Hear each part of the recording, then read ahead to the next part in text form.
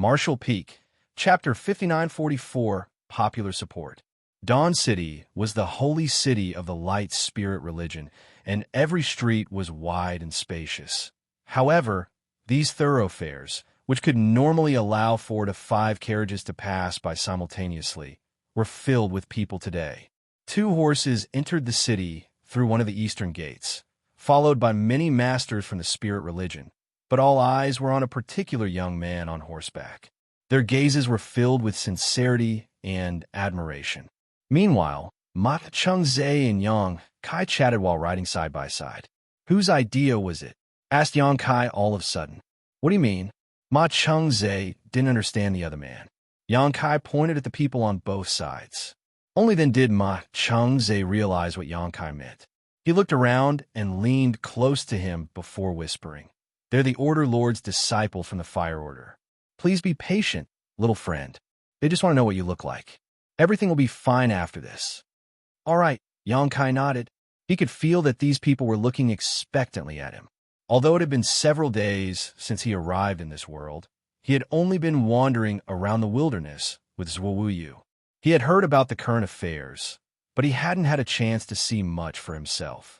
It wasn't until he looked at these gazes that he realized what Zhuowu meant by the people in this world having suffered a long time because of the Black Ink cult. After the news of the Holy Sun entering the city spread, all the disciples in Dawn City came over to take a look at him. To prevent any turmoil, Li Feiyu had planned a route so that Ma Chengze could lead Yang Kai to head straight to the Holy Temple. The disciples who wanted to have a look at the Holy Sun could wait patiently on both sides of the road. That way, not only could they prevent any potential danger, but they could also fulfill the disciples' wishes. It was like killing 2 birds with 1 stone. Ma Chengze stayed by Yang Kai's side so that he could escort the man to the Holy Temple and find out more about his background. However, he didn't want to ask any questions at that moment. Regardless of whether the Holy Sun beside him was fake, the fervent gazes around him were real. "Please save us, Holy Sun," someone all of a sudden said. It was nothing more than a murmur at first, but the words spread like wildfire among the crowd. In just several breaths of time, all of them started shouting, "Please save us, Holy Sun." Wherever Yang Kai went, all the disciples fell to their knees and pressed their heads against the ground. Yang Kai couldn't help feeling sorrowful, for the sight before his eyes reminded him of the situation the human race was facing. The first-generation Saints had left behind a prophecy that a Holy Sun would save all of them one day, but who knows how long they would have to wait. After all, none of the humans from the 3,000 worlds was able to save them. Ma Chengze turned to look at Yang Kai. For some reason, he seemed to detect a form of invisible power descending upon this young man. As he recalled some ancient rumors, his expression changed. Li Feiyu let the Holy Sun enter the city on horseback so that the disciples could take a look at him, but it seemed to have caused some unexpected consequences. At the thought of this, Ma Chengze quickly fished out a communication bead and sent a message to the Holy Temple. Meanwhile, the Order Lords of the Spirit Religion were waiting in the Holy Temple. The Order Lord of the Heaven Order fished out his communication bead and had a look, his expression soon turning solemn. "What happened?" asked the Saintess upon noticing his anomaly. The Heaven Order Lord stepped forward and narrated to her about Li Feiyu's arrangements and the disciples gathering around the Eastern Ward. Upon hearing this, the Saintess nodded. "Order Lord Li has done a good job. Is there anything wrong?" The Heaven Order Lord then explained, "We seem to have underestimated the influence of the first Saintess prophecy on the disciples. Now, the fake Holy Sun has gathered popular support among the people, and he seems to have acquired the blessing of the world's will." Upon hearing that, everyone in the room was shocked. "Are you sure about that? Where did you get the news from? Does it even need explaining? Since Fatima is by his side, he's certainly the one who sent me the message. What should we do then?" All of them descended into chaos, not knowing how to proceed. The Order Lords were naturally not sincere about welcoming the fake Holy Sun to the city. They planned to find out the purpose of his visit and look into his background after they secured him in the Grand Hall. They didn't need to make a fuss just because someone pretended to be the Holy Sun. However, None of them had expected that they were lifting a rock only to drop it on their foot. If the fake Holy Son gained popular support and the blessing of the world's will, that would be problematic, for that honor belonged to the real Holy Son. Some of them didn't believe the Heaven Order Lord, so they released their divine senses and looked into the matter. Upon closer inspection, though, they realized it was indeed the case. For some reason, the fake Holy Son was shrouded in a layer of invisible and mysterious power, which seemed to be a manifestation of the world itself. Many of them started sweating, thinking that the incident was preposterous. "Our plan isn't working," announced the Heaven Order Lord with a solemn expression. Since this person had obtained the blessing of the world's will, regardless of whether he was a fake Holy Son, those from the spirit religion could no longer handle him as they pleased. "We can only play it by ear and find out his background first," suggested an Order Lord. "The real Holy Son has already appeared. Other than the authority figures, the rest are not aware of it. In that case, we'd better not expose him first. That's the only thing we can do." After a quick discussion, the Order Lord soon came up with a solution and turned to look at the Saintess, who nodded. "It's agreed on, then." Meanwhile, Xianxia and Ma Xianxia were moving forward on horseback through the holy city. All of a sudden, a petite figure dashed out from the crowd. An agile Ma Xianxia tightened the reins and stopped the person with his other hand. Upon closer look, he realized the person was a young kid, perhaps 5 or 6 years old. Although the person was a young kid, he was quite bold. He ignored Ma Xianxia and stared fixedly at Xianxia as he asked in a clear voice, "Are you the Holy Son?" Seeing that the young kid was adorable, Xianxia replied with a smile, "I don't know if I'm the Holy Son. We will only find out after the Order Lords and the Saintess examine me." Ma Xianxia was initially worried that Xianxia would claim to be the Holy Son, so upon hearing these words, he was relieved. "You must not be the Holy Son, then," said the young kid. "Oh, why?" Xianxia was puzzled. The young kid pulled a face and said, "Because I hated you the moment I saw you." Upon finishing his words, he dashed back into the crowd. In that direction, a woman snapped, "Smelly brat, stop causing trouble. What nonsense did you just say?" The young kid snorted and replied, "I just hate him." Xianxia traced the voice and saw a woman running after the naughty child. Beside him, Ma Xianxia guffawed. "Young kids like him can be mischievous. Please don't mind it." Xianxia nodded and looked in that direction again, but the woman and the young kid were nowhere to be seen. As they moved along the 30-kilometer street, the disciples on both sides knelt and offered their prayers. All of them in the holy city were hoping for the Holy Son to save them from their suffering. The loud voices were the will of many thousands of people. Although the holy temple was protected by a spirit array, the Order Lords of the spirit religion could still hear the people clearly. The procession soon arrived at the holy temple, and after they were given permission to enter, Ma Xianxia led Xianxia to head to the grand hall that represented the light spirit religion's foundation. Many people had gathered on both sides of the hall as they studied Xianxia. Without sparing them a glance, Xianxia stepped forward and stared fixedly at the woman in front of him. He had come to this place to meet this woman. After all, since the woman was veiled, he was unable to see her face, so he secretly activated the demon eye of annihilation to see through all the pretense. But his attempt was actually futile. The veil was just an ordinary accessory without any mysterious power, so the demon eye of annihilation proved useless in this situation. "I've brought him here, Holy Saintess." Ma Xianxia saluted the woman before proceeding to his spot. The Saintess nodded, then frowned at Xianxia. She could feel that since the young man entered the hall, he had been staring fixedly at her, as though he was examining her, which made her displeased. Since she became the Saintess, no one had ever dared to look at her like this. Just as she parted her lips to say something, the young man spoke all of a sudden. "I have a request to ask of you, Holy Saintess. Please agree to it." Xianxia stood there confidently and said those words nonchalantly, as though he had come all the way to this place for that request. Many people in the hall furrowed their brows, thinking that even though the fake Holy Son was weak, he was quite arrogant. Not only did he not salute the Saintess, but he even had the guts to come up with a demand. Fortunately, the saintess was a mild-tempered person. Although she was displeased with Xianxia's attitude and actions, she still nodded and asked gently, "What's the matter?" Xianxia replied, "Please take off your veil." Upon hearing that, the hall broke into a commotion. Someone roared, "How dare you be so rude to the saintess?" Not just anyone could see the saintess' face. Only a small number of the spirit religion's order lords had seen the saintess' face before, so it was inconceivable that a nobody like Xianxia even had the audacity to make such a request. "Are you here to humiliate us, you brat?"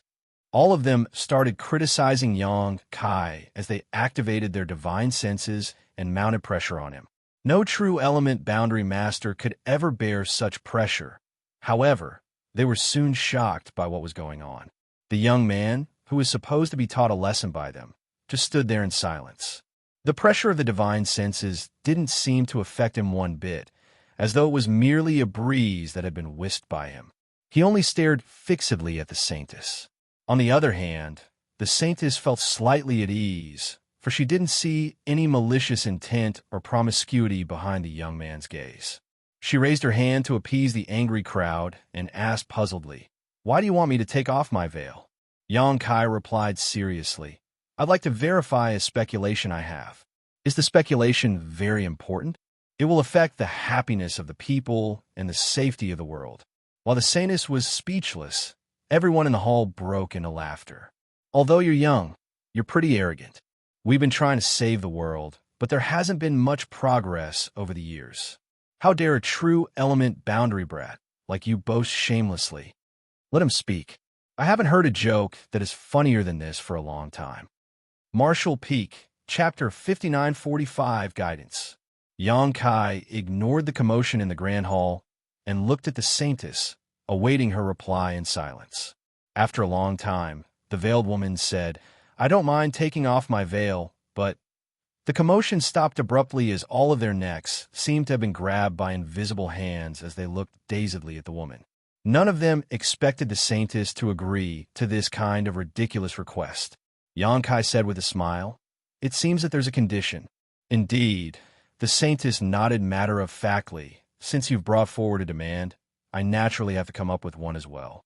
Xianxia replied solemnly, "Please tell me."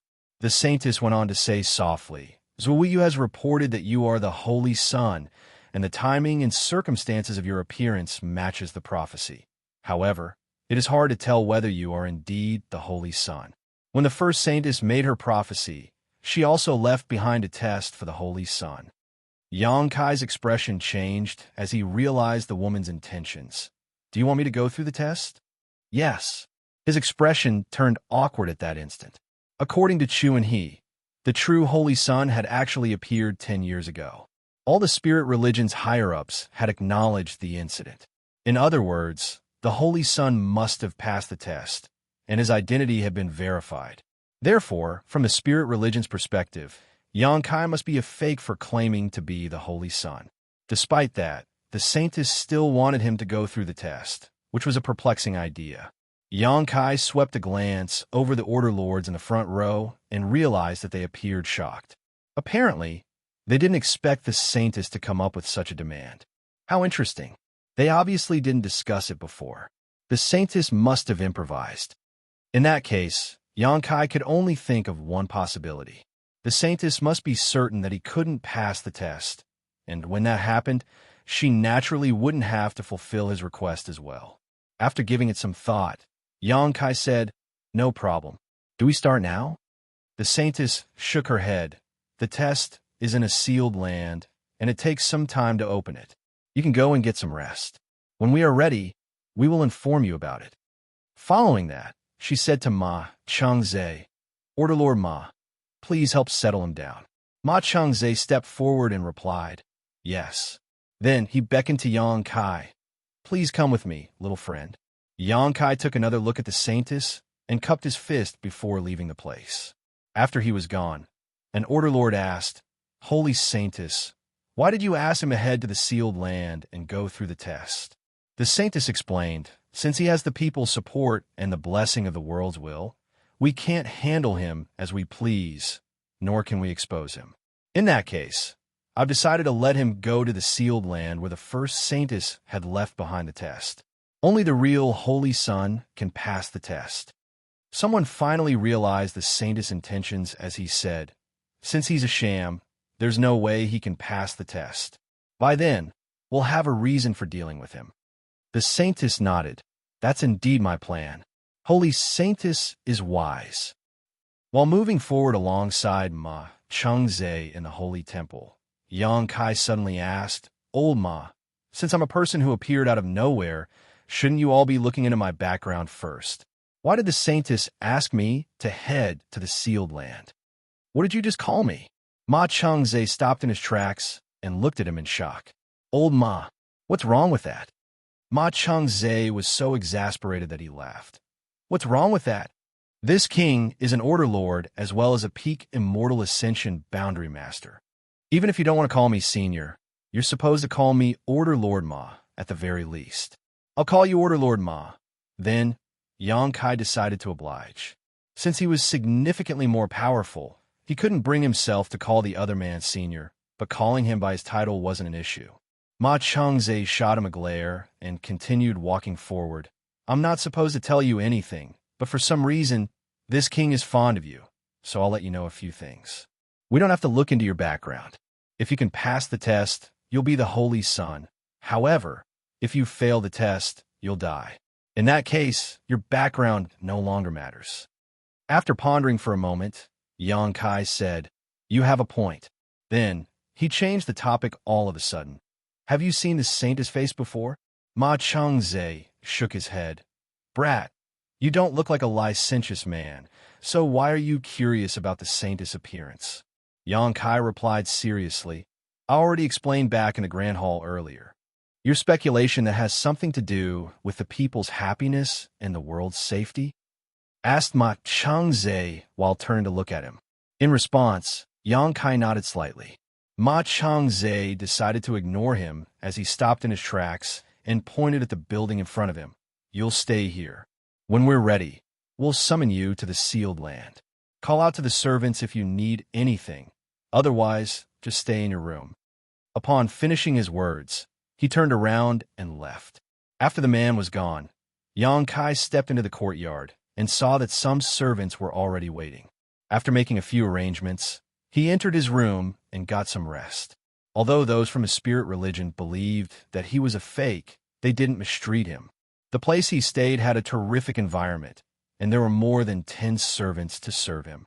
However, Xianxia wasn't in the mood to enjoy anything. In his room, he sat down with his legs crossed and started cultivating. After he acquired the people's support and the blessing of the worlds while moving along the 30-kilometer street, he felt that he had a vague connection with this independent world. His suppressed power began to stir as well. There were immortal ascension masters in this world, but for some reason, after his arrival, he was reduced to the true element boundary. He wanted to try whether he could break through the suppression. Even if he couldn't fully restore his power, it would be wonderful if he could make it to the immortal ascension boundary. After some hard work, though, his attempts still failed. He felt that there was a layer of invisible shackles that stopped him from fully activating his power. "Where is this place?" asked a voice all of a sudden. "You finally connected?" An elated Xianxia grabbed the jade pendant around his neck. This thing was given to him by Wu Kuang when he entered the space-time river. The jade pendant contained a wisp of Wu Kuang's soul. However, it fell silent after entering this place. Over the past few days, Xianxia had been nurturing the jade pendant with his spiritual energy, and finally, he was able to connect with Wu Kuang. "This place is strange," Wu Kuang said. "Yeah," Xianxia replied. "I still haven't figured out the mystery behind this world. Why is there such a place in Mu's space-time river? Do you know anything?" "Nope. Mu left behind something in the primordial heavens source grand restriction, but I never managed to figure out what that is. I doubt even Song and the others have any idea." Just like what Wu Kuang said, if not for the fact that black ink strength in the primordial heavens source grand restriction surged all of a sudden, he wouldn't have noticed the trump card that Mu had left behind. Despite that, he had no idea what it was. Therefore, he left the thread of his consciousness by Yang Kai's side to explore the mystery. That will be troublesome, then. Yang Kai knitted his brows together. Wait a bit. Wu Kuang sounded surprised, as though he had discovered something. Something's happening. What do you mean? Yang Kai appeared excited. I have no idea, but whatever it is, it's like a faint guidance, Wu Kuang replied.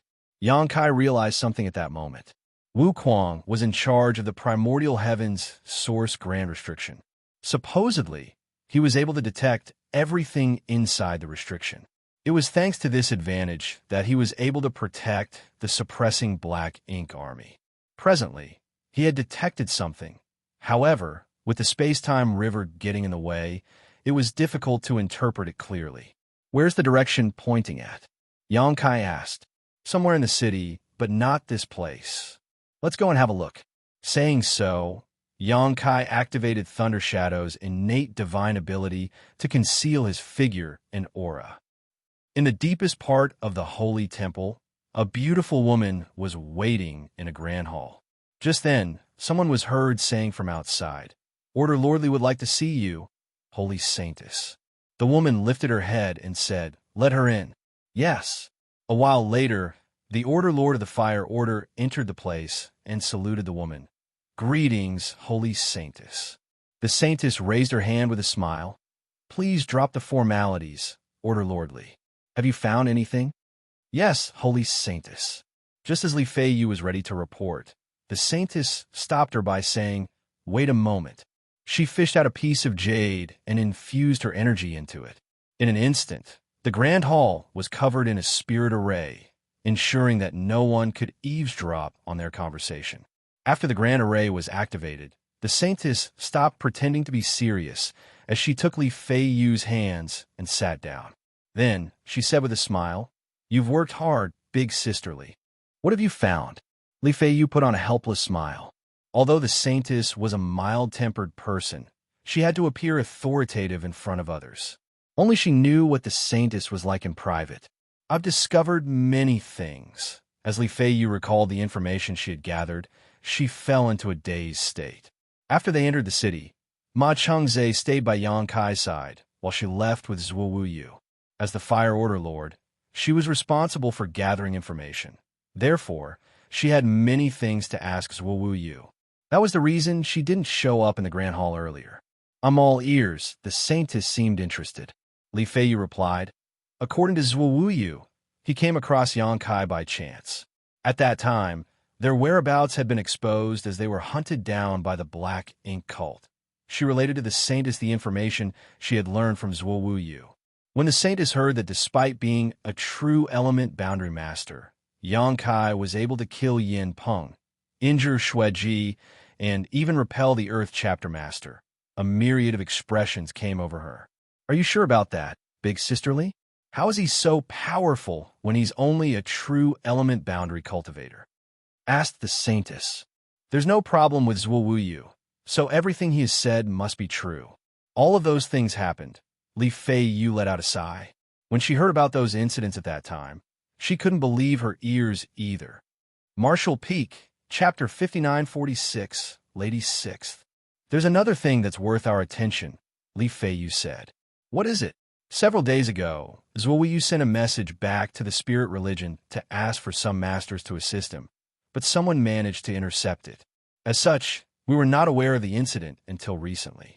When they reached a town where it would take a person one day to reach the holy city, they were besieged by Chu and He and some others. Chu, when he... The Saintess squinted her eyes. If my memory serves me right, he's under the Earth Order. Yes. No ordinary person could intercept Zhuo Wu Yu's message that was meant to ask for emergency assistance. I can do that, as can the other Order Lords. Has that person finally revealed their true colors? The Saintess snorted. That would explain why Yang Kai and Zhuo Wu Yu were forced to announce that the Holy Sun would be entering the city the next day. They wanted to protect themselves by making everything public. Indeed, if we look at the outcome, they succeeded.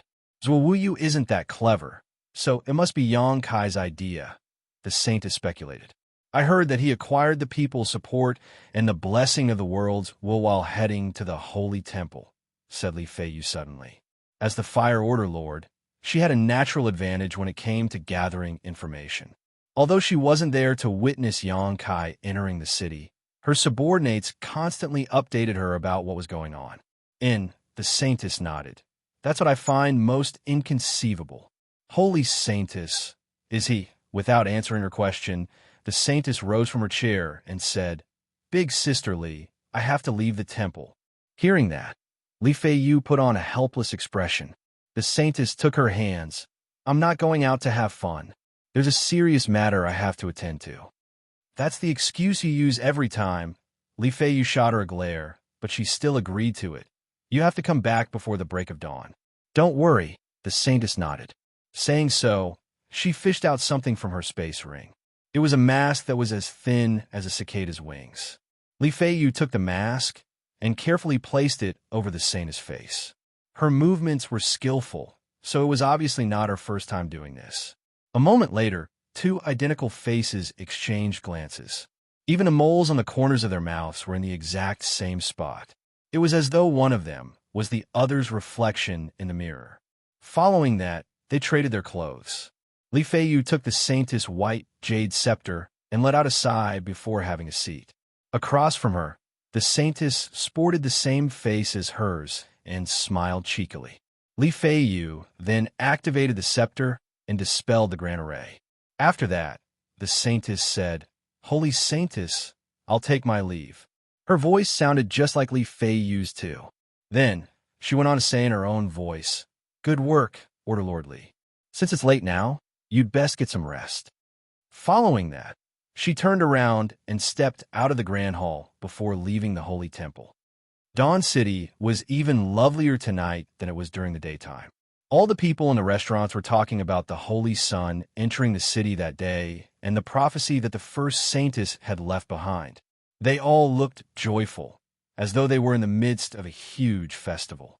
Xianxia moved around the city, following Wu Kuang's directions. As he walked along the crowded streets, he soon arrived somewhere quieter. Even in a holy city like Dawn City, there was inequality. The rich lived in luxurious houses in the city center with servants at their beck and call and bottles of wine to drink all day, while the poor were forced to live in the periphery of the city. With that said, it was still the spirit religion's holy city. Even though there was inequality, the poor wouldn't be starving or have no clothes to wear. With the spirit religion's help, they were able to put food on the table despite their hardship. Presently, Xianxia sported a different face. He had many artifacts in a space ring that he could use to disguise himself. He had collected such items when he was weak in the past. Many people had seen his face in the morning, so if he showed up with his real face, everyone in the city would be aware of his presence. At that moment, he looked like an innocent young man. It was the kind of face commonly seen in the city. As he looked around, he realized many low-rise houses were neatly built in the holy city's periphery where many people lived. Some kids were seen having fun. Someone was praying to a statue in front of his house. The statue was made from wood, and it was roughly 25 centimeters tall. However, the face wasn't carved. Xianxia listened to the person and heard him praying for the Holy Sun to save them. The Holy Sun statues were in front of many houses, with incense sticks traces showing that they were frequently prayed to. Are you sure it's here? Xianxia frowned as he whispered to Wu Kuang. I think so, Wu Kuang replied. You think so? Xianxia arched his brow. Wu Kuang explained, My connection with my main body is fuzzy thanks to the space-time river, so the guidance I'm feeling isn't clear. Let's look around. A helpless Xianxia could only walk around the place. He had no idea what Wu Kuang had detected, but since it was from his main body, it must be very important. However, his actions soon alerted others. This wasn't a prosperous place, so there were rarely new faces. The neighbors were familiar with each other, so a stranger's arrival would naturally catch many people's attention, especially when this person kept looking around. As such, Xianxia had to stay away from the crowd. Under a banyan tree in a certain corner, many people gathered together to unwind. When Xianxia walked past them, he suddenly detected something and looked at them. A figure emerged from the crowd and beckoned to him. "You're finally here." When Xianxia made out the person's face, he was rooted to the spot. Wu Kuang also called out in surprise as he said, "I didn't expect to see her here." "Do you know this guy, Lady Sixth?" asked an old man curiously. The woman called Lady Sixth nodded with a smile. "He's an old acquaintance." Saying so, she moved away from the crowd and walked up to Xianxia before dipping her head. "Please come with me. It must have been tiring for you."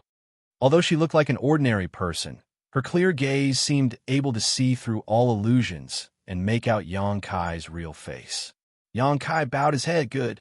Lady Sixth then led him to head in a particular direction. After they were gone, the people under the banyan tree started talking among themselves. A person sighed. "It must have been difficult for Lady Sixth. Although she's pretty mature, she still isn't married." Another person said, "It can't be helped. There's someone she has to take care of, so it's hard for her to get married." "She just can't leave little 11th behind," said someone who knew a thing or two. 2 years ago, a matchmaker introduced her to a man. That guy was rich and handsome. Moreover, he was from the spirit religion. He said that as long as she was willing to give little 11th to another family, he would marry her. However, Lady Sixth refused. Little 11th is truly pitiful. His parents perished after he was born. After Lady Sixth discovered him, she brought him back and raised him. Although they call each other sister and brother, they're more like mother and son. No mother in the world would have the heart to dump her child. They sighed at the same time, feeling sorry for what Lady Sixth had gone through. It's all the black ink cult's fault. They're the reason that many families are destroyed. If not for them, little 11th wouldn't have been an orphan, and Lady Sixth would have gotten married. Since we've found the Holy Son, he'll bring an end to our suffering sooner or later.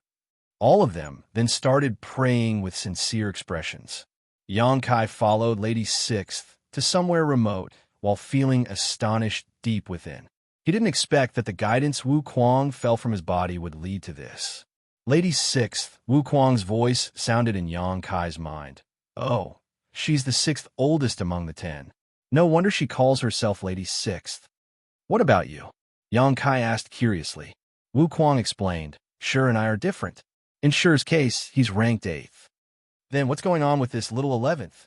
"I have no idea," Wu Kuang replied. "The soul Shure left behind wasn't complete when it reached the 3,000 worlds, so I didn't inherit everything." Xianxia nodded and fell silent. Soon, they arrived at a simple-looking house. Despite that, there was still a yard surrounded by fences. In the yard, clothes that belonged to a woman and a child were hung there to dry. Lady Sixth pushed the door open and entered the house, followed by Xianxia as he looked around. The decorations inside the house were simple. The place looked just like any house that a poor family would live in. Lady Sixth lit up the oil lamp and told Xianxia to have a seat. As the lamplight swayed, she poured a cup of tea for him. "I only have some tea in the house. Please don't mind it." Xianxia rose from the chair and took the cup before saluting the woman. "Junior Yang, Kai greets Senior Mu." The Lady Sixth before his eyes was none other than Mu. Xianxia had seen Mu before. It was when the human army first crusade to the primordial heavens source grand restriction. They were in a perilous situation, and Mo was about to break free, but at the last moment, the hidden hand that Mu had left behind was activated. At that time, a burst of energy was released and transformed into a sacred figure that embraced the black ink ocean and eventually made Mo fall asleep. At that time, all the humans on the battlefield bore witness to the legendary woman. She was so stunning that no one would forget about her after setting their eyes on her once. Therefore, when the woman called out to Xianxia after he arrived at this place, he instantly recognized her. She was Mu, one of the 10 martial ancestors, the strongest among them. It was thanks to her that the humans were still safe for now. The hidden hand she had activated back then hadn't been used up yet. It was a gargantuan space-time river hovering in the void that was hidden in the deepest part of the primordial heavens source grand restriction. Anyone would be awestruck when they saw that space-time river. The guidance that Wu Kuang's body was indicating must have come from Mu. Due to the space-time river, the message wasn't clear. Therefore, the thread of consciousness by Yang Kai's side had no idea what was going on as well. Wu Kuang could only lead Yang Kai to this place, and he finally realized everything upon seeing Mu. Sullivan, just so that you guys aren't confused, Mu is using her ranking in terms of seniority. So, she's the 6th ancestor. In other contexts, she would be old 6th or little 6th. Here, they just use 6th woman, which I think Lady 6th is better. Marshall Peak, Chapter 5947, Shadow. No need for formalities. Mu raised her hand as she looked at Yang Kai's chest and smiled. We haven't met for ages, little 8th. It seemed that not only could she see through Yang Kai's disguise, but she could also detect Wu Kuang's thread of consciousness in the jade pendant. Wu Kuang's voice sounded in Yang Kai's mind just then. Tell her I'm not sure. Before Yang Kai could even say anything, Mu nodded. I know. I already expected this kind of outcome the moment you made that decision back then. If I was present, I would have dissuaded you from doing that. But now, it seems that the outcome isn't too terrible. In the past, to break through the open heaven realm and explore a higher martial Tao, Shi was willing to sacrifice himself to strengthen the primordial heaven's source grand restriction. He only left behind a trace of his soul so that he could escape from the restriction and be reborn. After so many years, Yang Kai brought him back to the primordial heaven's source grand restriction to protect the place. Fortunately, his reincarnation was successful. He was now Wu Kuang, but sadly, he still hadn't achieved the goal that he had set in his previous life. Can you hear my voice? Wu Kuang was astounded. Now, he was just a thread of consciousness that stayed in the jade pendant. Apart from talking to Yang Kai, he couldn't do much of anything else. Therefore, it surprised him that Mu could hear his voice. Yes, Mu replied with a smile. By the way, I'm Mu, but I'm also not Mu. A puzzled Yang Kai said, I don't understand, senior. Mu took a seat and motioned for Yang Kai to sit down as well. After giving it some thought, she said, I know you have many questions. Let me think where I should begin. Yang Kai suggested, Senior, why don't you start with this world and yourself? Mu glanced at him and said with a smile, It seems like you've noticed something. Hey, what have you found? Wu Kuang asked. Yang Kai shook his head. It's just some unfounded speculation. Hearing that, Wu Kuang fell silent. After a moment of silence, Mu said, Since you're able to enter this place, it shows that you've condensed your space-time river. I call it the space-time river, but I'm not sure about you. Yang Kai replied, Just like you, I call it the space-time river too. It seems that you've also been inspired by the infinite river in the universe furnace, senior. And Mu nodded. The infinite river in the universe furnace has many secrets. I had the chance to explore it back then.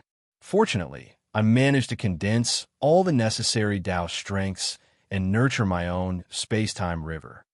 Before arriving at this place, I was stopped by an invisible barrier, but I was allowed to pass very soon. Was it a test you had left behind? Yes. Only when a person who has condensed their space-time river appears will they have the right to enter this place. Otherwise, it'll be pointless. Only now did Yang Kai realize what happened. Previously, he was stopped by the invisible barrier, but he was soon allowed to pass. He initially thought that the barrier had acknowledged his identity as a human, but now it seemed that it had nothing to do with his race. Instead, it was because of his space-time river. After all, even though he was born to be a human, he was now a pure-blood dragon. When heaven and earth split apart, chaos was divided into yin and yang, which transformed into 5 elements, which then gave rise to 10,000 grand Daos. Eventually, everything returns to chaos. That is the grand Daos' greatest truth, but also its biggest secret.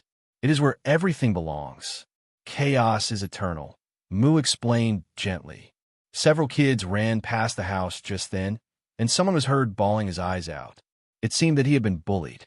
I used all my cultivation and left behind my space-time river in the deepest part of the grand restriction to protect the universe worlds here, so that they could live their lives peacefully. Many years have passed since then. Yang Kai's expression changed. Senior, do you mean that the primordial world and all the living creatures in here are real? Of course, Mu nodded. This world was born when heaven and earth split apart. It took many years for this world to become what it is today. However, due to the weak world principles, the cultivators here are not very powerful. Why is this world inside the primordial heavens source grand restriction? Moreover, there seems to be a deeper meaning behind this world's name. Xianxia asked perplexedly. Mu looked at him and smiled. It's called the primordial world because it was the first universe world to appear when heaven and earth split apart. This is also where Mo was born. Hearing that, Xianxia was astonished. Just then Wu Kuang said, "Oh, I finally recall it now. The reason they set up the primordial heavens source grand restriction in this place back then was because the primordial world was here. The core of the primordial heavens source grand restriction is the primordial world. Because a powerful existence like Mo was born here, all the resources were used up. As a result, the martial Tao in this world became very weak," Mu explained. In fact, when heaven and earth split apart, Mo wasn't the only one who was born here. Xianxia said, "Both the primordial darkness and light appeared together. Did little Eighth tell you this?" Mu glanced at him. Xianxia replied, "I met Senior Tsang before. When your trump card was activated back then, you must have seen him as well." Mu shook her head. "Like I said, Mu and I are different." She repeated what she had said before, but Xianxia still didn't understand her. The primordial world gave birth to the primordial light as well as the primordial darkness. The primordial light was the very first light as well as the congregation of all things wonderful, but it left this universe world as soon as it was born, and no one knows where it went. Nevertheless, the darkness remained in this place and bore the loneliness and coldness over the years. Eventually, Mo was born. Therefore, we had thought about looking for the primordial light to destroy its dark power. Unfortunately, by all accounts, it is simply a light, so how are we supposed to find it? Left with no choice, we decided to build the primordial heavens source grand restriction here to suppress Mo. In truth, the original primordial light no longer existed. After it left the primordial world, it split off the sun's burning light and moon's serene glimmer. Then, it crashed into a primitive universe world and turned into countless divine spirits. That was how the divine spirit ancestral land was born. As for the essence of the primordial light's true body, it transformed into a human woman, and her bloodline was then passed down over the generations. Regardless of how powerful these descendants became, though, they could never truly restore the primordial light. Mu went on to say, however, the primordial heavens source grand restriction can't resolve the problem. Mo's black ink strength is growing stronger by the breath. There will come a day when the restriction will no longer be able to suppress it. Therefore, Mu left behind some trump cards in the restriction, and I am one of them. After a pause, she continued, "The fact that I've awakened shows that Mu's hidden hand has been activated, and things have reached the most critical point. As such, I founded light spirit religion in this universe world and left behind a prophecy." Xianxia realized something. "I see, you're the first generation saintess of the light spirit religion." Previously, he speculated that light spirit religion must have something to do with Mu's trump card. Therefore, he followed Zhuwu Yu to Dawn City, and when he saw the saintess, he requested to see her face. Although he knew that it was unlikely to be the case, he had to verify it. Much to his surprise, instead of agreeing to his request, the saintess asked him to go through a test. As such, the whole thing had been put off. In the end, Xianxia came across Mu in the outskirts of the city. Since the martial Tao in this world was weak, the cultivators didn't enjoy a long life. Therefore, it was impossible for Mu to remain the saintess forever. She had to step down from her position and disappear. Countless years had passed, and there were many saintesses before the current one. Xianxia said, "Senior, you keep saying that you're not Mu. Who are you then? There's nothing wrong with your aura, vitality, or sentience, nor do you look like a soul avatar or a soul clone. You appear to be a real human." Mu replied with a smile, "I'm certainly a human, but I'm just a shadow of a part of Mu's life." "A shadow?" Xianxia asked puzzledly. Mu looked seriously at him and nodded. It seems that even though you've condensed your space-time river, you haven't discovered the river's true secrets. With a solemn expression, Xianxia said, "Please enlighten me, Senior." The person before his eyes had condensed her space-time river much earlier than Xianxia did, and her mastery over the Grand Daos was also significantly better. Moreover, her space-time river was colossal. If their space-time rivers were put together, it was like the difference between a strand of grass and a tree. Mu continued, "Although the space-time river is condensed from Dao strengths, it's mainly composed of the time and space Dao strengths. Time and space are the biggest secrets of the universe and govern over everything. Everyone has their own space-time river, but rarely can anyone condense it." Following a pause, she continued, "The moment a person is born, their space-time river begins to flow and continues to do so until the end of their life. In the end, the river returns to chaos. Their strength and duration of their life is determined by their space-time river, and therefore, everyone's space-time river is different. This is Mu's space-time river." Saying so, she gently waved her hand. Even though she didn't have any cultivation, a mini version of Mu's space-time river appeared following her movements, swirling around in the air like a water snake. Then, she lifted her hand and grabbed something from the river, after which she spread her palm and said, "This is a particular part of her life." There was a vague figure that resembled Mu standing on her palm. A flabbergasted Xianxia looked at Mu in disbelief. "Is this what you meant when you said you are a shadow of Mu?" Mu nodded. "It seems that you understand now."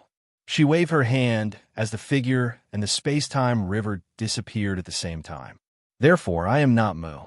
I am just the shadow of a part of her life." At that moment, Xianxia was too stunned to speak. What he had just witnessed was beyond his imagination, and he wasn't able to come to his senses for a long time.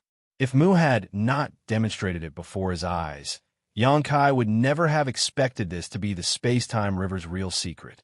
Although he was astounded, his gaze was filled with excitement as he asked, "Senior, are space and time the river's biggest secrets?"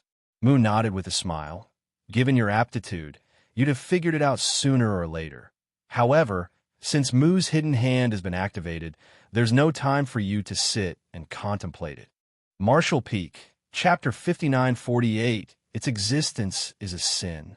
The person before Xianxia's eyes was just the shadow of a part of Mu's long life, hence why she repeatedly said that she was Mu, but also not her.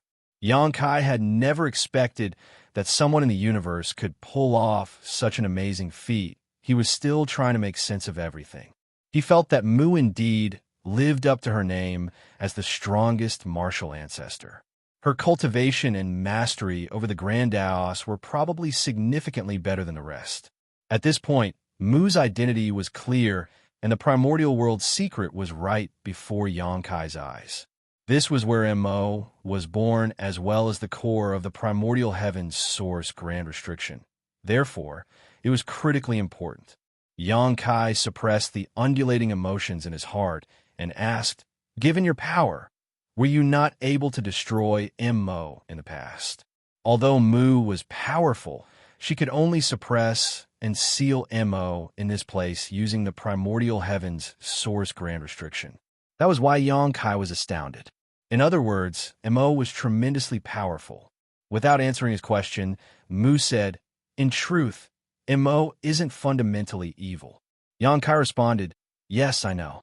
Mu seemed to be walking down memory lane as she continued. "Since you've met Song before, you must have heard him talking about Mo. Senior Song did tell me some things back then. I know that the 10 of you and Mo were friends, but you fell out at a later time." Mu replied with a smile, "That's not entirely true. It's just that we're on opposing sides. When the primordial light was born, darkness was as well, which gradually nurtured some sentience and gave birth to Mo. Although it had gone through years of loneliness, it wasn't bitter after it was born. Its understanding was blank, just like a newborn baby. At that time, the other 9 and I had long comprehended the open heaven realm method under the World Tree's enlightenment. Following the rise of the human race, we defeated the monster race and earned our glory in that era. However, Mo's appearance made that glory short-lived." She then explained, living beings are inherently curious. After Mo gained sentience, it had the desire to explore the unknown. When it arrived at any universe world, the originally peaceful world would fall under its rule. After all, black ink strength was irresistibly corruptive for weaker living beings, and Mo was unable to restrain its power. It didn't even realize that it was supposed to restrain itself. When all the living creatures in any universe world submitted to it, it no longer felt lonely and helpless. That was already a horrendous start for a child. It started spreading its power to more universe worlds, just like a naughty kid trying to show off its talent to gain attention and acknowledgement. Following a long pause, seemingly a little hesitant, she continued, "Then it came across us one day. With the 10 of us being so powerful, we were naturally immune to black ink strength. That made Mo even more curious about us, and we started coming into contact with each other. Although we knew it wasn't fundamentally malicious, its power was a disaster to the universe. Eventually, we decided to make a move. However, at that time, Mo was already significantly more powerful than when it had just been born. Even if the 10 of us had joined forces, we would still be unable to destroy it. As such, we could only build the primordial heaven's source grand restriction to suppress and seal it. Mo realized our intentions, so it summoned all of its followers to counterattack at the end. That is the origin of the war that has lasted for millions of years, continuing to this day. Upon hearing Mu's narration, Xianxia was left sighing. After all, the feud between the human race and the Black Ink clan that had been ongoing since the late ancient era was nothing more than a farce caused by a naughty child. Unfortunately, that farce had lasted for millions of years when everything was accounted for, and countless humans had lost their lives fighting it. A long time later, Xianxia sighed again. Its very existence is a sin. Although it's cruel to say that, it's true. Mu agreed with him. You said that Mo's black ink strength increases as time passes. Does it know how to cultivate? Xianxia asked. Mu shook her head. It was born when heaven and earth split apart, so it doesn't need to cultivate. The darkness of all living beings is its source of energy. Therefore, after it acquired sentience and left the primordial world, it was able to occupy many universe worlds and increase its power. Xianxia was shocked. The darkness of living beings? Craftiness, betrayal, bloodthirstiness, cruelty, malevolence, resentment, slaughter, all forms of negativity strengthen its power. How does that work? Xianxia asked perplexedly. No one can explain it, Mu replied grimly. The primordial light left immediately after it was born, leaving the darkness to bear the loneliness and coldness on its own. People love the light and loathe the dark. However, darkness is born because there is light. Therefore, the darkness can derive energy from the people's dark side and grow. All this was giving Xianxia a headache. Just as he was ready to say something, he suddenly realized a problem. Since the primordial world is the core of the primordial heaven's source grand restriction, the people's dark side in this independent world, Mu nodded. Just like what you think, even though Mo has been suppressed and sealed, it is still growing by the breath. As such, there will come a day when the primordial heaven's source grand restriction will shatter. In truth, if not for the fact that Mu's trump card has been activated, the restriction would have been destroyed by now. Xianxia took a deep breath. So, we mustn't delay any further. If we want to settle Mo, we have to deal with it quickly. Wu Kuang's voice sounded just then, but it's an extremely difficult thing to do. Even when the 10 martial ancestors were still alive, they were unable to destroy Mo. Could the humans in present times achieve that goal? The humans have been fighting against the Black Ink clan for countless years and had finally regained control of the 3,000 worlds before mounting a second crusade to the primordial heaven's source grand restriction. If they failed again this time, though, they would be doomed. Xianxia glanced at Mu and asked seriously, "What's the hidden hand you've left behind? Please make it clear to me, Senior." The trump card wasn't just about making Mo fall asleep. Otherwise, Mu wouldn't have left behind her space-time river and a shadow of herself to lead Wu Kuang and him to this place. Perhaps Mu still had other arrangements, which were the hope for the human race. She had just said that by the time she awakened in this world, Mu's trump card must have been activated, and things had reached the most critical moment. As expected, Mu went on to explain, back then, the Ten built the primordial heavens source grand restriction and suppressed and sealed Mo in this place. Only Mu then entered the deepest part of the restriction to look at what was going on before leaving behind some arrangements. This is one of them. There's no doubt it's hard to destroy Mo, but the existence of the primordial heavens source grand restriction shows that it can be sealed. Therefore, when the hidden hand was activated, putting Mo to sleep, Mu cut apart its source into 3,000 pieces and sealed them up inside her space-time river. After a moment of silence, she continued, "This world is where the suppression started. You must head to the profound source gate, which is where Mo's source piece is sealed. It is also the place where Mo was born. You just have to refine the gate and suppress the source piece sealed there. That way, the crisis in this world will be solved, and Mo will be weakened." This world, Xianxia sensitively detected something.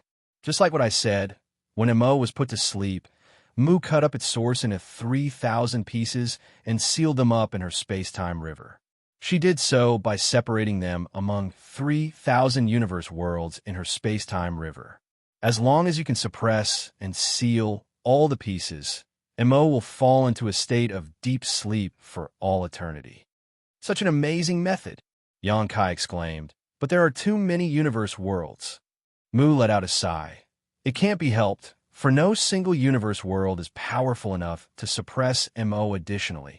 Mo has hidden the profound source gates in secret locations.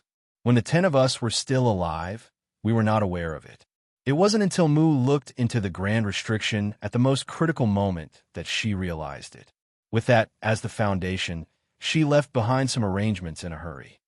She then instructed, "Once you begin, you must act quickly.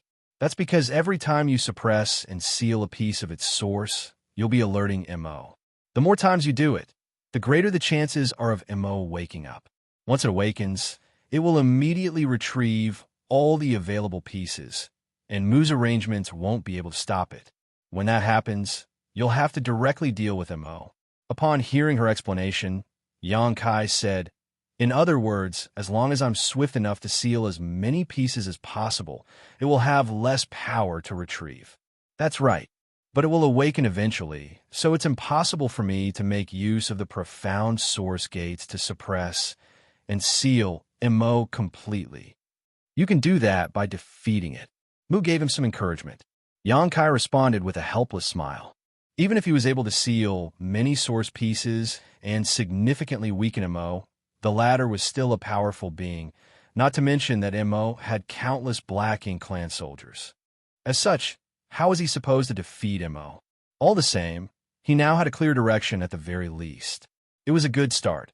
After all, even when the humans went on their second crusade, they had no idea how to defeat Mo, if I'm not mistaken. The profound source gate in this world must be in the Black Ink cult's control, Xianxia said. Mu nodded. There are countless people in this world, and their darkness has led Black Ink's strength to stream out from the profound source gate. That's how the Black Ink cult was born. The Black Ink cult is indeed in control of the profound source gate, and it is their most important restricted area. Xianxia said meditatively. In other words, if I want to refine the gate, I have to deal with the Black Ink cult first. He looked at Mu with a frustrated expression. "Senior, since you made such impeccable arrangements, why didn't you take control of the profound source gate instead of letting other people have it?" Mu shook her head. "Due to some reasons, I'm unable to go near the gate. You could have asked those from Light Spirit Religion to protect the gate." Mu explained, "Whoever is sent to protect the gate will be corrupted by Black Ink strength. Therefore, the birth of the Black Ink cult was inevitable. Apart from the primordial world, all the universe worlds you're going to visit will have Mo's lackeys. If you want to suppress and seal the source pieces, you have to deal with those lackeys first." Marshall Peak, Chapter 5949, Dark Side of Human Nature. Every universe world has different principles, so the obstacles you face will be different too. With acquiring the world's will as the prerequisite, you have to defeat the enemies present and suppress Mo's source pieces. Mu has left behind her shadows in all the universe worlds where most source pieces have been sealed, so you won't be completely on your own. That's indeed some good news, Xianxia said joyfully. All the same, I have to settle the source piece in the primordial world first. However, since I'm only a true element boundary master now, I don't have sufficient power to deal with this. Mu nodded. Yes, you need an increase in your power. Also, you need a helper. Oh, she's here. Saying so, Mu turned to look at the door. Xianxia noticed someone approaching them under the moonlight. A moment later, a slender figure stepped into the house. As they exchanged glances, the person was shocked, clearly not expecting a stranger to be there. What was more, the stranger was a man. She was rooted to the spot. Xianxia was surprised as well, for the person was the Fire Order Lord from Light Spirit Religion, Li Feiyu. Although he had some speculations, he turned to look inquisitively at Mu. Come on in, Mu beckoned to the woman. Li Feiyu stepped forward and saluted Mu. Greetings, madam.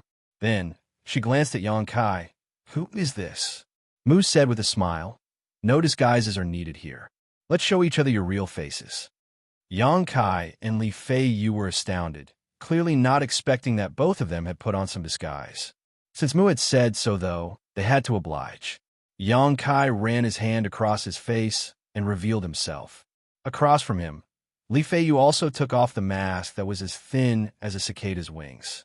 As they exchanged glances, Xianxia appeared doubtful, for he had never met this woman before.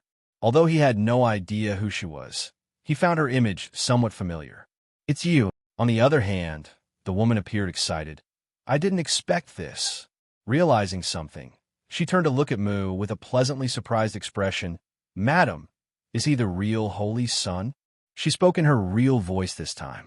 Mu nodded. Yes, he's the real Holy Son. At that instant, Xianxia put on a helpless smile. Although he had never seen the woman's face before, he had heard her voice some time ago. Therefore, he could immediately recognize her. He cupped his fist and said, Greetings, Holy Saintess. It surprised him that the person pretending to be Li Feiyu was the Light Spirit Religion's Saintess whom he had met in the morning. He didn't expect the woman to disguise herself as Li Feiyu and come to this place in secret, which was interesting in and of itself. The Saintess explained, I formed some speculations when I heard that he had the people's support and the blessing of the world's will. Therefore, I wanted to verify it with you, madam. Now, there's no need for that. If anyone else had said Xianxia was the Holy Son, she would have looked into the matter. However, since the woman before her eyes had said so, she wouldn't doubt her. That was because this woman had founded the Light Spirit Religion and left behind the prophecy. She was the first-generation Saintess. Does the Saintess work for you, Senior? Xianxia asked while looking at Mu. Hearing that, Mu nodded. I've been secretly nurturing and supporting every Saintess over the generations. After all, this position is very important, so I can't let outsiders take over it. Since the martial Tao in this world was weak, the cultivators generally didn't enjoy a long life. Therefore, Mu had to feign her death and step down from her position as the first Saintess. Otherwise, she could have been a Saintess until now. What about the 8 Order Lords? Xianxia asked. The Saintess explained, Big Sister Li is one of us. Both of us were candidates to be the next Saintess back then. In the end, Madam let me become the Saintess while Big Sister Li took over the Fire Order. No one interferes in the process of selecting the other Order Lords. Upon hearing her explanation, Xianxia said, In that case, are you aware that the Holy Son you are currently nurturing is a sham? With Mu behind the Saintess, the existence of the Holy Son shouldn't be a mystery.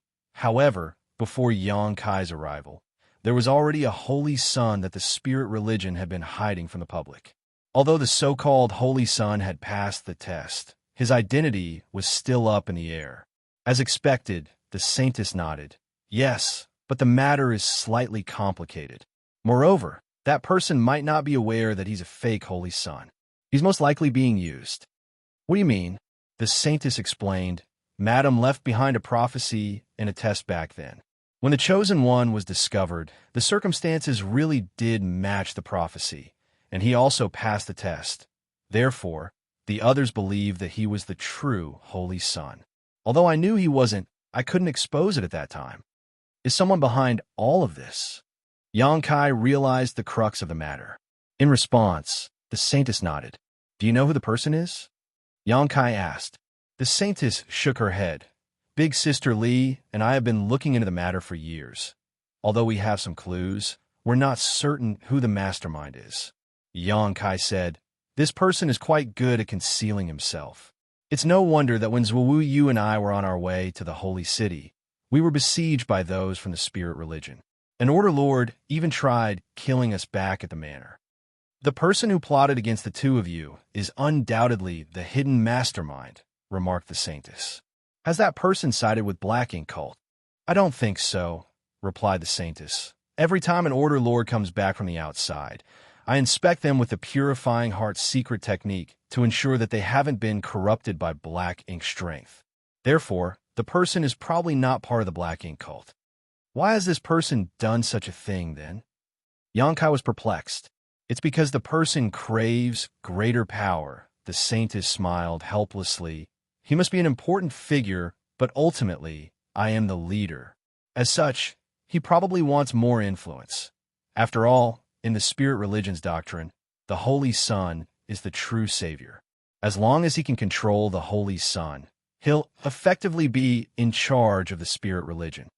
After hearing her explanation, Xianxia recalled what Mu had said earlier and muttered under his breath. Craftedness, malevolence, greed. The dark side of human nature. The darkness in living beings could help increase Black Ink's strength and strengthen Mo's power. As long as humans were humans, things wouldn't always be positive. Where light existed, so did darkness. The saintess continued. In the past, I didn't expose the lie to prevent the spirit religion from splintering. However, since the real Holy Sun is here, the phony no longer has to exist. What do you plan on doing? The saintess replied. That person is still cultivating, and such a matter cannot be rushed. It's common for an impatient person to suffer from cultivation dissonance and pass away. Despite her soft voice, her words were merciless. Xianxia couldn't help but take a second look at her. Certainly, a person who could be the saintess wouldn't be a naive pushover. After giving it some thought, though, Xianxia shook his head. You just said that the person might not be aware that he's a fake Holy Sun and has probably been fooled. Since he's innocent, there's no reason for us to kill him. The mastermind is at fault. The saintess nodded. In that case, we should get to the mastermind. Big Sister Li and I have some suspects on our list. The fake Holy Sun was brought back by Si Kong Nan from the Wind Order in the past, but the person who tried to kill you, Chu and he, worked for Luo Yun Gong of the Earth Order. On the other hand, the Lake Order Lord, Guan Miao Zhu, is also a suspect. These are just our suspicions, and we don't have any evidence. Xianxia raised his hand and said, To me, the mastermind behind all this isn't important either. It is inevitable for humans to harbor a dark side. As long as the mastermind hasn't been corrupted by Black Ink's strength or sided with the Black Ink Cult, everything he's been doing is simply to gain more power and influence, not to assist the enemy. Even if he is in control of the Holy Sun and the spirit religion, he'll still oppose the Black Ink Cult. You have a point, the saintess nodded in agreement. No Order Lord would ever be willing to side with Black Ink Cult and become their slave. That's right. Therefore, we don't have to find out who the mastermind is. Just let them be. We also don't have to expose the fake Holy Sun. The saintess appeared surprised. You mean? Xianxia explained with a smile. A while back, the reason I claimed to be the Holy Sun and tried to enter the city was to verify some suspicions I had. Now that I've seen the person I need to see and found out everything I need to know, the Holy Sun's identity no longer matters to me. It can even be said that it will be easier for me to take action by hiding in the dark. The saintess realized his intentions. Do you want to remain in the shadows to monitor both the spirit religion and the Black Ink Cult? Xianxia nodded, indeed. Suddenly, his expression turned solemn. Time is running out, Holy Saintess. The fight against Black Ink isn't just about the survival of this world. It will affect the wider universe as well. As such, we have to destroy the Black Ink Cult as soon as we can. Hearing that, the saintess put on a helpless smile. The spirit religion and black ink cult have been fighting each other for countless years. However, we're equally matched. Although I'm the current saintess, I can't initiate a full-scale war against the black ink cult on my own.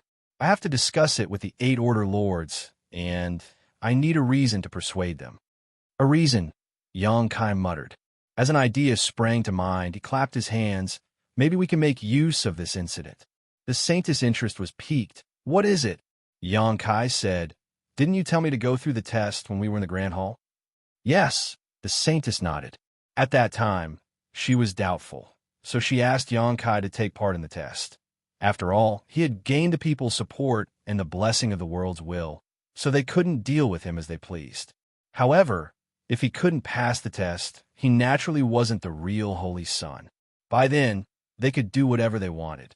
To those who were not aware of the truth, since the real Holy Son had been discovered, there was no doubt Xianxia was a phony. As such, he couldn't possibly pass the test. In truth, the saintess wanted to know if Xianxia could pass the test as well. After all, she knew that the Holy Son that the spirit religion had been hiding from the public was fake. Nevertheless, she was puzzled as to why Xianxia brought up the test all of a sudden. Martial Peak, Chapter 5950, Coincidences and Calculations. Regardless of what the test is, I'll fail eventually, Xianxia said solemnly. In that case, I'll be a phony, and you'll have to kill me. However, when I was entering the city, countless disciples came to welcome me, and I gained the people's support. When everyone finds out that I'm not the Holy Son, the city will descend into chaos. By then, the spirit religion can introduce the Holy Son they've been hiding from the public to appease everyone. The disciples need a Holy Son. Who that person is doesn't matter. The saintess nodded. The Order Lords have been wanting to make that person known to the public, but I haven't agreed to it since I was always doubtful. Xianxia continued, the Holy Son's appearance is a big event, so the spirit religion can make use of this incident to launch a war against the black ink cult. It also matches the prophecy. The saintess soon realized his intentions. That's a good idea. It's decided then. The two of them then discussed some details, after which the saintess put on her mask and left in a hurry. Mu had only been listening to them in silence the entire time. After the saintess was gone, she finally spoke up. As a true element boundary master, you're indeed not powerful enough to play a decisive role in the fight against the black ink cult. Xianxia said helplessly, I've tried to break through, but there seems to be an invisible shackle stopping me from doing that. It must have something to do with the principles here. Is this also a part of your trump card? Mu replied with a smile, You're the savior. After all, your existence in this independent world will easily arouse the hostility of Mo's source pieces. Therefore, you're not supposed to be too powerful when entering this world. However, it will be easier for you to take action at this point by having increased power. Saying so, she raised her hand and pointed at Xianxia's forehead. Following that, Xianxia's figure shook all of a sudden. He felt that the shackle that had been restraining his cultivation shattered in an instant. His cultivation rapidly rose from the true element boundary to the immortal ascension boundary. Soon, it reached the peak of the immortal ascension boundary before stabilizing. Since he was a Ninth Order Open Heaven Master before, being at the peak of the immortal ascension boundary still felt quite weak to Xianxia. Nevertheless, it was the limit in this world. If his power continued to increase, it would cause an unwanted response from the world principles. Xianxia felt the increased power and soon adapted to it. He then looked at Mu and asked, Senior, can you lend me a helping hand as I deal with the black ink cult? He initially thought that Mu would agree to it, but she shook her head. There's only so much I can do. You only have yourself to rely on from here. A perplexed Xianxia asked, Why is that? Although Mu's shadow looked like an ordinary person, Xianxia knew that she was pretty powerful as she was able to use such amazing methods. If he could get her help, it would be easy to destroy the black ink cult and settle the problems in this independent world. Much to his surprise, Mu rejected his request. She simply explained, I'm only a shadow, after all. There isn't much power I can use, and after waiting and planning for so many years, the power in this shadow is about to run out." "I see." Xianxia didn't doubt her. "I'm sorry for making such a request." He rose from the chair and cupped his fist. "I'll take my leave now, senior." Mu got up and saw him off. Xianxia suddenly recalled something when he reached the door. So he asked, "Senior, what's the spirit religions test about?" Mu replied with a smile, "Well, it's just a simple thing. I had collected some black ink strength and sealed it in that place back then. Anyone who isn't the Holy Son will be corrupted by black ink strength and turned into a black ink disciple after entering that place. So whoever is acting as the current Holy Son naturally couldn't have passed. Only the person I've acknowledged will get a secret technique before entering. So he'll be immune to black ink strength and be able to leave safely." Only then did Xianxia understand what the test was about. Mu was fully aware of who the real Holy Son was.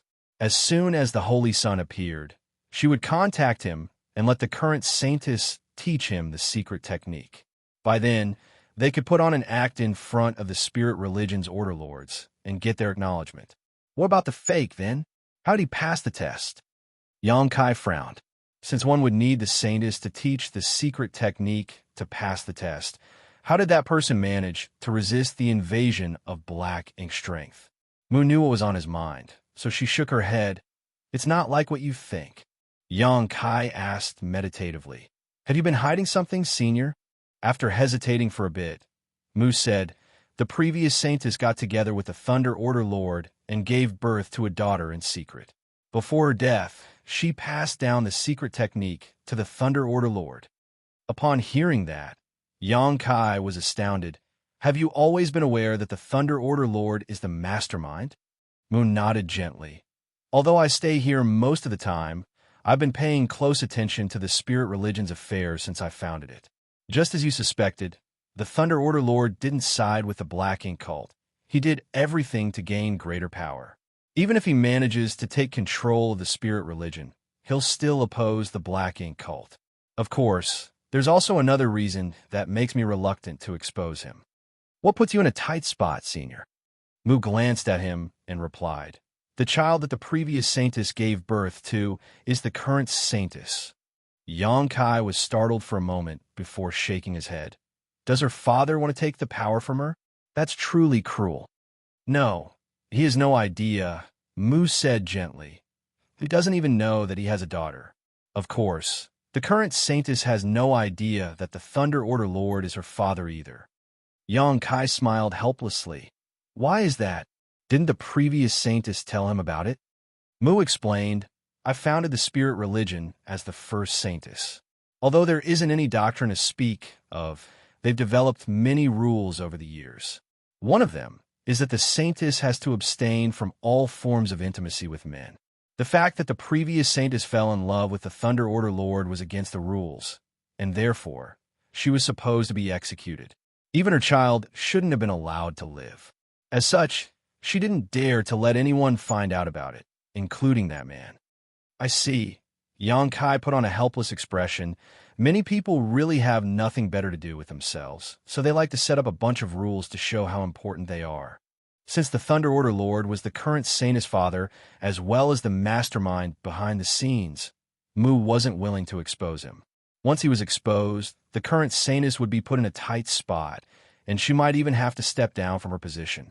So, after the previous saintess passed down the secret technique to the Thunder Order Lord, he found a young man to pretend to be the Holy Son and let him appear in front of the Wind Order Lord, Sikong Nan, at the right place and time. Then, Sikong Nan brought the young man back to the spirit religion, and the Thunder Order Lord taught him the secret technique so that he could pass the test and become the Holy Son." "That's not what happened." Mu shook her head. "As far as I know, Sikong Nan came across that young man by chance. It wasn't the Thunder Order Lord's doing. However, after the young man arrived at the spirit religion, they realized that he had excellent aptitude. Therefore, Yu Dao Qi decided to teach him the secret technique. The young man was weak at that time, so he wasn't aware of anything." After a pause, she continued, "Yu Dao Qi didn't act solely for his own vested interests, of course. Even though the prophecy has been around for many years, the Holy Son still hadn't appeared. The people were starting to lose hope. Therefore, he did such a thing to create a false sense of hope for the people. Xianxia rubbed his forehead. That's ridiculous. He initially thought that it was a plot, but it turned out to be a series of coincidences mixed with some calculations and greed. Human nature has always been complicated, which is why MO can grow so rapidly. If we had allowed it to derive power from the darkness in all humans' hearts instead of suppressing it with the primordial heaven's source grand restriction over the years, Black Ink's strength would have filled the entire void by now.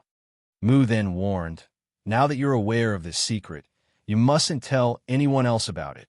Xianxia replied with a smile, I understand. He wasn't interested in the petty conflicts and plots in this independent world. Now, he just wanted to find the profound source gate and refine it so that he could suppress and seal Mo's source piece permanently. Good. I will take my leave. Xianxia cupped his fist and turned around to leave. Just then, a young boy around the age of 5 or 6 years old ran towards him. Xianxia didn't pay any attention to him. After all, when he was talking with Mu inside the house earlier, there were already many kids playing around outside. Just as he was ready to step aside, the kid charged towards him with a furious expression. Xianxia raised a hand to stop the kid from crashing into him with his head.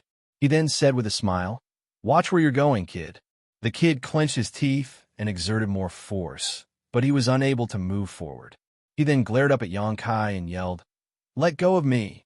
Xianxia took a look at him and exclaimed, It's you. The kid was the one who blocked his way when he entered the city earlier today. He said that Xianxia must not be the Holy Son because he loathed him. Xianxia was already aware of the kid's audacity in the morning, and he experienced it again tonight. Let go of me, growled the kid. Due to his short arms, though, he was unable to even reach Xianxia. So he snapped, Why are you in my house instead of sleeping in the middle of the night? Hearing that, Xianxia was shocked. Do you live here? He turned to look at Mu, who smiled helplessly. He's an orphan, so I brought him back and took care of him. Xianxia coughed and released him. The kid immediately crashed into Xianxia's abdomen with his head before fleeing to hide behind Mu. Finding a reliable protector, he stuck out his head confidently and pulled a face at the evil intruder. Xianxia rubbed his abdomen and recalled what happened when he saw the kid in the morning. At that time, the kid said something to him and ran away, after which a woman was heard chiding him. In truth, Mu had seen Xianxia from afar in the morning, but he didn't pay attention to her. It was at that moment that Mu became certain about Xianxia's identity, so she sent a faint guidance to Wu Kuang, who was in charge of the primordial heavens source grand restriction, leading Xianxia here. Martial Peak, Chapter 5951, Ancient Grounds. Xianxia then recalled the conversation between the people under the banyan tree. It seemed that the kid was little 11th, whom Mu had brought back from somewhere. He took a look at the young boy behind Mu and shook his head with a smile before turning to leave. Suddenly, Mu said from behind, Junior, you have to succeed no matter what. The human race's future hinges on you.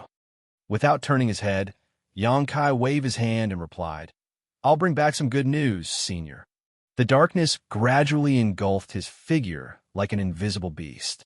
Who is he, sixth sister? Asked the young boy. Mu ruffled his hair and replied gently, He's a friend from faraway place.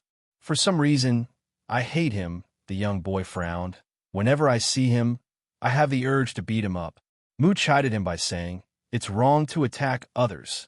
The young boy pouted, I know. When he drops by next time, I'll go out and play so that I won't see him. Mu put on a faint smile. After playing with the other kids for a long time, the young boy was already sleepy, so he yawned and said, I'd like to go to bed, sixth sister. Mu lowered her figure and pulled him into her embrace before saying softly, And just sleep.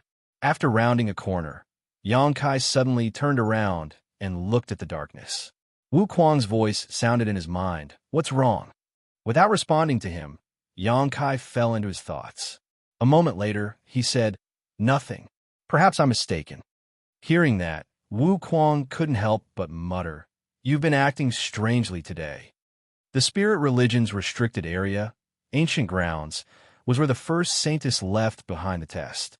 Only the Holy Son that matched the prophecy could pass the test safely. The prophecy had been around for many years, and some wicked people had naturally tried pretending to be the Holy Son to gain power. However, none of those people could pass the test in the ancient grounds. Around 10 years ago, though, the young man brought back by the Wind Order Lord managed to leave this place safely after entering. Therefore, the authoritative figures of the spirit religion believed that he was the Holy Son, and they had been secretly nurturing him ever since. Presently, the Saintess and the Order Lords were waiting with solemn expressions because someone had entered the ancient grounds that day. While waiting, the Order Lords exchanged glances and secretly got ready for a fight. There came a moment when the ancient grounds' heavy door opened, and a figure appeared and stepped into a grand array. As a buzz was heard as the grand array was activated. With a stiff face, Xianxia looked around and questioned grimly, "What are you trying to do?"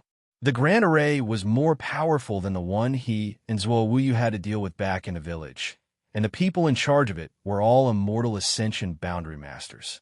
It could be said that if anyone in this independent world fell into this trap, there was no way they could escape by relying on their own power.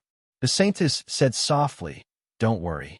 Since you've stepped out of the ancient grounds, you're now faced with the final test. If you can pass this test, you'll be acknowledged as the spirit religion's holy son."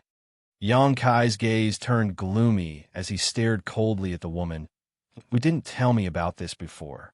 With a hunchback, the Wind Order Lord, Xianxia, chuckled. "Well, it's not too late to tell you about it now.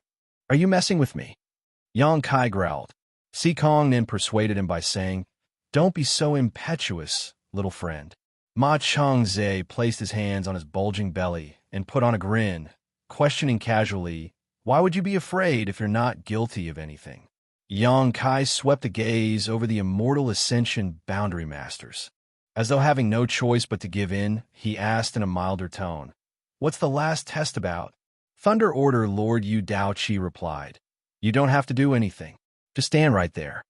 Saying so, he turned to look at the Saintess. "Let us begin, Holy Saintess." The Saintess nodded and performed a hand seal. As she muttered under her breath, she pointed at Xianxia all of a sudden. In an instant, the entire world hummed. An invisible power seemed to be drawn from the deepest part of heaven and earth as it struck Xianxia, who grunted upon the impact. At that moment, he realized that it was the Purifying Heart's secret technique, which drew energy from the world itself to dispel black ink strength. Only the Saintesses nurtured by Mu were able to do such a thing. Engulfed in the Purifying Heart technique, Xianxia clenched his teeth and held on. The veins on his forehead suggested that he was going through immense pain. Soon enough, though, he was no longer able to persevere as he growled in pain.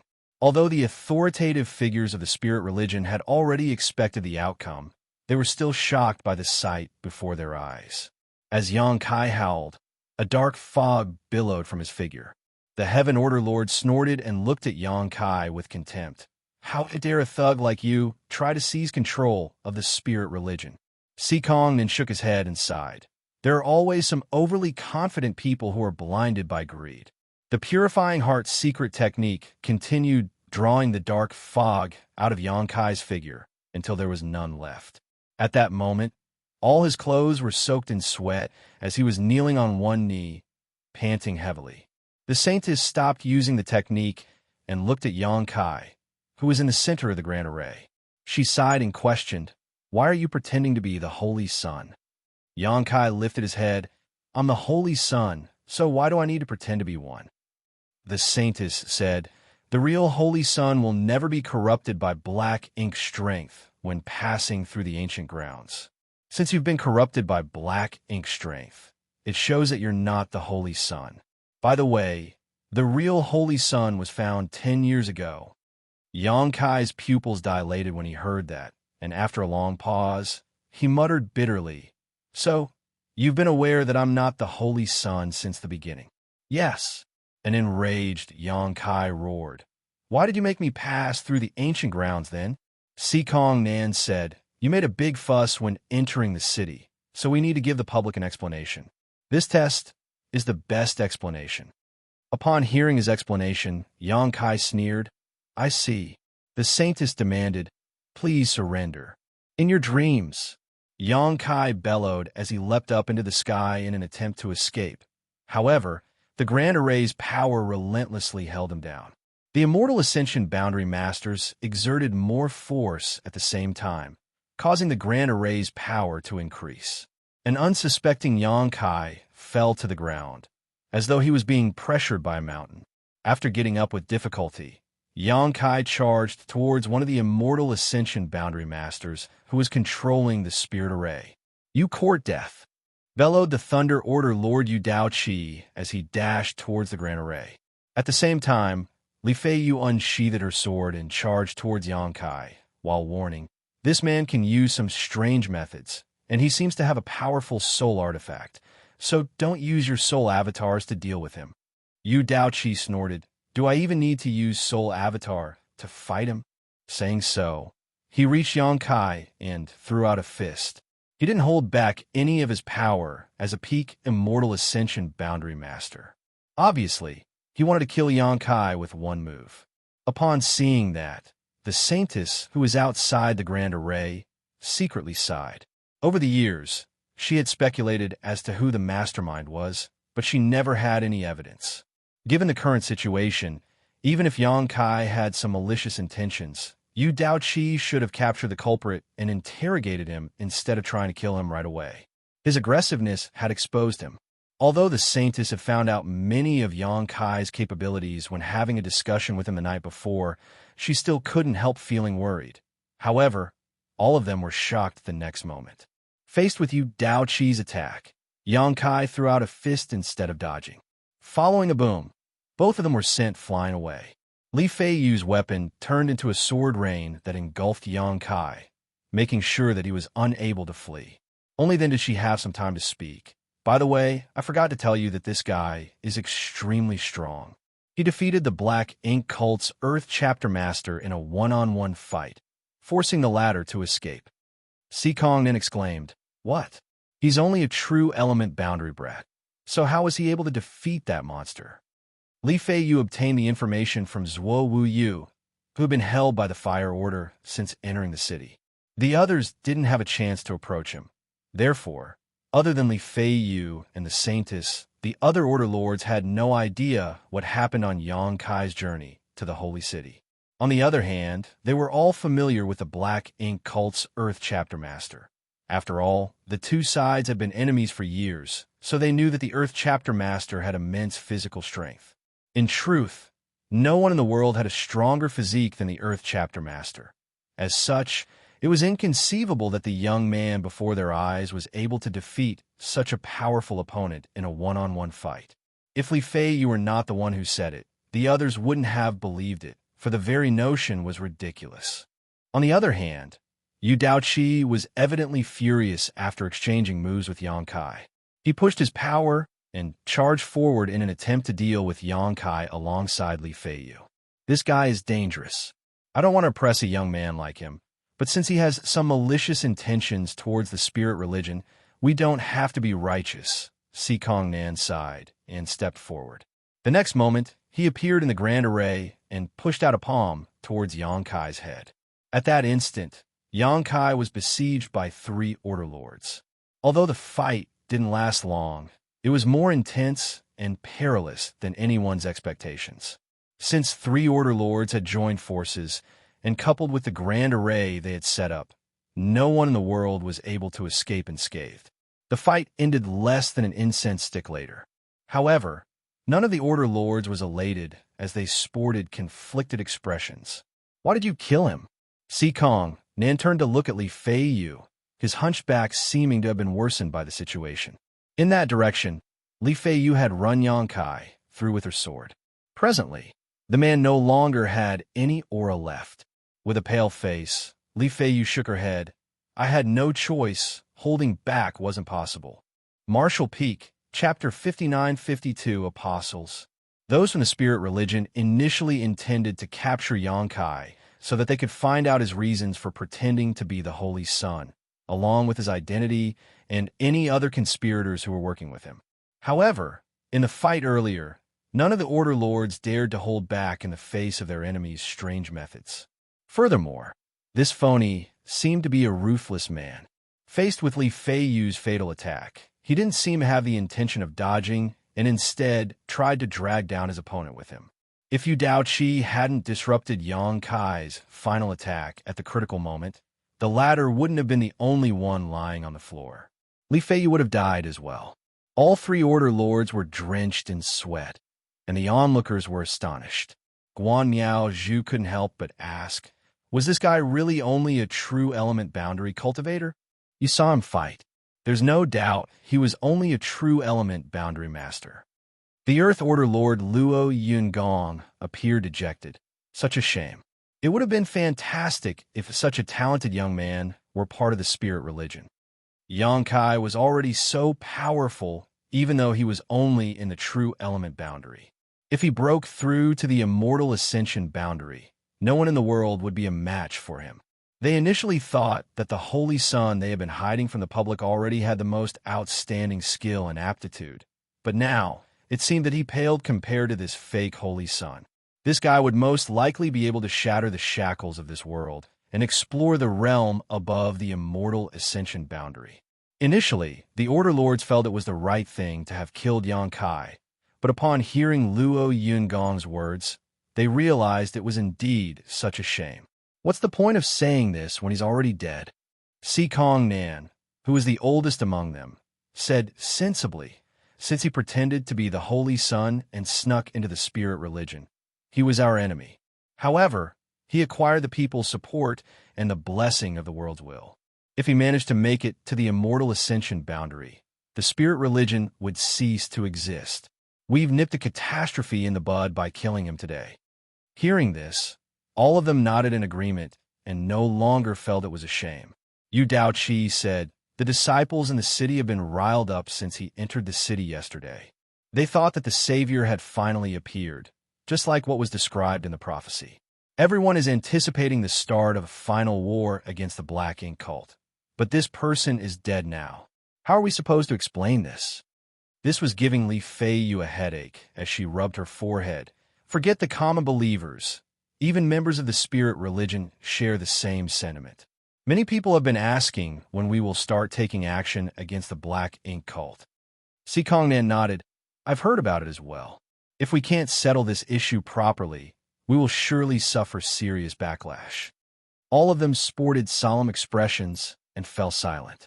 Suddenly, the saintess said, let's introduce the Holy Sun to the public.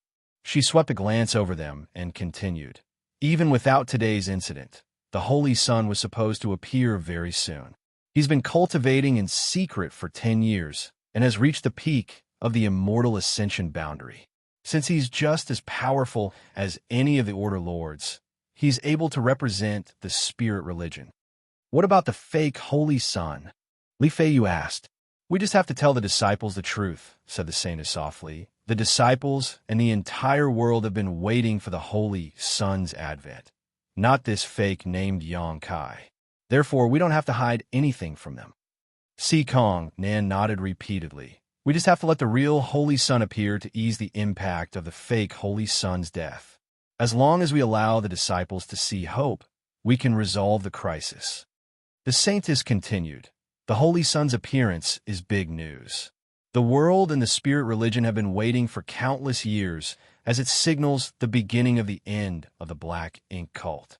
All of the Order Lords appeared thrilled upon hearing that as they turned to look at the saintess with fervent gazes.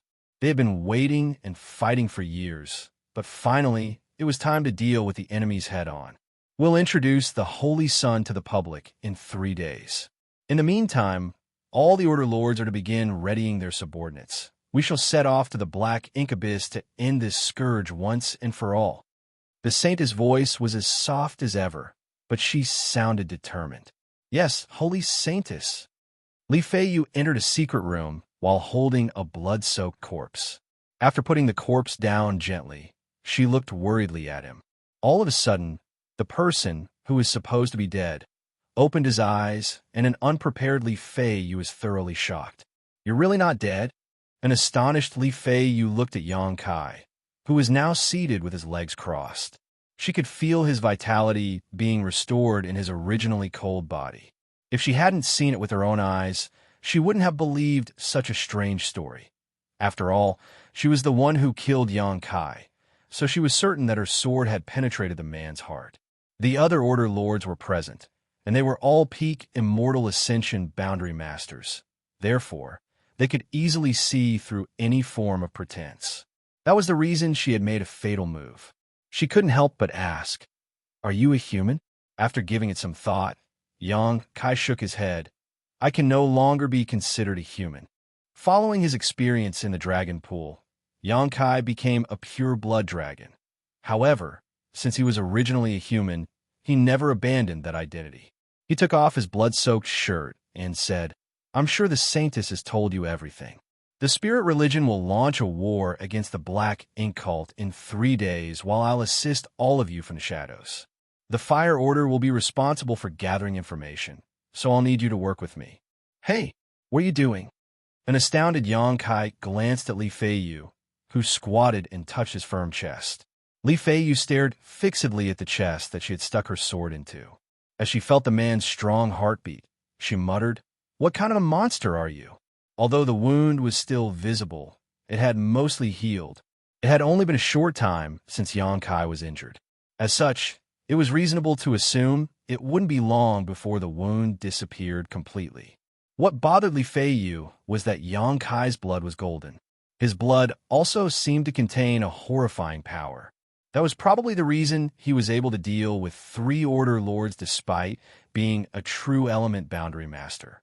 "You should be more respectful of people's boundaries." Xianxia slapped her hand away and put on a new shirt.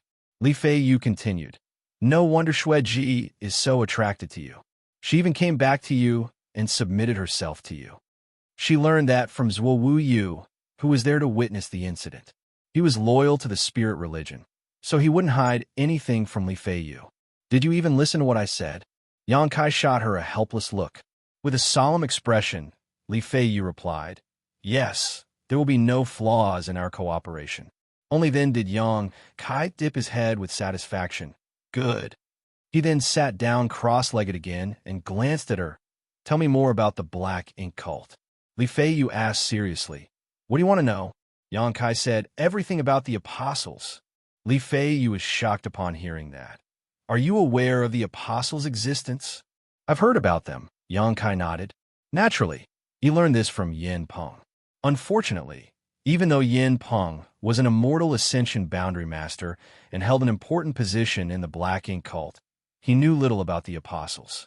When he repeatedly came across Xueji back then, he wasn't aware of this piece of information yet, so he didn't have a chance to ask her about it. Therefore, Xianxia decided to seize the chance and find out more from Li Feiyu now. Faced with the question, Li Feiyu considered her words for a moment before replying, "In truth, we know little about the Apostles. After all, they always remain in the deepest part of the Black Ink abyss to protect that place. Although we've launched some wars against the Black Ink cult over the years, we've never managed to pose a threat to Black Ink abyss. As such, the Apostles have never made a move."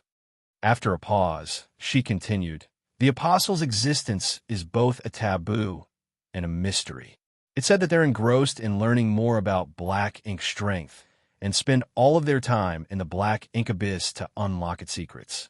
Rumors have it that they might have broken through the Immortal Ascension boundary and reached a higher realm. We have no idea what that realm is, nor do we know how many Apostles there are.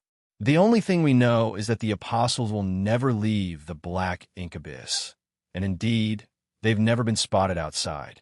Even those from the Black Ink cult know little about the Apostles. If not for the fact that they never leave the Black Ink abyss, we would have been defeated a long time ago." Hearing that, Xianxia furrowed his brow. With Mu's help, he was now an Immortal Ascension Boundary Master. When he was at the Ancient Grounds earlier, he hid his cultivation and only showcased power in the true element boundary. As such, the Order Lords believed that he was only a true element boundary master. Given his true strength, it could be said that no one in the primordial world was a match for him. Nevertheless, his strength wasn't infinite, after all. He couldn't possibly defeat the entire Black Ink cult on his own despite being powerful. Therefore, if he wanted to destroy the Black Ink cult, he had to make use of the light spirit religion's power. The profound source gate that had suppressed and sealed Mo's source strength was located in Black Ink Abyss, where the Black Ink cult originated from. The apostles were also hiding in the Black Ink Abyss. They were engrossed in Black Ink strength, so they had been staying there to figure out its secrets. They could even be described as fanatics. All the same, no one could deny that the apostles were extremely powerful. Only by destroying the Black Ink cult and the apostles would Xianxia have time to refine the profound source gate and suppress Mo's source piece.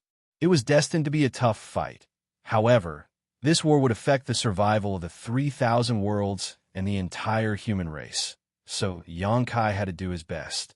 Even the Fire Order, Lord Li Fei, was only aware of some rumors about the apostles, so the others obviously knew little about them.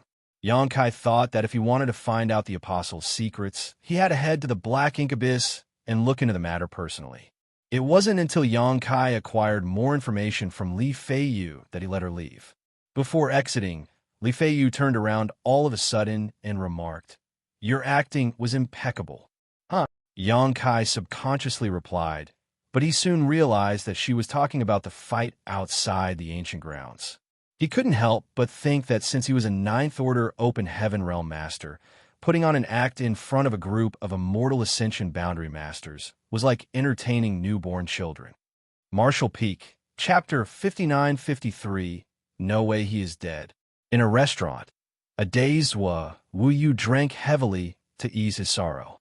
Xianxia, who had gone through a lot of hardship to arrive at the Holy City with him, was now dead. The day before, the Holy Temple announced that Xianxia failed the test left behind by the First Saintess, which proved that he wasn't the real Holy Son. Instead, he was an impersonator with malicious intentions. Therefore, the Order Lords joined forces and killed him. After the news was spread, everyone in Dawn City was shocked, and many of the disciples couldn't accept the truth. They had been waiting and suffering for years before the Holy Son appeared. He was like the silver light in the darkness, but barely one day later, he was killed, plunging the world into darkness again. However, the Holy Temple soon announced a piece of exciting news. In truth, the real Holy Son was found 10 years ago. He was the person described in the prophecy. More importantly, he had passed the test left behind by the First Saintess, so the current Saintess and the Order Lords had long acknowledged him. Over the past 10 years, he had been cultivating in seclusion, and he had now reached the peak of the Immortal Ascension boundary. Now, the Holy Son was about to be introduced to the public, and the spirit religion was getting ready to set off to the Black Ink Abyss. All the disciples in Dawn City were exhilarated. The second piece of news was invigorating, so the impact of the fake Holy Son's death had been significantly weakened. Everyone was drowned in the joy of a better future, and they quickly forgot about the fake Holy Son, who had everyone's support while entering the city. Nevertheless, Zuowu would never forget about him. On their way to the Holy City, he saw how Xianxia defeated so many powerful opponents despite supposedly being weaker than them. Although he was only a true element boundary master, he was able to kill Immortal Ascension Realm Masters, injured Xueji, and repel the Earth Chapter Master. After that, he even made Xueji submit herself to him. He had always believed that the Holy Son was supposed to be powerful and achieve the impossible. Only a Holy Son like Xianxia could save the world.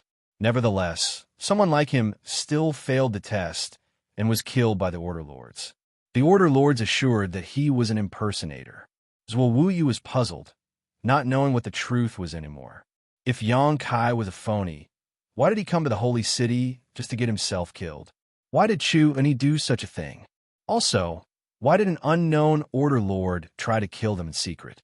Zuowu found it hard to know what was true and what was false, realizing for the first time just how complicated the world was. Unable to figure anything out, he picked up a wine bottle and chugged it down to numb his thoughts. After putting down the bottle, he strode out of the restaurant. He was a straightforward person, so he knew nothing about evil plots. He considered himself part of the spirit religion as he had gotten everything from there. Since they were about to set off to the Black Ink Abyss, he didn't hesitate to contribute. The light spirit religion was highly efficient. After the Holy Son was introduced to the public, they started gathering soldiers. It only took them 3 days before the Order Lords led their armies to depart from the Holy City and head to the Black Ink Abyss via 4 different routes. They had been preparing for this moment for many years, and the soldiers were strong and powerful. With the Holy Sun leading them, they were all high-spirited. Soon, conflicts of different scales broke out in various places. Although the Black Ink cult and the Spirit religion had been fighting each other for as long as anyone could remember, they were restrained most of the time. Surprisingly, those from the Spirit religion were going all out this time. Those from the Black Ink cult were unprepared for the sudden aggressive assault, so they had no choice but to fall back repeatedly. The Spirit religion soon conquered and occupied many of their territories. 4 major armies marched forward at the same time, coordinating with each other as they liberated city after city. Several days later, those from the Black Ink cult, who were initially caught off guard, finally organized themselves and rallied together to defend themselves. The primordial world wasn't large, with limited landmass. If the world was divided into 2, the East belonged to the Light Spirit religion, while the West was occupied by the Black Ink cult. In the middle of the 2 great forces, there was a long gray area. Neither party controlled this region, so both could move about it freely. This area was where both parties frequently broke into conflicts, but it was also a buffer zone for them. Since both parties were equally matched, the existence of such a buffer zone was necessary. Blessing City was located in the west of the buffer zone, where the Black Ink cult was essentially in charge. It was a tiny city with a small population. The city lord was only a first-stage immortal ascension master with a bulging belly. Given his low strength, he wasn't really qualified to be a city lord. However, since this area was located in the buffer zone, he was able to obtain the position. Although the city didn't belong to any great force on paper, he had secretly sided with the Black Ink cult and had been collecting information for them for many years. Blessing City was near the territory the Black Ink cult controlled, so he had made a wise decision. As the city lord, he had been carefree for the past 10 years, but he couldn't be at ease today. That was because the Light Spirit religion's armies were heading straight for his city. The Spirit religion had taken control of most of the cities in the buffer zone already, and they would reach Blessing City soon. At such a critical moment, he had to make a choice quickly. He could either stay loyal to the Black Ink cult or side with the Light Spirit religion. With a frown, he clenched a jade slip that contained critical intelligence from the past few days. It's troublesome. The fake Holy Sun was killed, and the real one appeared. Those from the Light Spirit religion have gathered all their forces to attack the Black Ink Abyss. They'll pass through Blessing City soon, so I have to contact those from the Light Spirit religion as soon as possible. He knew that, given the fact that he was only a first-stage Immortal Ascension Master, he was unable to resist the Light Spirit religion's armies. Presently, those from Light Spirit religion had all the momentum in the conflict, so he couldn't possibly save Blessing City from them. As such, he had to side with the Light Spirit religion immediately if he wished to survive. Nevertheless, he didn't notice that when he was speaking, the soft and alluring woman in his embrace wore a shocked expression. The woman got up from the bed and looked at him before asking in a gentle voice, "Sir, who did you say was killed?" The city lord replied with a smile, "A guy who pretended to be the Holy Sun. He went all the way to Dawn City, but he failed the Light Spirit religion's test. Therefore, several Order Lords joined forces and killed him." The woman kept a smile on her face. "What's his name?" The city lord tried recalling it and said, "If my memory serves me right, his name was Xianxia." The woman lowered her gaze and glanced at the jade slip in his hand. "Can I take a look?" The city lord pinched her face and said with a smile, "Only cultivators can use this. Since you've never cultivated before, you can't see." Before he could finish his words, his expression changed. That was because the jade slip disappeared from his hand and fell into the woman's possession. He didn't even realize when it had happened. With his figure stiffening, he stared fixedly at the woman before his eyes, his expression turning from surprise to horrified. All of a sudden, he recalled a certain rumor. Across from him, the woman appeared oblivious to his reaction as she looked into the jade slip in silence. A moment later, she said through clenched teeth, "No, It's impossible that he was killed just like that. I don't believe he's dead." As soon as the woman finished speaking, the city lord dashed away from her at the speed of lightning, which was surprising given his weight. Obviously, he had pushed his strength to its limit in an attempt to flee from this place. If the rumors were true, he wouldn't be a match for the gentle-looking woman with whom he had spent the last 3 years. Nonetheless, he soon descended into a state of despair. When he was about to reach the window, an immense power restricted him and pulled him back towards the woman. The next moment, he fell on his bottom in front of her. In an instant, he started shuddering with a pale expression. The woman slowly rose from the bed, but unlike how she had been behaving for the past 3 years, she appeared more like a horrifying monster at that moment. She looked condescendingly at the fatty and questioned emotionlessly, "Do you think that guy is dead?" Certainly, the city lord didn't have the answer to her question.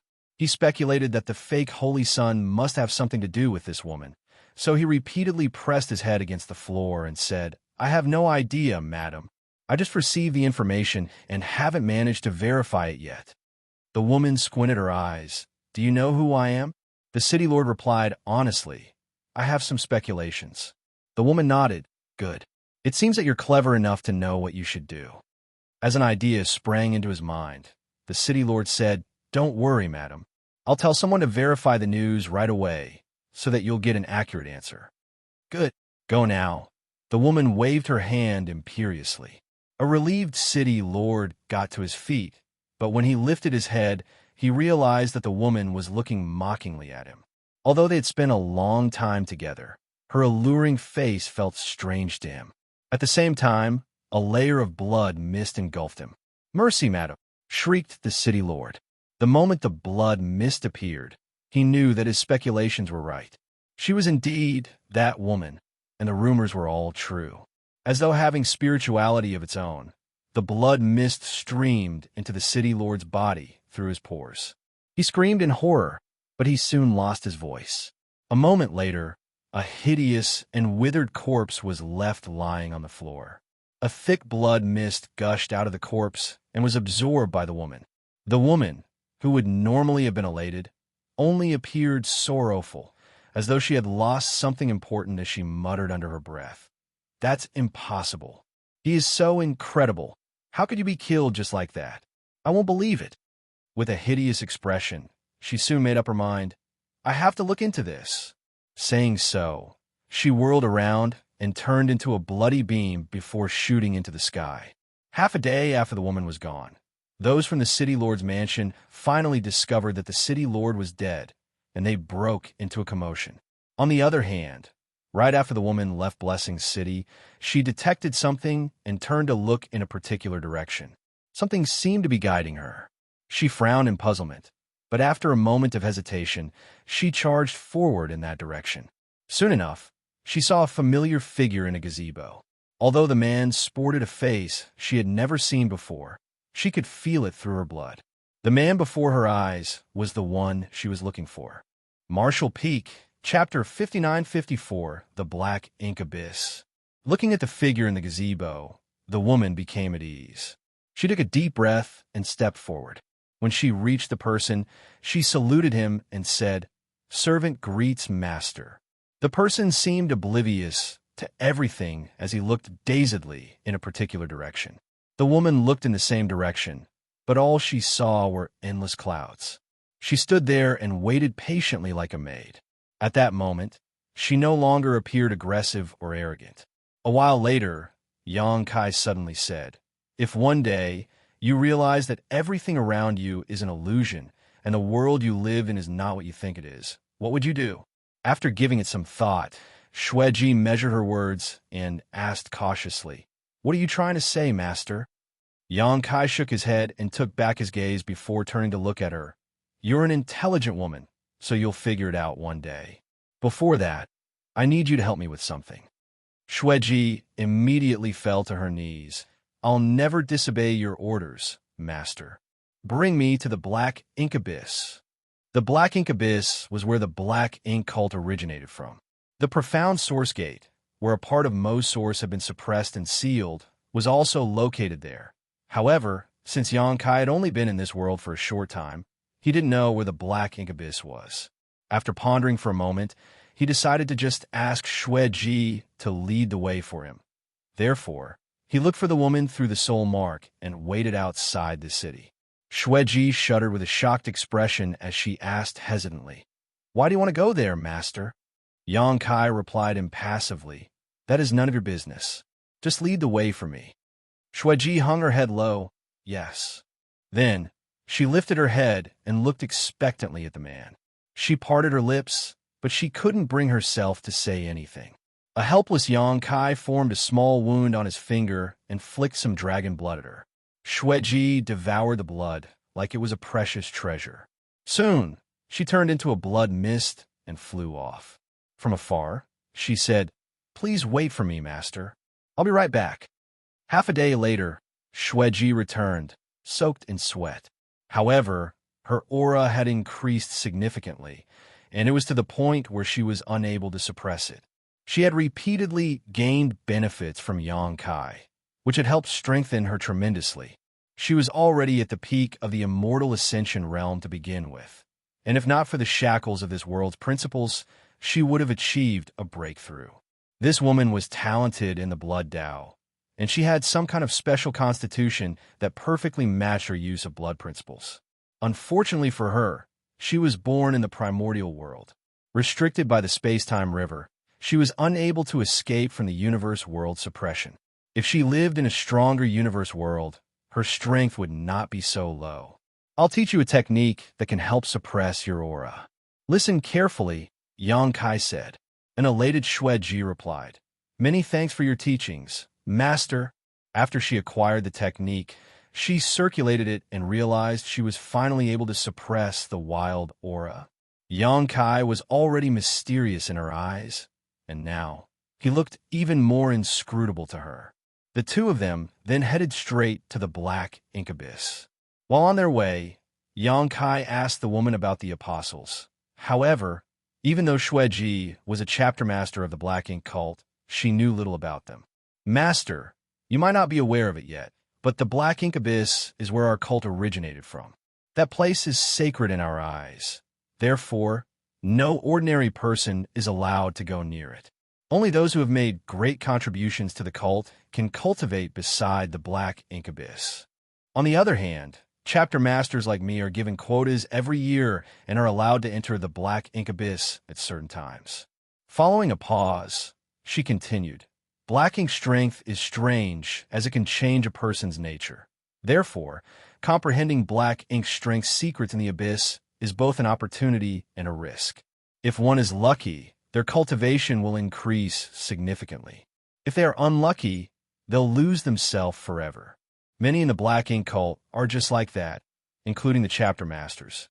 Xianxia nodded as he had discovered this when he came into contact with those from the black ink cult back then. Although their disciples had some black ink strength in their bodies, it was basically negligible. Moreover, their nature was never fully changed. For example, Xueji still retained her independence and individuality.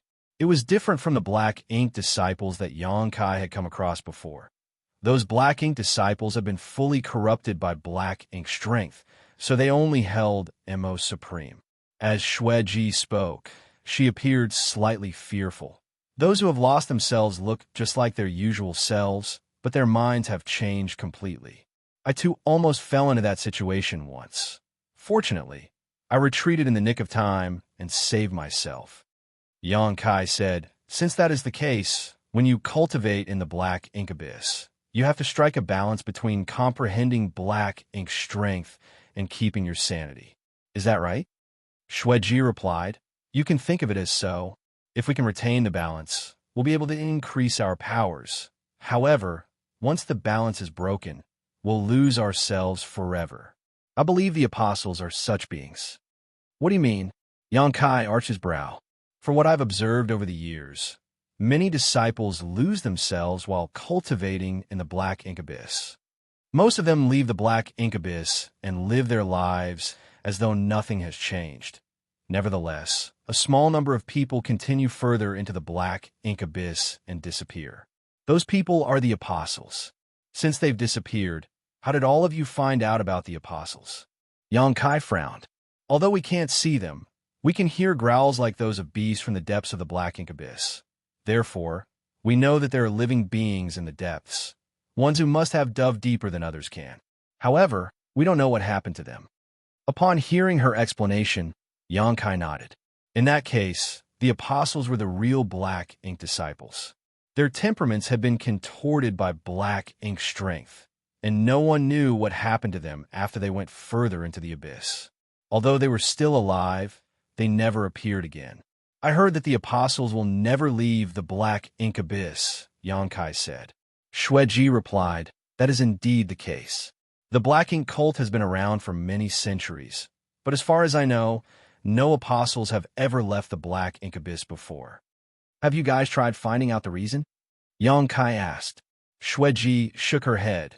No one has ever met the apostles before, so how are we supposed to find out anything? Xianxia stopped asking further. It seemed that Xueji knew little about the matter as well. If he wanted to find out more about the apostles, he had to go down and have a look for himself. The Light Spirit religion has launched a war against the Black Ink cult, so the final conflict between the two parties is inevitable. As the Night Chapter Master, aren't you supposed to be at the front line? Xueji replied with a smile. Well, the Night Chapter is mainly responsible for assassinating enemies, so we don't have many members. As such, we're usually not involved in large-scale warfare like this. The other masters will have a discussion and settle it. After pondering for a moment, she said cautiously, I suppose you're on the Light Spirit religion's side, Master. Let's say I'm indeed on their side. What will you do? Xianxia questioned. Xueji replied frankly, I will always follow you as your servant. Good. Xianxia nodded with satisfaction. With Xueji, the Night Chapter Master, leading the way, they could easily move around even if they ran into some Black Ink cultists who questioned Xianxia's identity. 10 days later, the pair finally arrived at the Black Ink Abyss, where the Black Ink cult originated from. The Black Ink Abyss was located in the Black Ink Flatland. It was an extensive plain, which was the most important area for the Black Ink cult. This place was guarded by Black Ink cult members all year round. However, since they currently had to deal with those from the Light Spirit religion, many of the guards were gone, leaving just a few guards behind. The periphery of the flatland was lush and verdant, but as they went deeper, the place became increasingly desolate, as though a mysterious power was affecting this vast land. When they arrived at the center of the flatland, there was a huge abyss. The abyss was like a chasm in the land that led to the depths of the universe world. There was no end in sight, and it was pitch black to the eye. It was the Black Ink Abyss. Standing right above the abyss, they could hear the wind howl and some muffled growls, as though some beasts had been trapped inside. Beside the abyss was a majestic palace, which was built by those from the Black Ink cult. All the disciples who wanted to cultivate in the Black Ink Abyss had to go to the palace and register their names before they were allowed to enter. However, with Xueji around, Xianxia didn't have to care about such procedures. Other people would handle everything for him. Standing above the abyss, he activated the demon Eye of Annihilation and looked down with a solemn expression. He could faintly feel a mysterious power spreading in the depths of the Black Ink Abyss. It was the power of Mo's source piece. A Black Ink cult member came up to them and stood in front of Xueji before respectfully presenting an identity token to her. Here you go, Chapter Master Xue. Xueji took the identity token and looked into it. After confirming that there was no problem with it, she nodded. The Black Ink cult member went on to say, by the way, the other masters sent us a message and said that if we saw you, we had to inform you to head to the front line right away. Xueji replied impatiently, After passing on the other chapter master's word, the Black Ink cult member turned around and left. Xueji passed the identity token to Xianxia and spoke to him in secret. There are many Black Ink cult enforcers in the abyss. Sir, you just have to wear the token around your waist, and they won't bother you. Xianxia nodded good. After taking the identity token, he hung it on his belt. Please be careful, sir. Don't go to the depths of the Black Ink Abyss if it's not necessary to do so, Xueji reminded worriedly. Although she had seen Xianxia's amazing methods and was awed by his dragon blood, no one knew what was inside the depths of the abyss. If Xianxia was killed in the abyss or couldn't come back, she would lose her source of dragon blood. Certainly, she was worried about Xianxia's safety, but she was more concerned about her future. Martial Peak, Chapter 59-55, Transcendent Realm. Xueji watched as Xianxia leapt into the black ink abyss.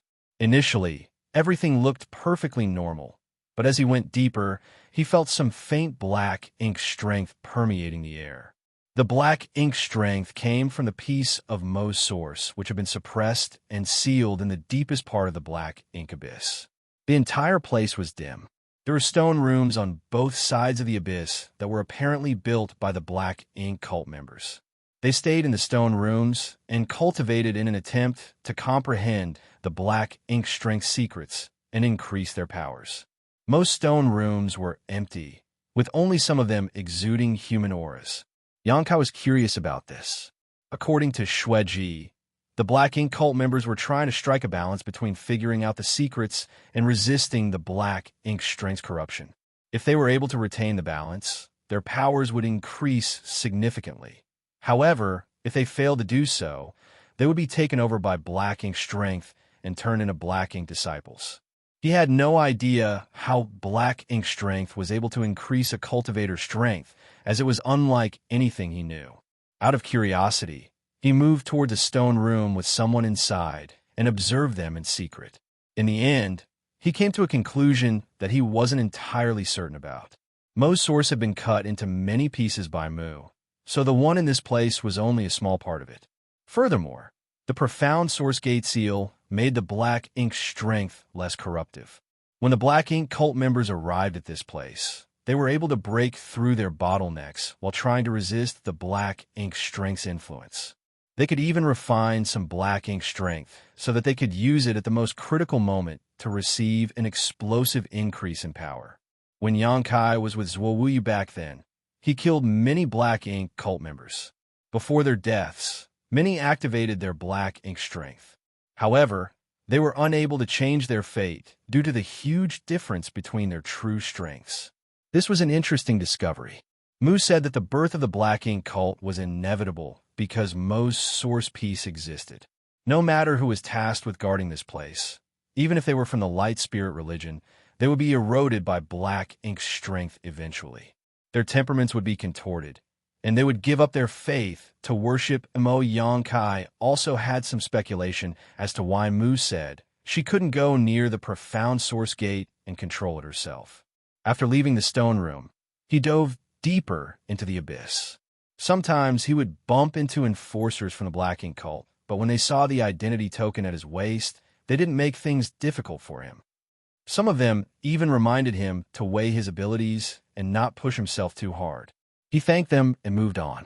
As Xianxia dove deeper, he realized that the black ink strength became increasingly dense. There were fewer stone rooms on the sides of the abyss, and the number of cultivators decreased sharply. About an hour later, he could no longer feel the aura of any living creature, and there were no more stone rooms. Xianxia realized that he had come to depths that the black ink cult members had never reached before. At this point, black ink strength was extremely thick, and the entire place was pitch black. He could only activate the demon eye of annihilation and his divine sense to scan his surroundings. It was dead silent in the abyss, and the entire place felt eerie and horrifying. Xianxia dove deeper towards the source of the black ink strength. There came a moment when his feet contacted the ground. It seemed that he had reached the deepest part of the black ink abyss. Cracks sounded beneath his feet, drawing his eyes. The deepest part of the black ink abyss was covered with bones, and there was no end to them in sight. Countless black ink cultists must have passed away in this place over the years, and their bones now littered the floor. Xianxia picked up a bone and examined it before frowning. That was because the bone in his hand was strange, as it was much larger than an ordinary human's. He looked at the other bones and realized they were the same. What's going on? The ground started shaking all of a sudden. It was as though a gigantic creature was charging forward in his direction. Xianxia looked in the direction of the noise but couldn't see anything. As he recalled Xue Ji's words and his purpose for the visit, though, he formed some speculations. The next moment, he tossed the bone away and released his divine sense. Soon, he discovered the source of the noise. The noise was caused by a living creature whose aura was unusually vital. After giving it some thought, Xianxia decided to avoid contact and backed away. Much to his surprise, the unknown creature chased after him. It seemed that this creature could detect Xianxia's whereabouts, but he didn't feel any divine sense probing him. It was a strange scenario. He decided to stop moving and wait in the same spot, for he wanted to figure out what was going on with the apostles that lived in the depths of the black ink abyss. Soon enough, a gigantic figure emerged from the darkness and appeared before Xianxia's eyes. What Xianxia saw made him furrow his brow. Although the creature still resembled a human, it was heavily mutated. The apostle was 3 times taller than Xianxia, with a hunched back and unusually long arms. When it ran, it did so with all 4 limbs. The creature looked like a huge ape, its figure unusually bulky, as though some air had been blown into its muscles. What bothered Xianxia the most was that the apostle was full of sarcomas. It reminded him of scenes he had seen in the past. Many millennia ago, there were numerous open heaven realm masters who had been corrupted by black ink strength and turned into black ink disciples. The black ink strength helped them break through their innate limits and reach higher orders. But there was a price to pay as their figures were transformed and their minds warped. The open heaven realm masters who had broken through their limits with black ink strength developed sarcomas, which continuously released pus that stank terribly. They also had hard-to-predict bodily distortions. Xianxia put up his guard in an instant. Meanwhile, the apostle had dexterously leapt into the air. It descended upon Xianxia like a mountain and pushed out its palm as it flew. Xianxia wanted to figure out the creature's true power, so he threw a fist of his own instead of running away. Following a loud boom, the entire ground shook. Xianxia was forced to lower his figure as he slid backwards upon impact. His feet formed 2 long traces on the ground as his clothes flapped in the wind. On the other hand, the apostle was sent flying away after exchanging moves with Xianxia. After it landed on the ground, it got to its feet quickly. A dark fog surrounded it as it growled and charged towards Xianxia again. It knew no pain, nor did it have any sanity left. Seeing that, Xianxia quickly got ready for a fight. With Mu's help, he was now at the peak of the immortal ascension boundary, which was the limit in this world. If his power continued to increase, he would be suppressed and rejected by this universe world. However, given his foundation as a 9th-order open heaven realm master, it was not an exaggeration to say that no one in the primordial world could exchange more than 3 moves with him. However, the strange-looking apostle fought Xianxia for half an incense stick before he found a chance to kill it. In other words, if such an apostle left the black ink abyss, it would be peerless in the world. The chapter masters from the black ink cult and the order lords from the spirit religion were simply no match for it. Putrid blood gushed out of the apostle as thick black ink strength escaped from the carcass. Xianxia watched everything with a heavy heart. He finally realized why there were so many oversized bones in the depths of the black ink abyss. The apostles were much bigger than humans, after all. Over the years, countless apostles lost their lives in this place, so it was only natural that so many massive bones were littered here. Nonetheless, that wasn't the crux of the problem. The problem was that the apostle that Xianxia had just fought had a power that was beyond the immortal ascension boundary. Above the immortal ascension boundary was the transcendent realm. The apostle that Xianxia had killed was obviously in the transcendent realm. However, since it had lost its sanity and could only act on instinct, it was unable to fully utilize the power of a transcendent realm master. Otherwise, it would have been harder for Xianxia to kill it. Why was there a transcendent realm apostle here? The martial Tao in this world was low, so it supposedly could accommodate immortal ascension boundary masters at most. If not for this innate limit, some talented people would have broken through the limits of the immortal ascension boundary over the years. Nonetheless, no transcendent realm masters had ever existed in this world before. As Xianxia was at the peak of the Immortal Ascension boundary, he could clearly feel the suppression of the world's will. The merciless world wouldn't allow Transcendent Realm Masters to exist. Otherwise, it would cause the universe world to descend into chaos and its principles to destabilize. So why were the apostles able to reach such a realm? Xianxia turned to look in a different direction and faintly saw a door, which he supposed was the profound source gate. A part of Mo's source was suppressed behind the door. It was this source piece that formed the unique environment in the Black Ink Abyss and gave birth to the apostles and the Black Ink cult. However, Xianxia didn't have time to look into the profound source gate secrets. That was because tremors could be felt coming from all directions. Sweeping his gaze around, he saw many gigantic figures charging towards him as they roared eerily. There was more than one apostle in the depths of the Black Ink Abyss. Xianxia's expression sank. Although he had the foundation of a Ninth Order Master, his power was significantly suppressed in this independent world. It took him a lot of strength to kill the apostle earlier, so if he was besieged by so many apostles, he would end up in a horrible state. Just as he was preparing to use Thunder Shadow's innate divine ability to conceal himself, he suddenly thought of something and changed his mind.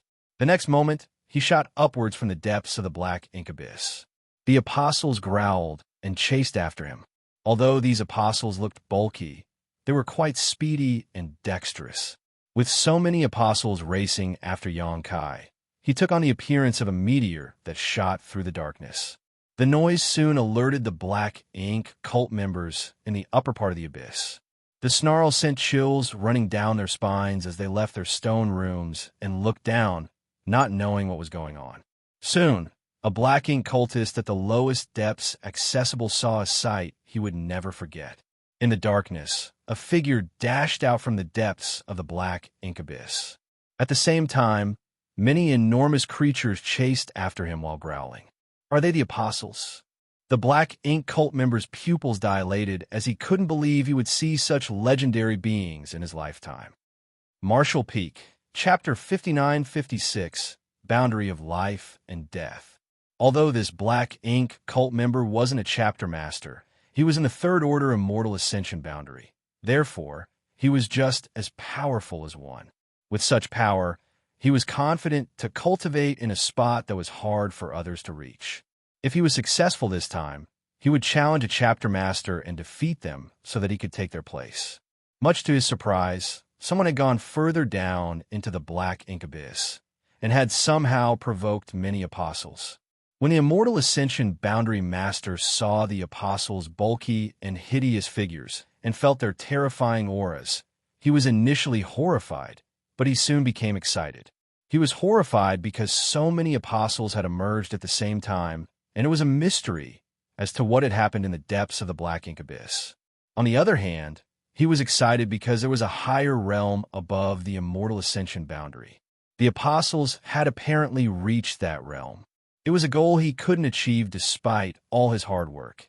It was also a secret that all the peak Immortal Ascension boundary masters in the primordial world had been pursuing. While he was lost in his thoughts, a shocking scene came into his sight. At that moment, an immense power seemed to have descended upon this place. Faced with this power, even a Third Order Immortal Ascension boundary master felt as insignificant as an ant. It was the power of the world. Everyone present felt the anomaly immediately. Invisible world principles started gathering and becoming a mess before they turned into a storm that could destroy everything. The storm surrounded the apostles as a destructive aura permeated the air. The apostles looked up and growled. Although they were in a realm above the Immortal Ascension boundary, they were still unable to resist such destructive force. Popping sounds were heard as the sarcomas on the apostles' figures exploded. As thick black ink strength and blood spread, the entire place stank horribly. Unable to withstand the destructive storm any longer, an apostle exploded into a blood mist with a loud boom. As if a spark setting off a firestorm, more apostles began experiencing the same fate. The apostles that came from the depths of the Black Ink Abyss seemed to have passed an invisible boundary. On one side of the boundary, it was life and on the other side was death. The remaining apostles finally detected the danger ahead. Although they had lost their sanity, they still had their instincts. Like a group of wild beasts, they made the wisest decision when their lives were at stake. They stopped in their tracks. Instead of chasing after Xianxia, they slowly returned to the darkness as their growls gradually faded. Xianxia hovered in midair and looked down in contemplation. It seemed that things were just as he had expected. He didn't conceal his figure using Thunder Shadow's innate divine ability earlier, because he wanted to verify his speculation. In order to do so, he lured the apostles to leave the black ink abyss. This is going to be troublesome. He secretly clicked his tongue. Initially, Xianxia thought that if he wanted to refine the profound source gate, he just had to deal with the black ink cult. Now, it seemed that he had to clear out these apostles as well. However, the apostles were all in the Transcendent realm. Since he was only at the peak of the Immortal Ascension boundary, he wasn't a match for a swarm of them. Therefore, he had to come up with a solution. All of a sudden, a series of growls and pops were heard coming from somewhere. Xianxia turned around and saw a figure in front of Stone Room.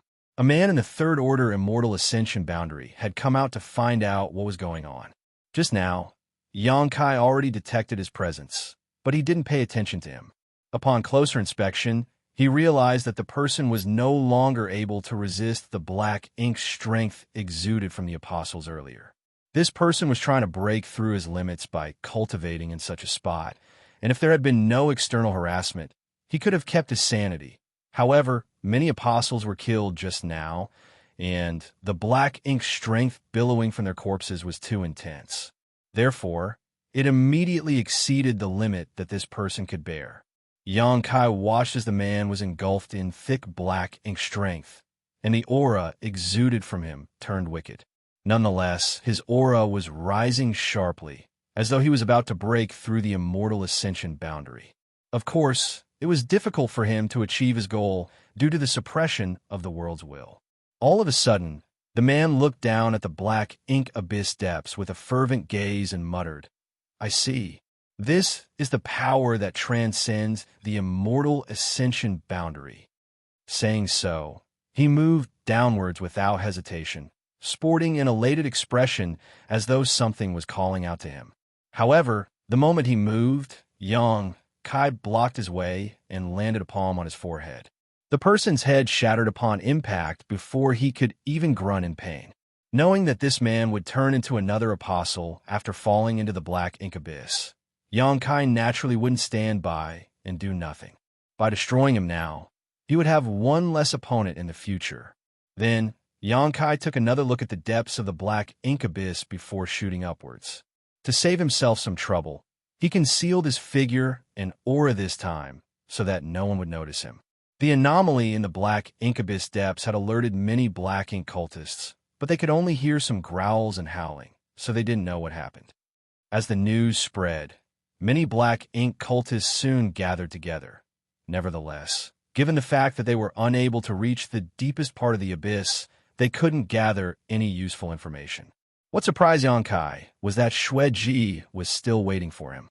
He secretly spoke to Xueji and told her to go somewhere quiet before giving her some orders. Xueji nodded repeatedly. "I understand, Master. However, please give me a faith token. Otherwise, given my identity, I won't be able to gain that person's trust." "Sure." Xianxia fished out a jade slip and left his imprint inside. After writing a short message as well, he passed it to Xueji. "Go on." She then turned around and left. After she was gone, Xianxia shot into the sky and turned into a ray of light before moving in a particular direction. The Light Spirit religion had gone all out in their march towards the black ink abyss, taking 4 different routes to ensure they succeeded. Initially, they could easily defeat their enemies, but as the black ink cult recovered from their initial shock, it became harder and harder for them to move forward. On balance, those from the Light Spirit religion were still at an advantage. The Holy Son's performance was especially stunning. Although he was only in his early 20s, he was already at the peak of the Immortal Ascension boundary. When the Light Spirit religion's forces were trying to conquer a city the other day, the Holy Son dealt with 5 Immortal Ascension boundary masters from the Black Ink cult on his own without being at a disadvantage. He even managed to kill one of his opponents, which significantly boosted the spirit religion's morale. Due to the light spirit religion launching a war all of a sudden, the entire primordial world descended into chaos. However, they had the people's support. The commoners had been oppressed by the black ink cult for years, so they hoped the spirit religion would save them. In an abandoned village outside North River City, a figure suddenly appeared under the night sky. The figure was a woman, and as she looked around, she demanded coldly, "Reveal yourself. I'm not even hiding. Why are you so furious, big sister?" A woman was heard laughing as she emerged from the darkness. She was none other than Xueji. The person who called out to her was the Fire Order Lord from the Light Spirit Religion, Li Feiyu. An Order Lord from Light Spirit Religion and a Chapter Master from the Black Ink Cult had met up in an abandoned village under the night sky. Anyone would have assumed that something fishy was going on between them. Hearing the woman's mockery, Li Feiyu lifted her blemish-free chin. "Are you sure you're supposed to call me big sister? How old are you?" Xueji covered her mouth and chuckled. "I've asked around. You're 3 months older than me, big sisterly." Li Feiyu snorted. "Stop acting like we're friends. Why did you want to see me?" They briefly exchanged moves in the morning. It was at that moment that Xueji secretly asked Li Feiyu to meet her tonight. Getting down to business, Xueji sported a serious expression and replied, "I was instructed to come here." Li Feiyu squinted her eyes. "Instructed by who?" Xueji said, "Why are you asking this question when you're well aware of who I serve?" "Big sisterly, that person told me to get into contact with you." After a moment of silence, Li Feiyu shook her head. "I don't believe your words. You have to show me some proof." "That's why I brought a faith token with me." Xueji smiled and flicked a jade slip at the woman. Li Feiyu took it and read it with her divine sense. After that, she looked at Xueji with a conflicted gaze. Although she already knew some important information and formed some speculations, she still found it hard to believe when she saw everything for herself. Was the Night Chapter Master from the Black Ink Cult so easily subdued? "I told you I served that person," Xueji said. "Li Feiyu kept the jade slip. There's nothing wrong with the jade slip. Although that guy trusts you, it doesn't mean I'll do the same. After all, men can be easily deceived sometimes." Xueji pouted aggrievedly. "You're misunderstanding everything, big sister. I'm truly loyal to him." Li Feiyu scoffed. "Show me something useful, then. Talk is cheap." Xueji let out a sigh. "I knew it wouldn't be easy to gain your trust. Fortunately, I've also brought a gift with me." Saying so, she clapped her hands, after which a figure emerged from the darkness behind her. Li Feiyu secretly put up her guard. However, the person only walked up to Xueji and passed a package to her respectfully before leaving the place. A metallic tang permeated the air immediately after. Li Feiyu looked at the blood-soaked package and narrowed her eyes. Xueji tossed the package to the woman and said with a smile, "Let's see if you like this gift, big sisterly." Li Feiyu let the gift fall to the ground instead of catching it. Then she summoned a sword and opened the package. Soon, a hideous-looking head came into her sight. At that instant, she said in shock, "This..." Xueji licked her lip and replied, "I just killed him, so the head is still warm. You can touch it if you like, big sisterly." What is wrong with her? Li Feiyu felt her stomach churning. She didn't expect the Night Chapter Master to be willing to do such a thing for that person. The head belonged to the City Lord of North River City, who was in the Third Order Immortal Ascension boundary. It was rumored that he had tried competing to become one of the 8 Chapter Masters in the past, but he was defeated in the end. However, since he had the right to compete for such a position, there was no doubt he was one of the most powerful cultivators in this world. Therefore, it was a surprise that his head now lay before her. Marshall Peak, Chapter 59-57, Little 11th. The City Lord of North River City was dead. Earlier that morning, an army from the Light Spirit Religion launched an attack on North River City. However, this city was one of the most important for the Black Ink Cult, so there were countless powerful masters inside. As such, it wasn't easy to conquer it. The City Lord was especially difficult to deal with. Those from the Spirit Religion had been trying to come up with a solution to take North River City. Nevertheless, on this silent night, Xueji brought the city lord's head and presented it to Li Feiyu. While Li Feiyu was still in a dazed state, Xueji disappeared into the darkness and said from a distance, "Those from North River City won't discover it before the break of dawn. I don't think you need me to tell you what to do." "Wait," Li Feiyu called out. At this point, she no longer doubted Xueji. Xueji was a famous woman who was a nightmare for countless men, but she had submitted herself to that person. The next moment, Xueji revealed herself again and asked, "What else?" Li Feiyu said, "I don't think killing this guy was the only thing that person told you to do." The smile on Xueji's face faded as she looked away and clicked her tongue. "I hate clever women like you." Li Feiyu arched her brow, thinking that her speculation was right. Therefore, she questioned frankly, "So, what orders did he give you?" A displeased Xueji hesitated for a while before replying, "Master told me to work closely with you. You just have to tell me your targets, and I'll remove the obstacles for you." "Master." Li Feiyu felt her face twitching. That certain someone was so powerful that not only did he conquer this woman, but he had also managed to make her call him master. One had to know that this woman was one of the most formidable cultivators in the world. Li Feiyu suppressed her shock and nodded. "That's great. How should I contact you, then? You have to give me something." "Here you go." Like an aggrieved child, Xueji angrily tossed a communication bead at her. Li Feiyu took it with a pleased expression. As she looked at her longtime opponent, she said, "I didn't expect a woman like you to submit yourself to a man. Is he so charming? Or is he able to please you in some other way?"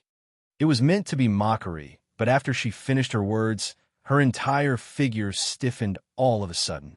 She could see Xueji's figure fading, and the next moment, a chill ran down her spine. Xueji's voice sounded from behind. She was as light-weighted as a ghost, and her breath made the woman's hair sway.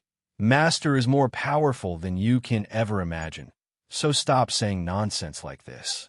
If he finds out what you've said, he'll be furious, and I'll end up in a horrible state. When that happens, I won't let you off." Despite her stiff figure, Li Feiyu placed her hand on the hilt of her sword as her forehead was beaded with sweat. She wanted to move, but she was unable to do so, as though something had locked her in place. A long time later, she whirled around and realized that Xueji was nowhere in sight. She didn't even know when the woman disappeared. As a cold breeze whisked past her, she realized that her clothes were already soaked. She let out a long breath, looking like a drowning person who had just been saved. As her legs turned to jelly, she almost fell to the ground. The incident earlier frightened her that much. Much to her surprise, Xueji had become so formidable. One had to know that the two of them had fought many times over the years, so they could be considered longtime rivals. There was no doubt that Xueji's blood principles were hard to deal with, but Li Feiyu wasn't less powerful in any way. They had always been equally matched. Since they were at the peak of their cultivation, there was no room for improvement, so they could only keep cultivating to solidify their powers. The last time they fought was a year ago, and Li Feiyu had actually gained the upper hand. However, the power Xueji showcased just now made Li Feiyu realize she was no longer a match for her. If Xueji wanted to kill her, Li Feiyu wouldn't even be able to flee. Xueji couldn't increase her power significantly on her own in just 1 year. It was no wonder Xueji was so loyal to that person and even willing to call him master. It seemed that his blood essence could bring her woman unimaginable benefits. Li Feiyu suppressed her shock and secretly felt glad. Xueji was extremely powerful now, but thanks to that person, she was on the spirit religion side. By working with this woman in secret, they could secretly get rid of many opponents that would otherwise get in the spirit religion's way. Perhaps it would be easier for them to win the war than they had imagined. After pulling herself together, Li Feiyu left the place in a hurry. They had to launch an attack on North River City before the break of dawn. It was the best chance for them to conquer the city. While the two women met up at night, Xianxia secretly returned to Dawn City. In the periphery of the city, he easily found Mu, who lived there. "Why are you here again?" With a furious expression, little 11th blocked the doorway to stop Xianxia from entering. "Do you have your eye on, sick sister? You'd better give up now, otherwise." "Ouch!" He covered his head and turned around to look at Mu with an aggrieved expression, for the woman had landed a fist on his head earlier. Stop spouting nonsense. Go out and play now. Mu glared at him. Little 11th shrank his neck and didn't dare to refute her. He pouted and ran away sorrowfully. When he brushed past Xianxia, he made sure to bump into him. A while later, he turned around and snapped. Hey, if you dare to do anything to Sixth Sister, I'll... He was a young boy, so he couldn't think of any vicious words. After racking his brain, he still couldn't finish his sentence. An amused Xianxia asked, What will you do? Finally, little 11th threatened, I'll smash your head. Hearing that, Xianxia broke into laughter. Little 11th pulled a face at him and wiped the tears from his eyes before running away. Xianxia watched the young boy leave and shook his head. Then he turned around and saluted Mu, Senior. Mu continued looking in little 11th's direction for a moment before saying, You've noticed, haven't you? Xianxia didn't expect her to admit to it, so he simply said, You must have your reason for doing so. Indeed, Mu didn't deny it, but she was curious. How did you figure it out? He looks just like any young boy. It's the way you call him. Xianxia smiled. Wu Kuang said you were ranked 6th, and there were only 10 martial ancestors. Therefore, the name Little 11th is worth taking note of. Mu refuted, That doesn't mean anything. Xianxia nodded, You have a point, but there's something you might not have realized. The last time I came, I asked you why you didn't take control of the Profound Source Gate, since it was so important. You told me you couldn't go near the Profound Source Gate due to some reasons. However, you were the one who suppressed and sealed the source pieces in the Profound Source Gate to begin with, so it was impossible that you couldn't approach it. Therefore, I speculated you were not the one who couldn't go near the Profound Source Gate. Instead, it was someone else. Wu Kuang's voice sounded in his mind at that moment. Hey, you mean that Little 11th is? Xianxia replied. It was merely speculation before, but Mu's reaction shows that it's the truth. Instantly, Wu Kuang demanded, Kill it. If we could solve the problem by killing it, I don't think Mu would have hesitated to do so. It's not the crux of the problem. Instead, it's the source that has been suppressed and sealed. If you don't give it a try, how will you know? What if that only makes things worse? Wu Kuang fell silent, for that was indeed a possibility. In that case, they couldn't act rashly. As they spoke, Mu led Xianxia to the backyard. She then took out 2 chairs so that they could have a seat. You're a sharp one indeed. Mu praised him. Regardless, I didn't intentionally hide it from you. It's just that it wouldn't be useful even if I told you about it. Xianxia nodded. It's fine, Senior. Mu decided not to dwell on the topic and instead asked, Why did you come back again? What happened? With a solemn expression, Xianxia replied, I went to the black ink abyss and discovered something. A curious Mu said, Go on. Since she wasn't able to go near the Profound Source Gate, she didn't know what the depths of the black ink abyss looked like. All she knew was some common information. Xianxia proceeded to tell her what he had experienced in the black ink abyss. As Mu listened to him, her expression turned serious. After Xianxia finished speaking, she put on a helpless smile. It seems that I wasn't the only one who had left behind a hidden hand. Emma must have done the same. She turned to look at Xianxia. As you can see, the apostles possess powers that transcend the immortal ascension boundary in the black ink abyss, and they're able to live there peacefully. However, once they leave the depths of the abyss, they'll be killed by the world's will. That's because this universe world doesn't allow anyone above the immortal ascension boundary to exist, for that would cause too large a burden to the world. As I thought, Xianxia nodded. From what I've observed, there must be some kind of power in the black ink abyss depths that shields it from the world's will.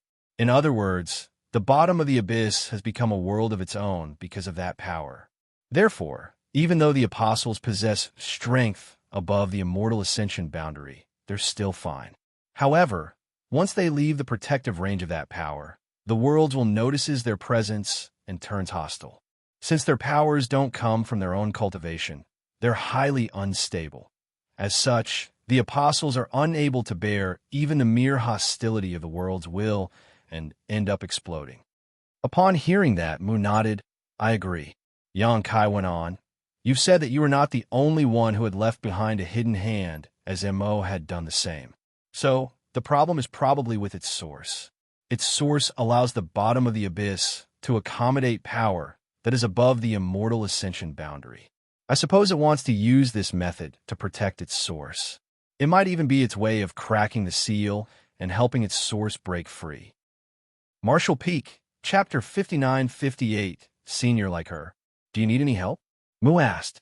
Xianxia came looking for her in the middle of the night, so it was obvious that he needed something from her. I need to break through the immortal ascension boundary. Otherwise, I can't go near the profound source gate. Xianxia explained his purpose for the visit. There were a lot of apostles at the bottom of the black ink abyss. Given Xianxia's current cultivation, he was unable to kill them. Although he had managed to eliminate some of them by luring them away from the bottom of the abyss, they probably wouldn't fall for this trick again after that incident. As such, he had to break through the immortal ascension boundary so that he could kill all the apostles and refine the profound source gate. His cultivation was suppressed by the worlds because Mu made the immortal ascension boundary the limit. Since she was able to help Xianxia reach the immortal ascension boundary, she naturally could help him reach a higher realm. And Mu nodded upon hearing that. Give me 2 days, and I'll give you what you need. Xianxia instantly realized this matter wasn't easy for Mu either. Otherwise, she wouldn't have told him to wait for 2 days. A while ago, she just had to point a finger at Xianxia to help him reach the immortal ascension boundary. But this time, she might have to pay a price. She then turned around and entered the house while Xianxia waited in the yard. In the latter half of the night, little 11th finally returned from playing outside. Since he hated Xianxia, he pulled a face at him and dashed into the house. Mu was heard singing to little 11th, and soon the young boy started snoring. Little 11th stayed in the house for the next 2 days as he remained asleep the whole time. Obviously, Mu had done something to him. 2 days later, Mu stepped out of the house. When Xianxia turned to look at her, he was shocked. Although the woman was only a shadow of the real Mu, she always appeared to be a young woman in this world. However, barely 2 days had passed, yet all her hair had turned white. Although her face appeared the same, Xianxia could feel that she had lost a lot of her vitality. After taking a few steps forward, she already started panting. Xianxia quickly went over and supported her. Mu gently leaned against the man and pointed at his chest, after which a dot of light entered his body. Then, she said, at the bottom of the black ink abyss, this power can help you break through the immortal ascension boundary shackles. Mo has done something there, so the worlds won't detect your power. However, you can't leave the black ink abyss with this power. Her voice and aura were extremely weak, just like a dying old person. She even coughed as she spoke. I understand. Xianxia nodded firmly. Then, he helped her take a seat and poured a cup of water for her. Mu took a sip of water and rested for a bit before continuing. You don't have to make a move in a hurry. Just wait until the black ink cult is destroyed. If you take action before that, there might be some unexpected complications. Have you felt something, Senior? Xianxia asked. Mu shook her head. Mo is intelligent. Since it left behind such a hidden hand, it won't be a simple one. It's better to act carefully when possible. Very well. After you refine the profound source gate and completely suppress the source piece inside, you will leave this world and head to the next in the space-time river. Another Mu shadow will be waiting for you. Find her as soon as you can, and she will continue helping you. Also, the profound source gate is the key to suppressing Mo's source, so you mustn't let anyone snatch it from you. Otherwise, its black ink strength will be restored, and no one will be a match for it. She kept giving him reminders, as though she was saying her last words. She was worried she wouldn't have the chance to say such things if she didn't do it now. Xianxia felt a lump in his throat as his eyes reddened. Mu was one of the 10 martial ancestors. Although she passed away a long time ago, she had left behind hidden hands that would help protect her juniors. Her shadows were waiting in different universe worlds. However, those shadows didn't know if the person they were waiting for would even come. When she was planning all of this millions of years ago, Mu had no way of knowing whether it would all turn out to be pointless. Nevertheless, the woman held on. With a senior like her, the juniors naturally couldn't just live in ignorance under her protection. As though seeing through Yang Kai's thoughts, Mu patted his hand and said with a smile, I'm just a shadow. Since I'm not real, there's no need for you to be sad. Moreover, as long as the space-time river is still around, I won't die. Yang Kai pulled himself together and said seriously, You've done enough for us, Senior. Please get some rest and leave the rest to me. Hearing that, Mu nodded gently. After bidding the woman farewell, Yang Kai set off on his journey again. Not long after he was gone, little 11th rubbed his eyes and stepped out of the room. Since he had been asleep for 2 days, his stomach started growling, and he was listless. Just as he was about to speak, he saw Mu sitting there with all her hair turned white. At that moment, he was dumbfounded. Mu flashed a smile and beckoned to him. In an instant, little 11th burst out crying as tears slid down his face. He dashed towards Mu and looked up at her. What happened, sick sister? Why is your hair turned white? Don't worry, I'm fine. Mu placated him and wiped the tears from his eyes. However, they just wouldn't stop streaming down his face. Little 11th yelled, Who did this to you? Suddenly thinking of something, he widened his eyes. It was that bad guy, right? It must be him. Stop speaking nonsense. It wasn't him, Mu denied it. It must be him. I knew he was a bad guy. While still crying, little 11th appeared furious, and his gaze was filled with resentment and wrath. The next moment, a dark fog billowed from his figure and engulfed him. In a cold voice, he declared, I'll kill him for hurting you. Saying so, he left the place in a hurry and picked up a wooden stick from beside the door. It was funny that a young boy, like him, was holding a wooden stick, but the aura exuded from his body was intimidating. Come back. Mu didn't manage to stop him. Just as she rose from the chair and was ready to chase after him, though, she lost her footing and fell to the ground. She bellowed, Why are you always so naughty? Do you want me to die from anger so badly? Hearing the commotion behind, little 11th turned around. When he saw Mu lying on the ground, the dark fog around him disappeared in an instant. He dropped the wooden stick and ran towards Mu before helping her up with difficulty. With his face covered in tears, he said, I'll be obedient, sick sister. Please don't get mad at me. Mu pulled him into her embrace with a sorrowful expression. A long time later, she whispered, I'm sorry. Little 11th shook his head. It's all my fault. You don't have to apologize to me. Hearing that, Mu fell silent for a moment before letting out a sigh. When little 11th wanted to kill Yang Kai with a wooden stick, an anomaly took place in the black ink abyss. A while ago, Yang Kai lured many apostles from the bottom of the abyss and caused a commotion. Those from the black ink cult were concerned, so they sent some masters in to look into the matter in an attempt to find out what happened. Those from the black ink cult had always wanted to contact the apostles to figure out how to break through the immortal ascension boundary. However, the apostles never left their place, so there was never a chance to do so. Now, they had gone to war with the light spirit religion.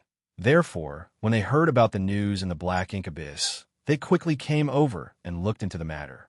Nevertheless, they had asked the members who cultivated inside the abyss, but none of them could provide any useful information.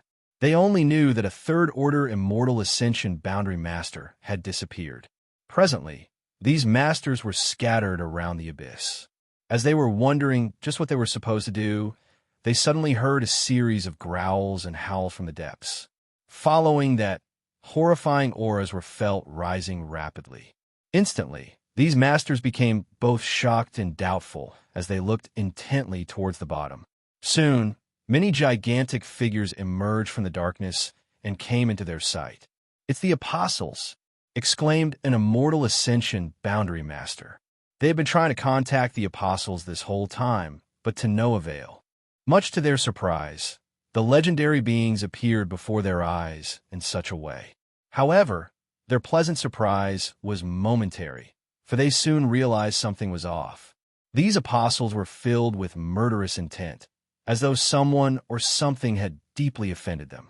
They appeared eager to leave the black ink abyss and devour the entire world. Seeing that, the black ink cult masters were terrified.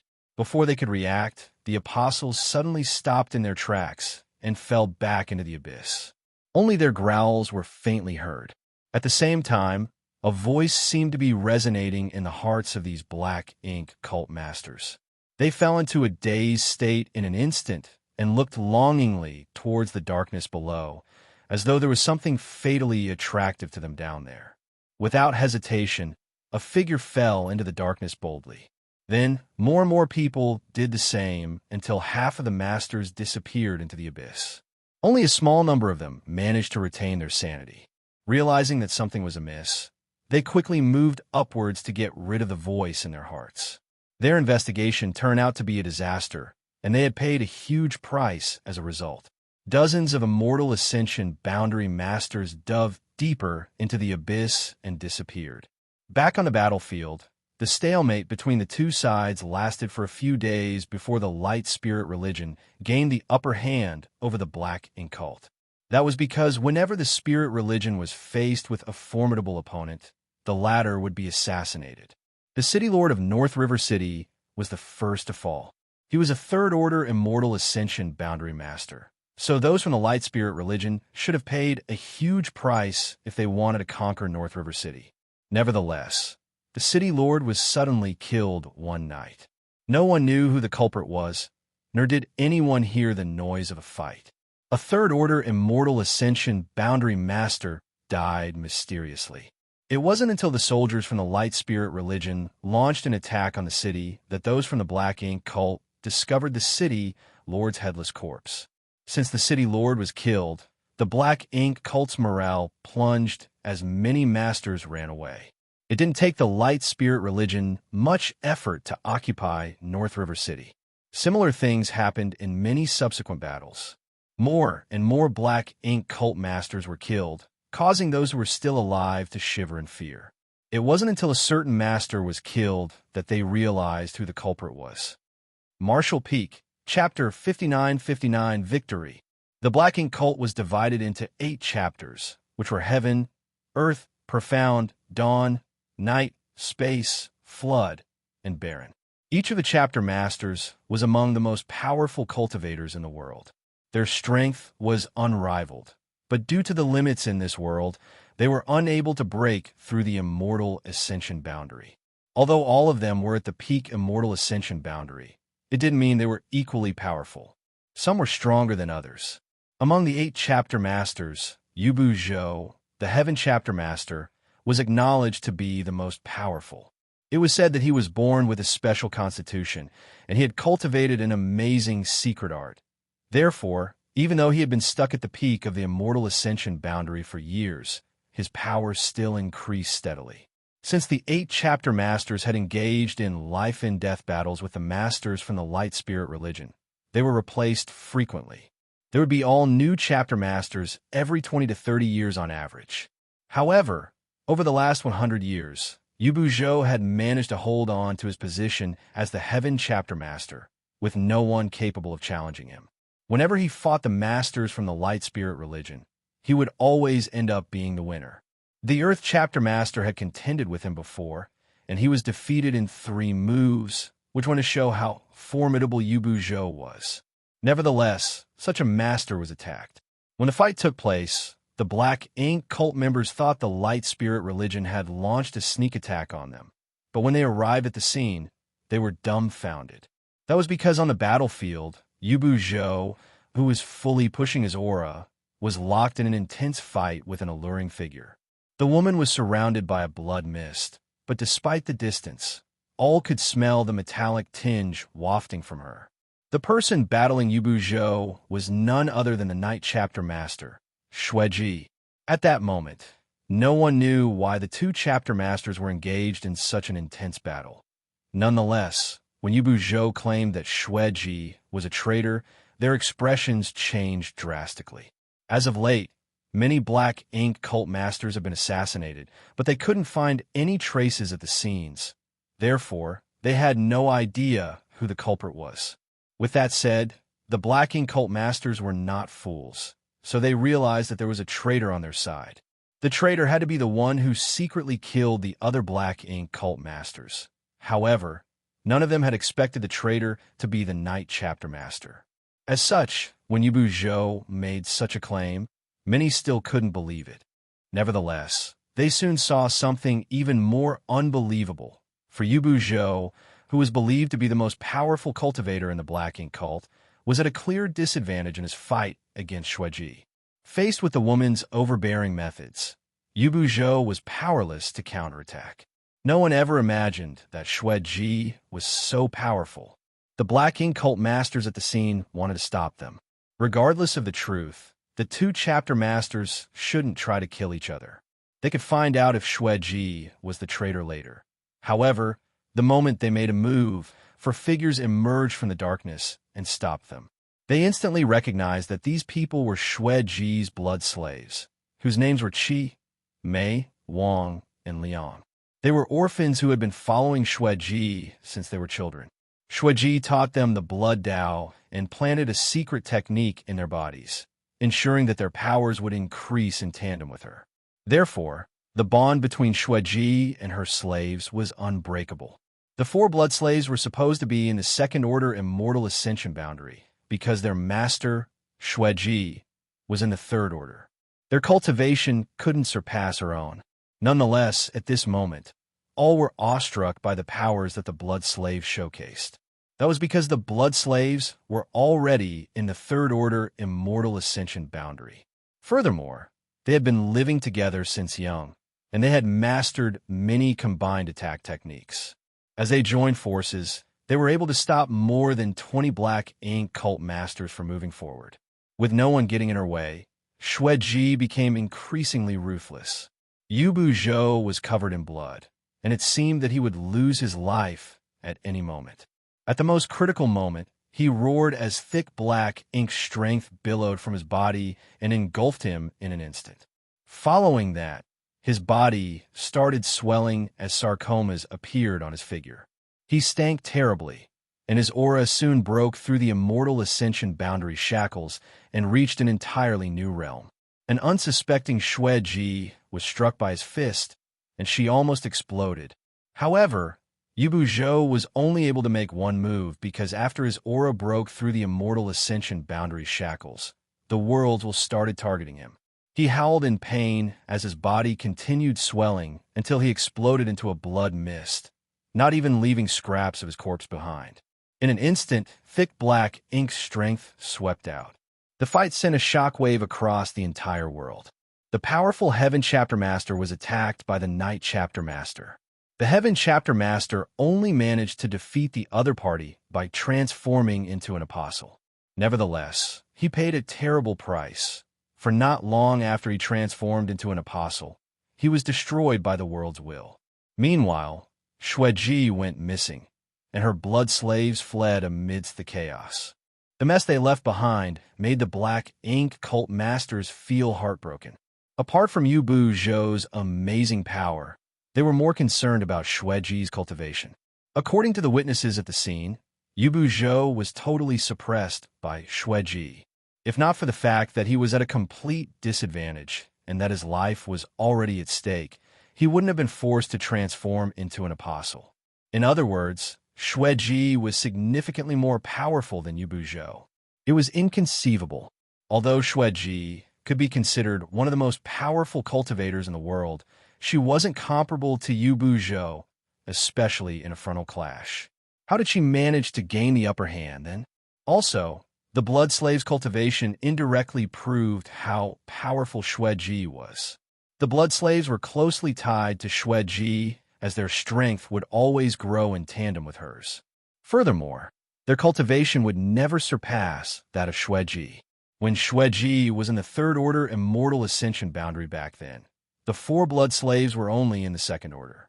Nevertheless, the powers they showcased during the battle proved that they were already in the third order immortal ascension boundary.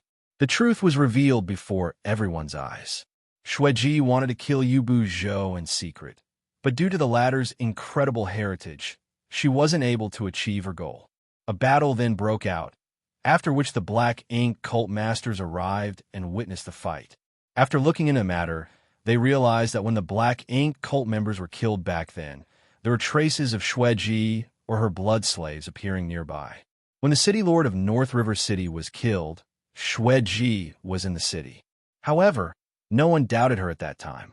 There was no denying that Xueji had betrayed the Black Ink cult, but no one knew why the Night Chapter Master decided to do so.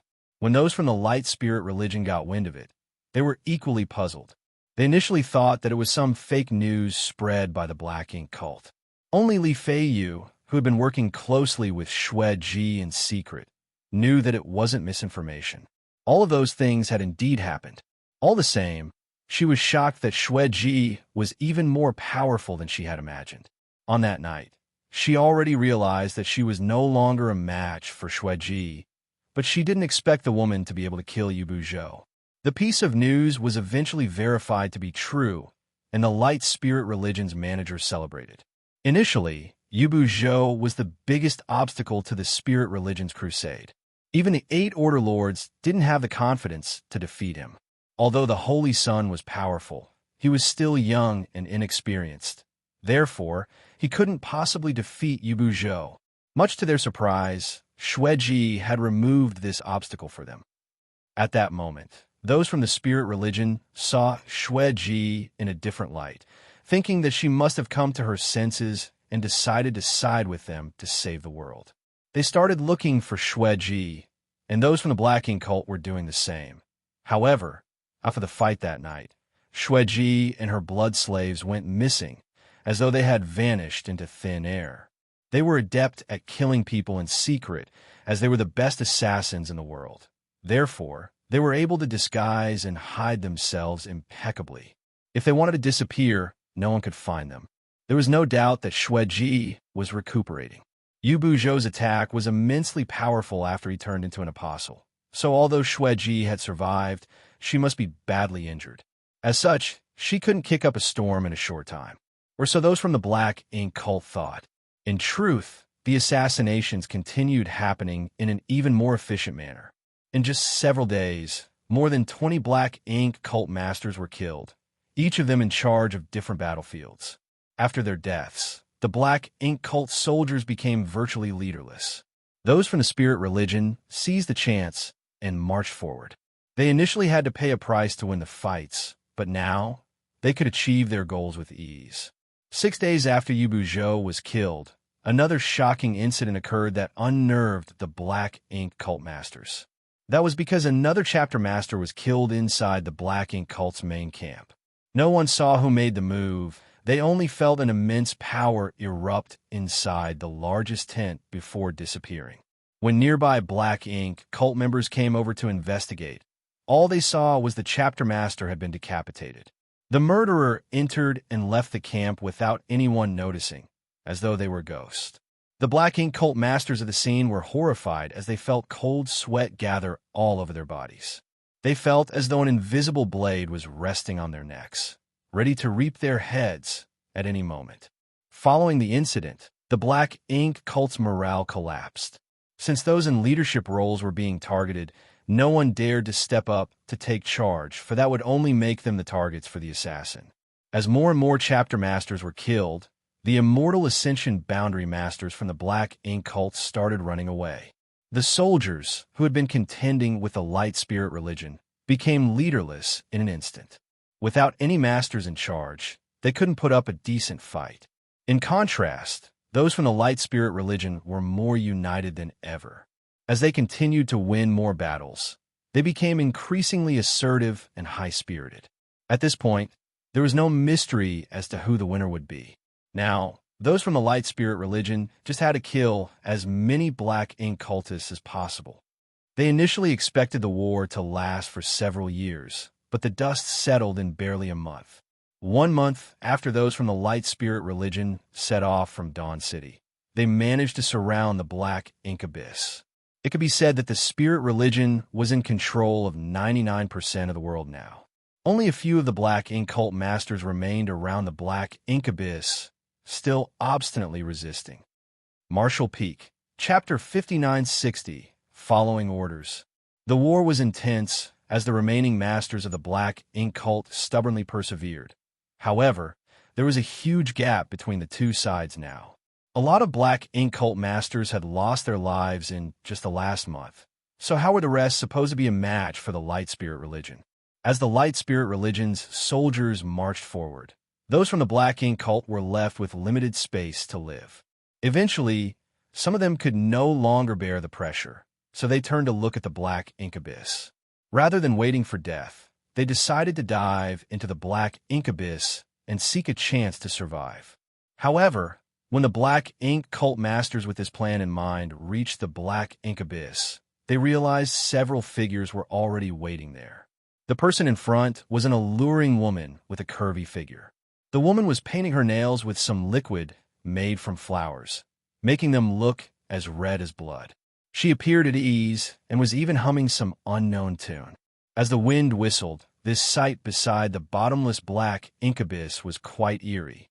"Xueji," someone exclaimed. The person blocking their way was none other than the Night Chapter Master, Xueji, who had been missing for quite a while.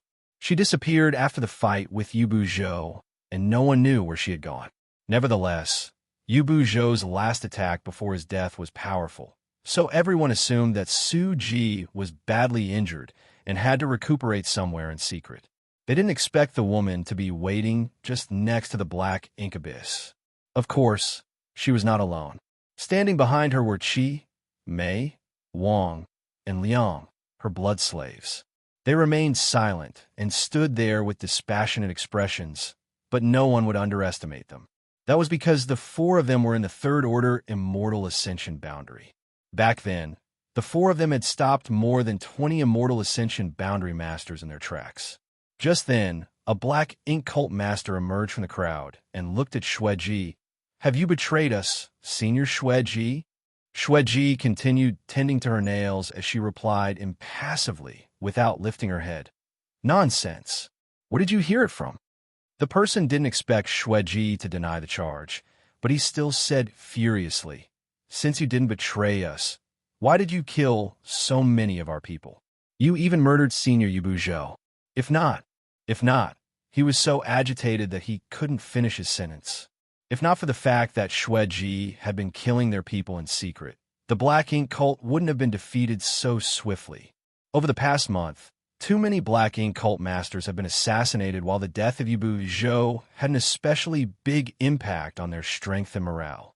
Well, when Xueji was done with her manicure, she spread her fingers and had a look. Nevertheless, she didn't seem satisfied as she said with a frown, "I'm just following orders." "What do you mean?" All of them were shocked. Xueji could be said to be the most powerful cultivator in the world now. So who could even give her orders? The woman swept a glance over them and instantly realized their intention. "I suggest that you don't try entering the Black Ink abyss." The person who spoke earlier furrowed his brow. "Are you here to stop all of us from entering the Black Ink abyss?" In response, Xueji nodded. "Why?" asked the person angrily. Those from the Light Spirit religion had surrounded the Black Ink abyss, so diving into the abyss was their only chance to survive. Much to their surprise, Xueji got in the way. "As I said, I'm just following orders," Xueji replied. Seeing that the woman repeated her words, the person asked grimly, "May I know who has been giving you orders, Senior?" Xueji shook her head. "There's no need for you to know." After interacting with that certain someone for a while, she came to realize that his existence was probably taboo in this world. Therefore, she felt it best to keep his existence a secret. "What if we insist on entering the Black Ink abyss?" Someone stepped forward just then. He was afraid of Xueji as well, but he believed they could still achieve their goal since they had many people on their side. Xueji took a look at him, and her figure seemed to blur the next moment. When her body solidified again, she raised her hands and glanced at her red nails. With a smile, she nodded and said, "This color really is the best." The smell of blood permeated the air. The crowd instantly realized that something was off, and when they turned to look at the person who spoke earlier, they saw him covering his chest with his hands. His face had turned pale as he staggered before collapsing to the ground. Blood spurted from his wound and dyed the ground red. A Second Order Immortal Ascension boundary master was killed just like that, with no one even seeing how Xueji made a move. "Go back now," Xueji muttered. Despite her calm and casual tone, all of them stepped back in horror. Even the two chapter masters present didn't dare to deal with her directly. After hesitating for a moment, The two chapter masters waved their hands and declared, "Let's go." They led the black ink cult masters back the way they came. Initially, they believed that diving into the black ink abyss would be a way out for them, but now it seemed that they had no choice but to try breaking through the light spirit religion siege. As Xueji watched the black ink cult masters leave, she stretched her back and looked down at the black ink abyss. Her master told her to stay there and stop anyone from entering the black ink abyss. Therefore, she had to execute his command no matter what. As for killing those people, she was too lazy to make a move, so she would just let the light spirit religion deal with them. She thought that she had done a good job so far, so she decided to ask her master for a reward when she saw him again. At that moment, she couldn't help licking her lip. The auras of the four blood slaves swayed slightly behind Xueji as she said dispassionately, "Go on." The four of them instantly charged forward and surrounded the dead black ink cult master before casting their secret techniques. Soon, a blood mist billowed from his corpse as the blood slaves devoured everything. In the past, Xueji wouldn't miss the blood essence of a second-order Immortal Ascension boundary master. After all, the more blood essence she refined, the more powerful she became. However, after getting several rewards from her master, she was no longer interested in the blood essence of ordinary cultivators. Now, her only wish was that her master would give her one drop of his true blood essence one day. The war intensified while the battle inside the black ink abyss commenced. After leaving Dawn City, Xianxia didn't head straight to the black ink abyss. Instead, he secretly killed many black ink cult masters to clear the obstacles for the light spirit religions campaign. He also found Xueji, who was recuperating, and he lent her a helping hand. If not for Xianxia's assistance, Xueji wouldn't have recovered in just a few days after she was struck by Yubu Zhou, who had turned into an apostle. This made the woman feel even more grateful towards Xianxia. Presently, Xianxia was running for his life at the bottom of the black ink abyss as the apostles came at him in all directions. He was still at the peak of the Immortal Ascension boundary. However, a warm stream was moving around in his entire figure as it melted away the shackles restricting him. This was the power given to him by Mu, and it could also be considered the essence of the world's will that could help shatter the Immortal Ascension boundary shackles and help the cultivator reach the next realm. Nevertheless, Xianxia couldn't use this power as he pleased, as it was only allowed in this place. That was because Mo had left behind Hidden Hand here. The source piece sealed in the profound source gate allowed the bottom of the black ink abyss to form a self-contained world. In this place, even though the apostles acquired powers that transcended the Immortal Ascension boundary, they wouldn't attract the hostility of the world's will. That was the reason the apostles had never left the black ink abyss. Although they had lost their sentience, they still had their instincts and knew that they would only be safe by staying in the black ink abyss.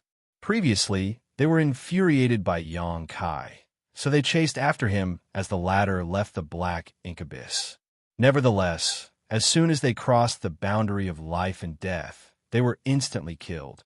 With so many apostles chasing after one, any ordinary Immortal Ascension boundary master would have been doomed.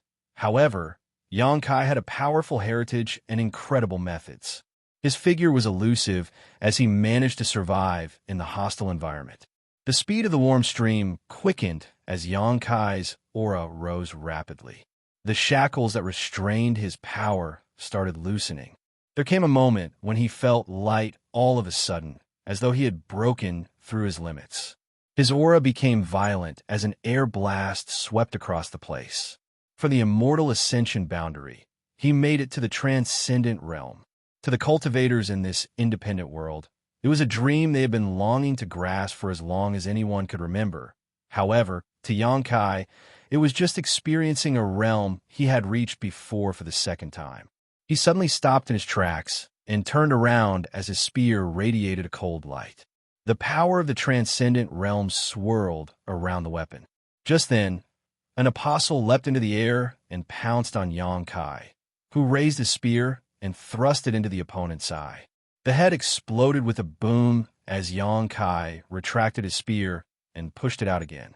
At that instant, his spear shadows swept across the abyss like a torrent. The apostles exploded in midair as their powerful auras dissipated one after another. With the foundation of a Ninth Order Open Heaven Realm Master, Xianxia could easily kill these apostles, who had lost their sentience, as long as they were in the same realm. Blood spread across the ground as black ink strength surged. Xianxia remained in the same spot as he repeatedly thrust and retracted his spear. Soon, he was surrounded by many carcasses. Over the years, countless apostles were created in the black ink abyss. If no one killed them, their number would continue to increase as time passed. Nevertheless, they were now being killed off by Xianxia using his spear. The spear soon broke in half. It was a weapon Xianxia took from a black ink cult master, so it naturally couldn't bear such an intense fight for long. Despite having no weapon, Xianxia still had his fists. Although his dragon vein had been suppressed, the power he could access increased after he ascended to the Transcendent realm. More and more apostles collapsed to the ground. There came a moment when Xianxia stood above a mountain of carcasses with no more living creatures around him. He shook the blood off his hands and stepped down from the mountain of corpses. It was dead silent in the depths of the black ink abyss, with no more apostles around to growl and howl. Xianxia identified the appropriate direction and headed straight towards the profound source gate. In the meantime, the war above had come to an end. Those from the light spirit religion had surrounded the entire area, and given the difference between their powers, those from the black ink cult were helpless to counterattack, as they were quickly killed off. Everyone cheered for the Holy Sun and chanted his name. At that moment, his reputation reached an unprecedented level. The citizens of the primordial world had been oppressed and tortured by the black ink cult for a long time, and while the spirit religion had been fighting them for many years, they hadn't been able to destroy them. Nevertheless, 1 month after the Holy Sun was made known to the public, he led the spirit religion to destroy the greatest evil in the world, just as what was described in the prophecy. The Holy Sun was indeed incredible. Martial Peak, Chapter 5961, Profound Source Gate. The young Holy Sun didn't know what to do. After Sikong, Nan brought him back to the spirit religion. He started cultivating in secret and didn't come into contact with the outside world for 10 years. The moment he was made known to the public, he had to lead the light spirit religion's soldiers to launch the final battle against the black ink cult, just like the Savior described in the prophecy. It could be said that he was still puzzled as to what was going on, but it didn't stop him from enjoying the victory after an intense battle. As everyone looked at him, he raised his hand and balled up a fist. In an instant, all of them stopped cheering and stared fixedly at him. He then shouted, "May the light prevail." After a moment of silence, the crowd cheered even louder. Standing in front of them, the Saintess and Li Fei Yu exchanged glances and smiled. Initially, they decided to make the fake Holy Sun known to the public so that the light spirit religion would have a reason to launch a war. After coming into contact with him, though, they realized he was a pure-hearted and kind person. Such a person, coupled with his military achievements, was good enough to be the Holy Sun. Certainly, the real Holy Sun, who had been taking action in secret, wouldn't mind it. Holy Sun, the Thunder Order Lord, Yu Daoqi, stepped forward. Although we've killed most of the Black Ink cult members, some remaining ones are in front of the Black Ink abyss. Please go over and have a look to determine their life or death. The Holy Sun asked curiously, "Are some of the Black Ink cult members still alive?" Yu Daoqi replied, "They're the Night Chapter Master Xueji and her 4 blood slaves." "It's her." The Holy Sun nodded gently. "Certainly, I have to meet her. I heard that she had assassinated many Black Ink cult masters, including Yibu Zhou. If not for her help, we wouldn't have been able to win the war so easily."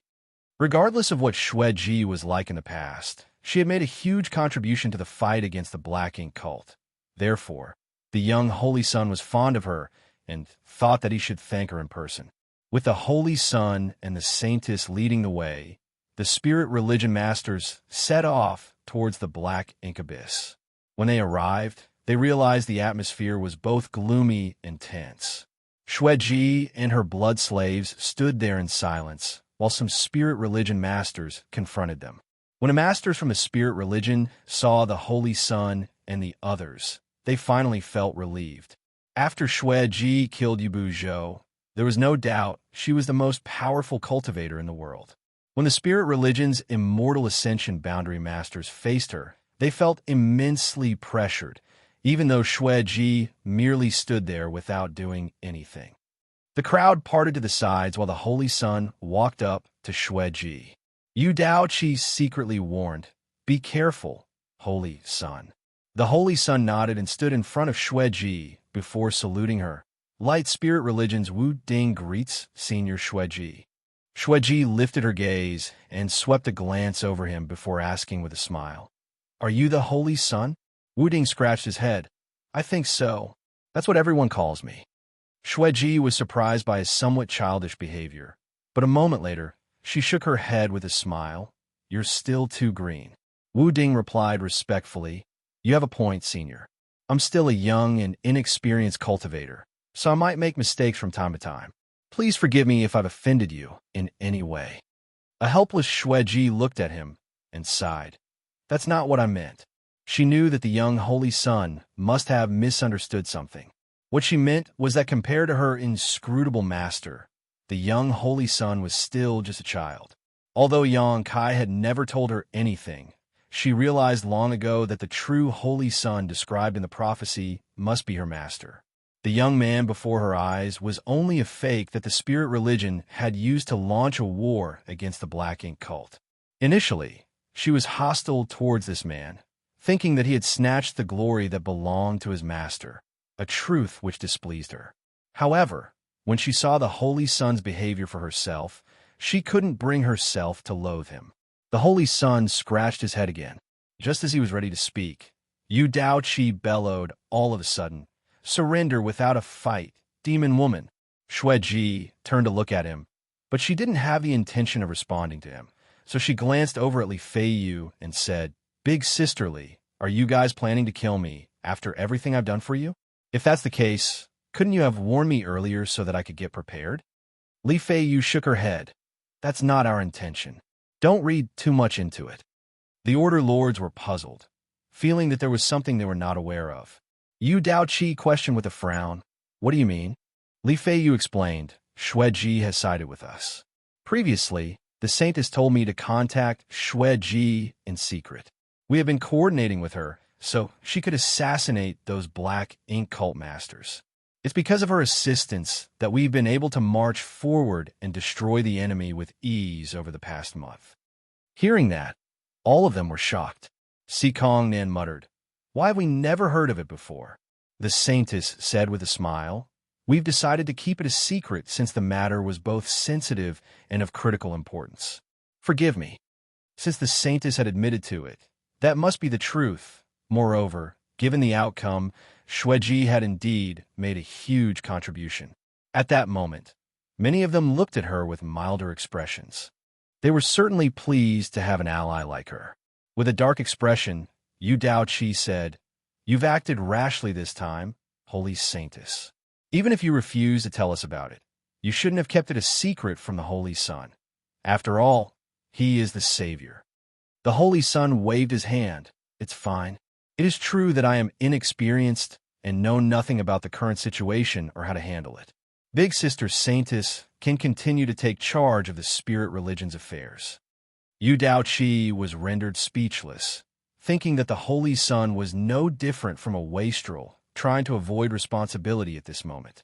After a moment of silence, he followed up, "In that case, you'd better leave now. You're the Knight Chapter Master from the Black Ink cult. Although you've helped us a lot, we can't accept you." Xueji replied with a smile, "I've never intended to join your religion." Yu Daoqi appeared perplexed. "Since you don't want to join us, why did you betray the Black Ink cult?" A sense of longing appeared on Xueji's face as she replied, "Because I found a higher goal to pursue." All of them were astounded, thinking that the woman might have misspoken. It was inconceivable that a powerful woman like her had found a higher goal to pursue.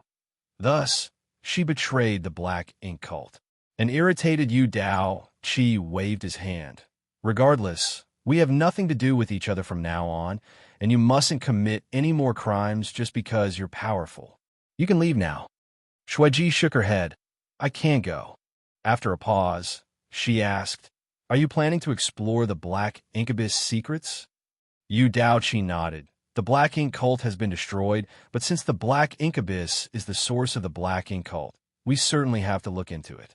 We have to suppress and seal this place so that the Black Ink cult will never return. The Order Lords nodded, as it was indeed their plan. Xueji said, You should wait here then. Someone told me to stay here and make sure no one enters the Black Incubus. Yu Daoqi snapped. Xueji, we are magnanimous enough to let you go since you've helped us a lot, but don't reach for a yard after we've given you an inch. Xueji smiled charmingly. I have my orders. If you want to enter the Black Incubus, you must kill me first. At that moment, the Saintess appeared agitated and asked, Is he inside the Black Incubus? Obviously, she knew who Xueji was referring to. It's no wonder I've never heard any news from him since the war started. He entered the Black Incubus. In response, Xueji nodded gently. With a solemn expression, the Saintess asked, Did he say anything else? Xueji replied, He said the bottom of the Black Incubus is extremely dangerous. I initially wanted to accompany and assist him, but he said I would only die meaninglessly if I followed him. Therefore, he ordered me to stay here and make sure no one else could get near the Black Incubus. Upon hearing that, the Saintess nodded. The masters from the spirit religion were puzzled, while Si Kong Nan felt even greater pressure on his hunched back as he asked, Holy Saintess, is there something else we're not aware of? After they defeated the Black Ink cult and took charge of the entire world, they were ecstatic. However, it wasn't until this moment that they realized many things had happened in the background without them noticing. The Saintess had no idea how to explain it to them, so she could only say, I'm not at liberty to discuss this further. Since it's that person's order, we'd better wait here. What do you say, Holy Sun? The Holy Sun nodded repeatedly. You have a point, big sister Saintess. A furious Yu Daoqi glared at the young Holy Sun. He wanted to tell the young man not to be easily fooled by a woman's beauty, for that would be dangerous. All the apostles had been killed at the bottom of the Black Incubus as Xianxia walked towards the profound source gate. Soon, he arrived at his destination. It was a mysterious-looking gate that stood in an empty space. The door was carved with intricate patterns, and every one of them seemed to be the essence of numerous grand daos. As Xianxia looked at the door, he suddenly realized something. The door wasn't something the humans could create. It was a precious treasure born alongside the universe. The primordial light and primordial darkness were born from this gate. The door wasn't tightly closed, but behind it, there seemed to be a dark power that was ready to burst out through the gaps at any moment. It was Mo's source. Since its source had been suppressed and sealed behind the profound source gate, it couldn't break free. However, the energy it released affected the entire Black Incubus and gave birth to the Black Ink cult.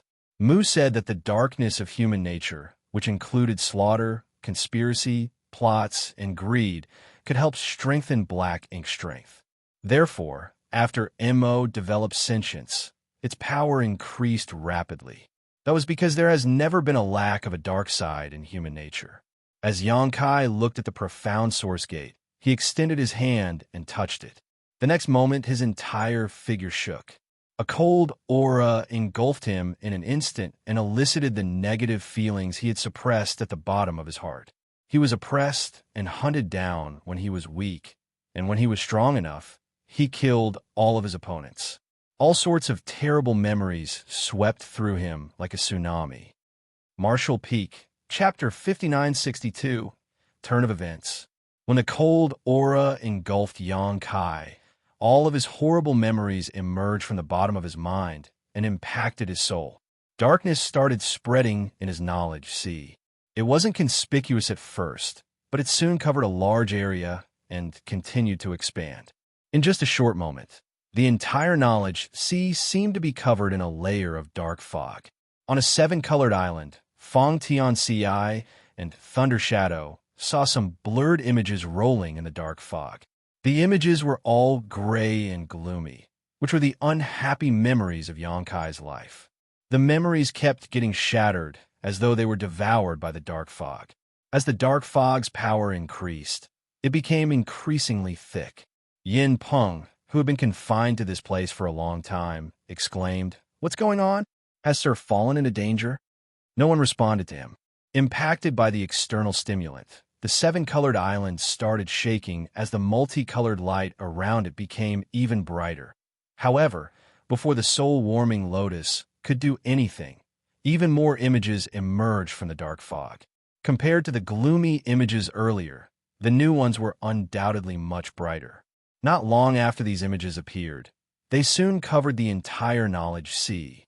The light from these countless images penetrated the shackles of the darkness. After that, these images shattered and dissolved into the darkness. Following the integration of these bright images, the black fog quickly became thinner. In just a moment, it abruptly disappeared, just like how it appeared all of a sudden earlier. Compared to the setbacks in Xianxia's life, he had gone through far more happy experiences. When he was a young child, his parents would always take care of him. When he ventured into the outside world, he made many friends, and they gave him warmth. Moreover, his wives were still waiting for his return. No one was perfect. Everyone carried darkness in their heart, but there was also light. If they couldn't look straight at the darkness, how were they supposed to embrace the bright side? Only irresolute people will be devoured by their dark side. Xianxia's gaze was clear as he stood in front of the profound source gate and circulated his power, infusing it into the gate to refine it. At the same time, he was secretly shocked. Mu had divided Mo's source into 3,000 pieces and sealed them in 3,000 different universe worlds. In other words, the one before his eyes was only one of the 3,000 pieces. Moreover, it had been suppressed and sealed behind the profound source gate, so the energy it could release was insignificant. Nevertheless, this weak energy was enough to stimulate the dark side in his heart. Given his heritage as a Ninth-Order Master, Xianxia could quickly shake off such influence. However, the strongest cultivators in this world were only in the immortal ascension boundary. Once they were affected, none of them could regain their senses. Mu was right to say that unless she could take charge of the profound source gate, the birth of the Black Ink cult was inevitable. Nonetheless, little 11th was by her side, so she couldn't go near the profound source gate. Otherwise, even a faint bit of source strength leaking out would have a huge impact on little 11th. It would very likely integrate into his body, possibly even awakening him. Xianxia slowly activated his power, and patterns started lighting up around his palm and spread across the entire gate. It seemed that it wasn't difficult to refine this treasure. As he looked at the gate's transformation, Xianxia realized that when all the patterns and symbols on the gate lit up, he would successfully refine it. The source behind the gate seemed to have detected something as it became violent all of a sudden. It started activating its power from the mysterious space behind the gate and kept crashing against it. Booming sounds were continuously heard. At the same time, a mysterious power started spreading through the gap in the gate. As expected, Mo had indeed left behind a hidden hand. Xianxia was glad that he accepted Mu's advice and waited until the light spirit religion destroyed the Black Ink cult before he took action. Otherwise, an accident might have occurred. After a month of war, the Black Ink cult had been destroyed, but there were still some survivors. When some Black Ink cult masters realized that defeat was inevitable, they hurriedly hid somewhere to keep themselves safe. However, the moment the source strength behind the gate activated, the Black Ink cult masters who had been hiding in different parts of the primordial world seemed to have received some irresistible calling as they stepped out of their hiding places and dashed towards the Black Ink abyss as quickly as they could, Black Ink strength billowing from their figures. While on their way, the Black Ink strength around them thickened and allowed them to break through their limits, thus reaching higher realms. Nevertheless, there was a huge price to pay for such an unusual increase in power. Many Black Ink cult masters exploded while on their way, while those who survived saw their figures going through an irreversible transformation. In the meantime, the Light Spirit religion's soldiers broke into a commotion as well. When the disturbance was heard, the spirit religion's leaders were still confronting Xueji beside the black ink abyss. "What happened?"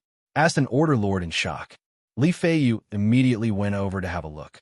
As the Fire Order Lord, she was responsible for collecting information. Soon, she figured out what was going on. She returned and explained, "Some of the spirit religion members who have been affected by black ink strength have gone mad for some reason. Black ink strength has changed their nature, and they're now determined to enter the black ink abyss." It was a well-known fact that the black ink cult had planted some moles in the spirit religion. This was inevitable. After all, black ink strength was too strange, so it was difficult for anyone to put up their guard against it at all times. Moreover, in the past month, many spirit religion members had been contaminated by black ink strength.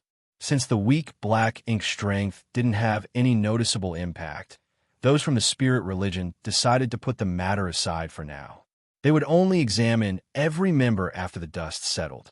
Much to their surprise, those disciples who had been affected by black ink strength were now transforming into entirely different people now. The cultivators, who were engulfed in black ink strength, madly charged towards the black ink abyss, causing a great upheaval. Li Feiyu could not help but turn to look at the black ink abyss. Just now, Xueji said that a certain someone was inside the black ink abyss, which was where the black ink cult originated from. Could the turn of events have something to do with that person? Had he done something at the bottom of the black ink abyss that caused all this disturbance? As Li Feiyu looked in the abyss direction, she was startled for a moment before she asked, "Where's Xueji?" Xueji, who stood in front of the black ink abyss earlier, was nowhere to be seen. With a solemn expression, the saintess replied, "Her 4 blood slaves have been badly affected by the black ink strength as well, so they plunged into the black ink abyss." Xueji chased after them. Hearing that, Li Feiyu was astounded. "Yu Dao Qi said grimly, it seems that all those who have been affected by black ink strength, regardless of whether their temperaments have been changed before, are doomed this time. Xueji and her blood slaves were from the black ink cult, so they naturally had come into contact with black ink strength before. They had also cultivated in the black ink abyss in the past. The turn of events affected all those who had been corrupted by black ink strength. Therefore, Xueji and her blood slaves were not spared." Sikong then turned to look at the black ink abyss and said meditatively, "Something must have happened at the bottom." Then, he shifted his attention to the saintess. "Holy saintess, you just said someone is in the black ink abyss. Who is that person?" That was something the spirit religion masters were curious about. The bottom of the black ink abyss had always been a restricted area. Even those from a black ink cult had no idea what the bottom looked like, which went to show it was a dangerous place. Could anyone actually reach the bottom while maintaining their original nature? If they could find out who the person down there was, they would probably have an idea of what happened. "Stop asking any further, Order Lord Sikong. I can't explain it to you at this point." The saintess shook her head. Yu Dao Qi couldn't help but bellow, "Why are you still hiding it from us now, Holy Saintess? Given the current situation, regardless of who the person is, he can't possibly save himself." The saintess still shook her head and remained silent. Although she wasn't familiar with Yang Kai, she trusted the first-generation saintess unconditionally. Even if the turn of events was caused by Yang Kai, he must be able to survive. Just as Yu Dao Qi was about to say something, his expression changed all of a sudden as he turned to look at the depths of the black ink abyss where a powerful aura was rising rapidly. The next moment, a red figure shot up and landed on the spot where she stood earlier. She was none other than Xueji, who dove into the black ink abyss to pursue her blood slaves. Presently, she looked battered with wounds all over her body. It was apparent that she had gotten into an intense fight earlier, but her aura remained quite intimidating. After she landed on the ground, she shot Yu Dao Qi a look and said impassively, "My master is more powerful than you think. If you dare spout nonsense again, I'll kill you first." In an instant, Yu Dao Qi's expression turned gloomy. He was a peak Immortal Ascension boundary master and an Order Lord. Before today, even though there were countless masters in the world, no one could speak so casually about killing him. He had even exchanged moves with Yu Buzhou before, and although he was defeated, he still managed to escape with his life. However, since it was Xueji who threatened him now, he didn't have the guts to refute her. If he offended this crazy woman, he didn't have the confidence to flee from her and survive. Xueji had returned to this place with an even more intimidating aura than before. They were so astonished that they were oblivious to the shocking information she revealed in her words. Li Fei Yu asked in shock, "Why are you all right?" Xueji couldn't help but roll her eyes. "What could happen to me? Everyone corrupted by black ink strength has lost their sanity. Why are you still safe?" Upon hearing that, Xueji finally came to her senses. She looked at her hands and felt the power within her. When she realized what happened, she said with a smile, "That's why I said my master is more powerful than you think." When the sudden change occurred, her blood slaves were instantly affected as they turned around and charged towards the black ink abyss. Realizing that something was off, Xueji hurriedly pursued them. Upon confirming that her blood slaves were going to hurt Yang Kai, she quickly decided to kill them, despite having spent years nurturing them before she returned. Usually, even though she could kill 4 third-order Immortal Ascension Realm Masters, she would have to pay a huge price. Nevertheless, she was the one who nurtured the blood slaves. After all, she had planted a restriction in every one of them. Also, the blood slaves could no longer perform their strongest combined attack techniques after losing their sanity. As such, even though it took Xueji some effort, she still managed to kill them all. Martial Peak, Chapter 5963, If we are destined to meet again, we will. When Xueji killed the blood slaves, she didn't read too much into it. It wasn't until she heard Li Fei Yu's words that she realized something bigger was going on. Everyone who had been corrupted by black ink strength, regardless of whether their temperament had been contorted before, was doomed this time. The bottom of the black ink abyss seemed to be deathly attractive to them as they charged towards it, no matter the cost. The blood slaves were the best examples. All 4 blood slaves had been completely loyal to Xueji, and she had even planted a restriction on each of them to ensure that. Still, they betrayed her without hesitation just now. However, there didn't seem to be anything wrong with her. She could feel that some black ink strength remained in her body, probably what she had previously refined in the black ink abyss. Nevertheless, the black ink strength seemed to have been suppressed by some different power, so it didn't have any impact on her. That power that suppressed the black ink strength was coming from her blood. It could only be the power she derived from her master's blood. While they spoke, the disturbance among the spirit religion's soldiers intensified. More and more beast-like growls were heard. The cultivators, whose temperaments had been corrupted by black ink strength, lost their sanity and turned into black ink disciples. Despite his age, the young holy son showcased his resoluteness as he ordered, "Order lords, please return and form a defense line. We can't let those who have been affected by black ink strength enter the black ink abyss, no matter what." He had no idea who the person that the saintess had mentioned was, nor did he know what that person had done at the bottom of the black ink abyss. However, he knew what he was supposed to do now. Following his order, the Order Lords came to their senses while the saintess looked approvingly at the Holy Son, who appeared pleased with this acknowledgement. You doubt she looked coldly at him and thought that young men could be easily fooled by beautiful women. They had no idea that power was the best thing in the world. Despite being exasperated, he dashed forward and gathered his subordinates together as per the Holy Son's request. The other Order Lords started taking action as well, and soon a war broke out. Following a month of the war, many people from the spirit religion had been corrupted by black ink strength. They were initially comrades, but they had to kill each other now. Many people didn't have the heart to do it, but the black ink disciples held nothing back. Since they were determined to enter the black ink abyss, they would do their best to remove any obstacles in their way. Upon realizing that these black ink disciples couldn't be saved, those from the spirit religion no longer held back. Everyone fell into a frenzy, and soon the disturbance subsided. Just as they thought the turmoil was coming to an end, masters that were engulfed in black ink strength charged towards them from all directions. They were the black ink cult masters who had been hiding in different places. After they received the calling from the source strength in the black ink abyss, they came forward and revealed themselves. An even more intense war broke out.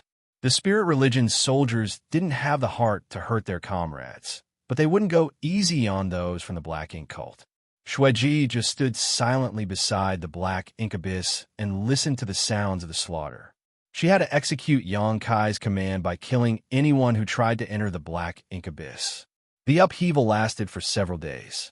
It wasn't until the last batch of black ink cultists were killed that peace was restored. No one cheered or felt happy this time. The spirit religion's soldiers were exhausted as they lay on the ground, and as they looked at the corpses of their slain comrades, they felt sorrowful. The spirit religion masters gathered in front of the black ink abyss again, with Yu Daoqi in front of everyone. The Order Lords mounted pressure on Xueji. The sudden turn of events made them realize the importance of the black ink abyss. They had to find out what was hidden at the bottom of the abyss. Only by doing so could they prevent the same thing from happening again.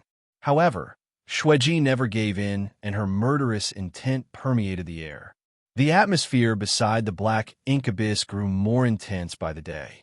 The stalemate lasted for a while, but just as hostilities were about to break out, Xueji appeared joyful all of a sudden and looked down at the black ink abyss. At the same time, all of them could feel an aura rising rapidly from the depths of the black ink abyss. What surprised them was that the power of the aura even surpassed that of Xueji. The next moment, a figure landed in front of Xueji, who went over and greeted the man. "Master." Xianxia nodded and gave her an approving look, but he raised his hand to stop her from approaching him. Presently, the space around him had been contorted as a repulsive force surrounded him. There seemed to be a mysterious power that was trying to destroy him. "It's you." All the Order Lords were flabbergasted. All of them had seen Xianxia before. When he entered the city, all the citizens went over to welcome him. He had the people's support and the blessing of the world's will. At that time, they regarded him as a fake holy son. Back then, in the ancient grounds, he couldn't pass the test left behind by the first-generation Saintess and had been corrupted by black ink strength. As such, 3 Order Lords joined forces and killed him, after which Li Feiyu dealt with his corpse. No one had expected that not only was this guy alive, but he had also dived into the depths of the black ink abyss. As the Order Lords recalled what the Saintess and Xueji had said, they couldn't help but take a look at the Saintess. They seemed to have realized something. If anyone else had emerged from the depths of the abyss at this point, these spirit religion masters wouldn't have let him off. After all, they had no idea whether this guy had been affected by black ink strength. However, at that moment, Xianxia's aura was so terrifying that no one had the guts to say anything. "What's happening, Master?" Xueji's face paled. As she looked at the contorted space around Xianxia and felt its destructive aura, she realized something was off. Xianxia flashed a smile at her. "Every world has its limits. The limit of this world is the immortal ascension boundary. If anyone's power exceeds this limit, they will be repelled by this world itself." Xueji was surprised as she realized what the man meant. "Master, do you mean you've reached the realm above the immortal ascension boundary?" Xianxia replied with a smile. "There is no end to the martial Tao. To true masters, the realm above the immortal ascension boundary is just the starting point." Then he turned to look at the Saintess. "I've settled all the problems at the bottom of the black ink abyss. However, some black ink strength remains. It would be best if you arrange some arrays here to prevent anyone from coveting that black ink strength." The Saintess nodded. "Don't worry, sir. I will handle everything." Following that, Xianxia looked in Dawn City's direction and put on a smile. "I have to leave." A flustered Xueji asked, "Where are you going, Master? Please bring me with you." Xianxia's words had a significant impact on her. She was originally from the Black Ink cult, and only sided with Xianxia after the latter subdued her. Now that the entire Black Ink cult had been destroyed, though, and all the Black Ink cult masters who had been hiding in different parts of the world had come out and been killed, it could be said that she was the only one in the world who still had some of the Black Ink cult's traces. The Black Ink cult had become history in this independent world, and there wouldn't be any remnants of their presence just a few hundred years later. Therefore, she didn't want to stay here on her own. As long as she could follow Xianxia, she was willing to serve him. Xianxia shook his head. I have a mission to complete, so I can't bring you with me. Xueji's expression instantly dimmed as she pouted and fell silent. She looked like a young girl who had just been abandoned. Xianxia smiled helplessly. All right, I'll give you a task. Xueji immediately appeared elated. Anything, master. With a solemn expression, Xianxia said, stand guard here and kill anyone who tries to enter the black ink abyss. Xueji replied seriously, yes, master. The next moment, she put on a cheeky smile. Since I've taken on this task, do I get a reward? Xianxia shot her a glare before flicking his fingers, after which a drop of golden blood shot toward her. Xueji's eyes brightened in an instant as she quickly gulped it down. She could tell that this blood droplet was very different from the ones given by Xianxia in the past. It was a drop of his blood essence. Xianxia then spoke to her in secret. I've left behind a restriction, so you'd better not be impatient when you refine it. Otherwise, you'll explode. Hearing that, Xueji nodded repeatedly. The repulsion of the worlds was increasingly conspicuous, and the destructive storm around Xianxia made everyone's face turn pale. All the masters at the scene didn't have the confidence to survive in such a storm, but Xianxia remained calm and collected, which showed how formidable he was. Realizing something, Xueji hurriedly asked, will I see you again, master? Xianxia looked at her and replied, if we are destined to meet again, we will. The next moment, a clap of thunder was heard, and Xianxia turned into a ray of light that shot into the sky. The masters watched as a crack appeared in the sky. The ray of light shot into the crack and disappeared. The destructive aura also disappeared at the same time, as though it had never been there. As the crack closed, the area beside the black ink abyss fell silent. All of them were covered in cold sweat, and as they recalled Xianxia's words, they were astonished. It was the young holy son who broke the silence by asking, so, was he the savior described in the prophecy? Although he was young and inexperienced, he wasn't a fool. When he saw Xianxia earlier, he realized something. Am I the fake holy son? He pointed at his nose.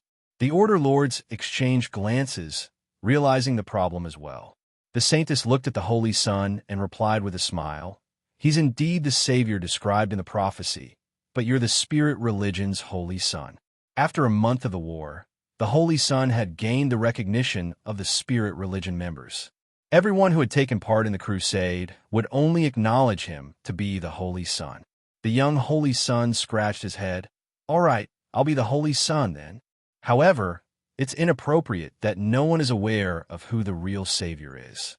The Saintess suggested, you can slowly spread his contributions in the future so that the members will understand that he had made a move in secret and saved this world.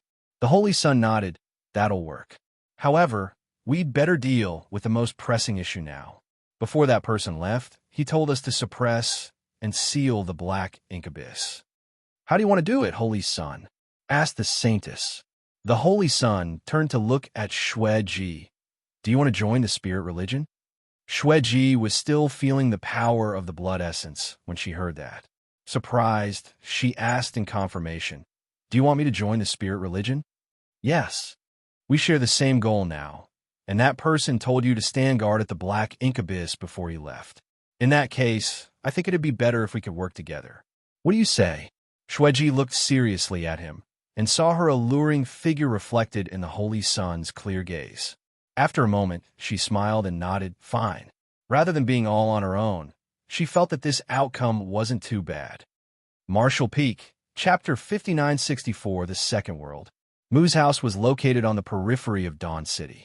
When the worlds started repelling Xianxia and the worlds will formed a destructive storm, Mu detected something and looked in the black ink abyss direction. Has he succeeded? It was quicker than she had expected. It seemed that her several million years of waiting were worth it, for Xianxia might be able to achieve the goal she had left behind. Presently, little 11th was asleep on her lap, as though having a nightmare. He had been trembling for a while as a myriad of expressions came over him. Sometimes he was full of murderous intent, and sometimes he appeared furious. His figure was already soaked in sweat. Just then, a clap of thunder sounded.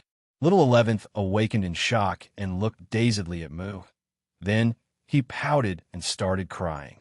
"Did you have a nightmare?" Mu asked softly. Little 11th nodded repeatedly. "In the dream, I saw you abandoning me, and you were getting further away from me." Mu placated him with a smile. "It's just a dream." Little 11th sniffled and snuggled up to Mu.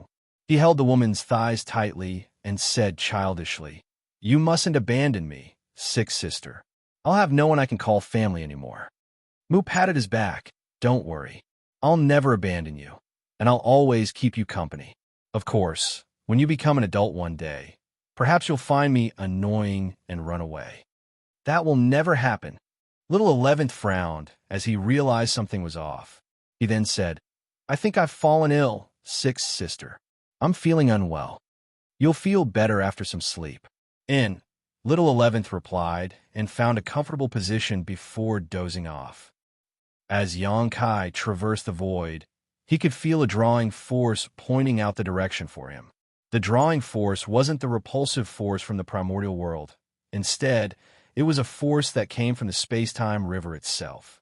He instantly realized that it was something left behind by Mu.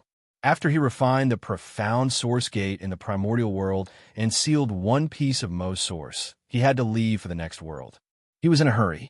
Undoubtedly, Mu's space-time river was powerful, and the flow of time in these universe worlds was different from that of the outside world. However, the longer he stayed here, the more likely an accident would happen outside. "It seems I have to hurry up." Then, he emptied his mind and soon found a closed door in his knowledge sea. It was the profound source gate that he had refined at the bottom of the black ink abyss. He didn't expect the gate to enter his knowledge sea after he refined it. However, after giving it some thought, he realized it wasn't surprising that he could keep it in his knowledge sea. The profound source gate was a treasure born alongside the heavens and earth, after all.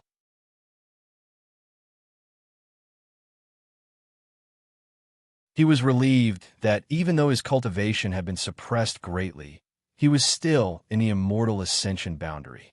Hurriedly, he circulated his power and stabilized himself mid-air. As he looked around, he realized it was a barren land with no one around. Moreover, he found the world strange as it was filled with a primitive aura. He felt as if he had barged into the river of time and returned to an ancient era. "Wu Kuang, can you detect Mu's whereabouts?" Xianxia asked. Previously in the primordial world, it was thanks to Wu Kuang that they managed to find Mu. Although he was only a thread of consciousness, Wu Kuang was still connected to his true body. Furthermore, he was in charge of the primordial heavens source grand restriction where the space-time river was hidden. Therefore, if Mu wanted to give them any directives, she had to do it through Wu Kuang. However, the moment Xianxia finished his words, he arched his brow, for he had already detected something. He turned to look in a particular direction and put on a helpless smile. "I guess I've been overly worried." Since Mu wanted Xianxia to move around different universe worlds to suppress and seal Mu's source pieces, she was naturally well prepared. In the primordial world, Mu must have left a mark on him. Therefore, the moment he arrived in this world, he immediately detected something in a particular direction. It must be over there. He then charged towards that place. In the meantime, a figure was seated with her legs crossed in the wilderness. She had been waiting there for countless years, and she had no idea how much longer she would have to wait. She wasn't even certain if all the waiting would matter. All the same, even though innumerable years had passed, she had never forgotten about her goal. She was located in a mountain valley that was surrounded by 8 mountains. All these mountains were magnificent and connected. In the mountain valley, there was an abstruse grand array. In the middle of the grand array, there was a dark rock that exuded an evil aura. The grand array, and even the mountains themselves, seemed to be suppressing the dark rock. With the help of the mountain range and the grand array, this place was where the entire universe world's power was gathered. Unlike Mu and Dawn City, this woman was undoubtedly more haggard, as though she hadn't gotten any rest for a very long time. The moment Xianxia barged into this independent world, she opened her eyes and lifted her sword from her lap. The weapon then turned into a ray of light and shot off into the distance. Following that, a beastly growl was heard from behind her. A huge, ancient beast collapsed to the ground, and its blood dyed the ground red. The mountain valley was covered with huge skeletons, and every one of them belonged to an ancient beast. After so many years, she had lost count of how many ancient beasts she had killed. The sword returned and quietly landed in front of her without a drop of blood on it. Then, she slowly turned to look in a different direction. Her figure was stiff, as though she hadn't moved like this for a long time. This simple movement represented several 100,000 years of waiting. She put on a smile, for she could feel that all the waiting was finally worth it. In the distance, a figure was rushing towards her. The figure had a bit of her aura on him. It was thanks to the resonance between the shadows which allowed the newcomer to identify the direction he should head towards. He landed on the ground and exchanged glances with the woman. As Xianxia looked at how haggard the shadow appeared, he couldn't help feeling heartbroken. Feeling a lump in his throat, he was unable to speak for a moment. A while later, he saluted the woman and said, "Junior Xianxia greets Senior." Mu replied with a smile, "No need for formalities. You must have met me before." In response, Xianxia nodded. Mu went on to say, "Then, you should know why you're here." While Xianxia looked at the dark rock, Mu continued, "There are no humans in this world, only some ancient beasts that roam around. As such, you don't have to deal with any schemes or plots. Just move the dark rock away and use the profound source gate to suppress it." In the primordial world, it took Xianxia a lot of effort to refine the profound source gate and suppress Mo's source piece. So much to his surprise, his task in this independent world was rather simple. As though seeing through his thoughts, Mu explained with a smile, "Every universe world is different. Perhaps you'll come across similar situations again, but there will also be times when you have to work hard to achieve your goals. Go ahead, I've been waiting for far too long." "Yes," Xianxia replied respectfully. He knew that the task was simple because of Mu's efforts. He walked up to the dark rock and pushed it away. There was a dark pit on the ground, and the howls of wind could be heard coming from it. Following that, a cold aura was approaching rapidly, as though it was coming from the depths beneath the ground. Xianxia raised his hands before pressing them down at the pit and shouting, "Open!" A mysterious gate appeared above the pit, and with an injection of Xianxia's strength, a portal opened up. Martial Peak, Chapter 5965, see you soon. A horrifying power was felt surging inside the pit. The howls of wind were like its growls as it kept crashing into the profound source gate. The source piece, which had been suppressed and sealed here for a long time, must have realized that something was off, so it was trying to resist. Nevertheless, its efforts were futile. If it was the complete source, the gate wouldn't have been a threat to it, but it was only a small piece. The profound source gate's suppressive power spread. At the same time, a powerful drawing force was felt coming from behind the gate. After the source piece was lured out, it lost the power to resist and disappeared into the gap. The gate closed once again, after which Xianxia kept it inside his knowledge sea. This time, it didn't take him much effort to suppress and seal Mo's source piece, but he knew it was all thanks to Mu. Just by looking at the skeletons in the valley, he knew that the woman must have waited here for countless years and killed all the ancient beasts that coveted black ink strength. If not for Mu's efforts, Xianxia would have been attacked by ancient beasts corrupted by black ink strength the moment he arrived in this world, making his situation quite perilous. As Mu watched the source getting sealed, she finally appeared relieved. She got her feet slowly. As Xianxia looked at her in puzzlement, she extended her hand and pressed it against the man's chest. After their eyes met, Mu said, "I've completed my task, so I'll leave the rest to you, Junior. The human race's future hinges on you, so you must do your best to not fail this mission." As she spoke, her figure faded rapidly. It was as though she was about to disappear from this world. As that happened, Xianxia could feel a warm stream entering his body through the woman's palm. "Senior," with a conflicted expression, Xianxia had no idea what to say. "This is the price I have to pay for sending you away," Mu replied with a smile. Gradually, her figure was gone. As her power engulfed Yang Kai, he shot into the sky and turned into a ray of light. A crack appeared in the sky just then. The ray of light passed through it and disappeared. The familiar drawing force appeared again and led Yang Kai to the next world. He pressed his hand against his chest as his emotions undulated in his heart. Unlike the primordial world, the second world was one where only ancient beasts existed. He didn't do much, as he only summoned the profound source gate and sealed Mo's source piece. Mu had cleared all the danger and obstacles for him. It was the result of countless years of perseverance. The entire time, Yang Kai had only briefly talked to Mu. There was no doubt she was a kind-hearted person. She devised this plan millions of years ago and let her shadows stay in different universe worlds to carry it out. She had been on her own all this time, waiting for a future that might not even come. In the end, she didn't even make any demands or requests.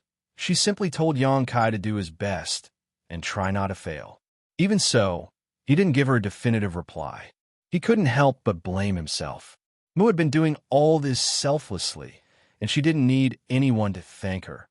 Nevertheless, Yang Kai could give her hope. While he was lost in his thoughts, the aura of the third world came right at his face. As usual, he followed the faint guidance and successfully found Mu, who had been waiting in a desolate place for countless years. Before Mu could say anything, Yang Kai muttered, "Senior, all the darkness will be dispelled by the light one day. The human race will have a bright future. All your contributions and efforts over the eons will be worth it." Mu stared fixedly at him with her mouth slightly open. With a confident expression, Yang Kai flashed a smile at her. Mu put on a smile as well. In just a short time, she understood everything and nodded, "Good." She turned around and pointed in a particular direction. "Mo's source piece is over there. Go ahead." "Yes." Yang Kai cupped his fist and strode towards the place. He soon sealed the source piece and returned. Mu walked up to him and pressed her hand against his chest before her figure faded. Yang Kai kept all the sorrow to himself and put on a bright smile. "I'll see you soon, Senior." At the last moment, Mu flashed a smile at him. "See you soon." The next instant, Yang Kai shot into the sky. As he moved around different universe worlds, he made use of the profound source gate's power and sealed the pieces of Mo's source. Every time Yang Kai arrived in a new world, he would immediately say the same thing to Mu, who would give him the same response. As they met and parted ways repeatedly, it was like a never-ending cycle. In general, things went smoothly. In most of the worlds, Mu had cleared all the obstacles for him, so he just had to find her shadow and summon the profound source gate to seal Mo's source piece. In truth, in the primordial world, if not for the fact that Mu had to keep little 11th by her side, she could have taken control of the profound source gate as well. However, due to little 11th, Mu in the primordial world couldn't go near the profound source gate. After all, Mo's source piece had been suppressed behind the gate. An accident might happen if little 11th approached the gate. Mo's source gave birth to the Black Ink cult. As such, Mu had to establish the light spirit religion to oppose it. In that independent world, there wasn't much help that Mu could provide in terms of aid. Moreover, the Black Ink cult had developed rapidly. As such, it took Yang Kai quite some effort before he settled everything in the primordial world. Nevertheless, things wouldn't always go smoothly. When Yang Kai entered the 60th universe world, he realized that something was off. The entire world was filled with Black Ink strength. All the living creatures in this world had been corrupted by Black Ink strength and turned into Black Ink disciples. When Yang Kai followed the guidance and found Mu, she was covered in blood while running for her life. This couldn't be helped, as everyone in that world was hunting her down. Yang Kai had no idea how long the situation had persisted, but when he found her, she was in a terrible state. After saving Mu from the Black Ink disciples, Yang Kai found a quiet place and stopped in his tracks. He asked, "What's going on, Senior?" Mu explained, something went wrong with the sealing location. Too much of Mo's source strength leaked out, and it has affected far too many beings. They shattered the seal and let Mo's source piece break free. Upon hearing her explanation, Xianxia finally realized why this world was filled with black ink strength. Mo's source piece had broken free from its shackles. The darkness in the humans of this world could no longer be hidden in front of black ink strength. Everyone in this world had been affected and turned into black ink disciples. "Do you know where the source piece is, Senior?" Xianxia asked. Realizing his intention, Mu shook her head. "There's no point looking for it. Since you started sealing Mo's source piece, speed is essential. Give up on this world and head to the next one." Saying so, she tried to get to her feet, but due to her injuries, she was unable to do so. Xianxia hurriedly squatted in front of her. Mu pressed her hand against his chest. They could hear the sounds of footsteps as many living creatures were rapidly approaching them.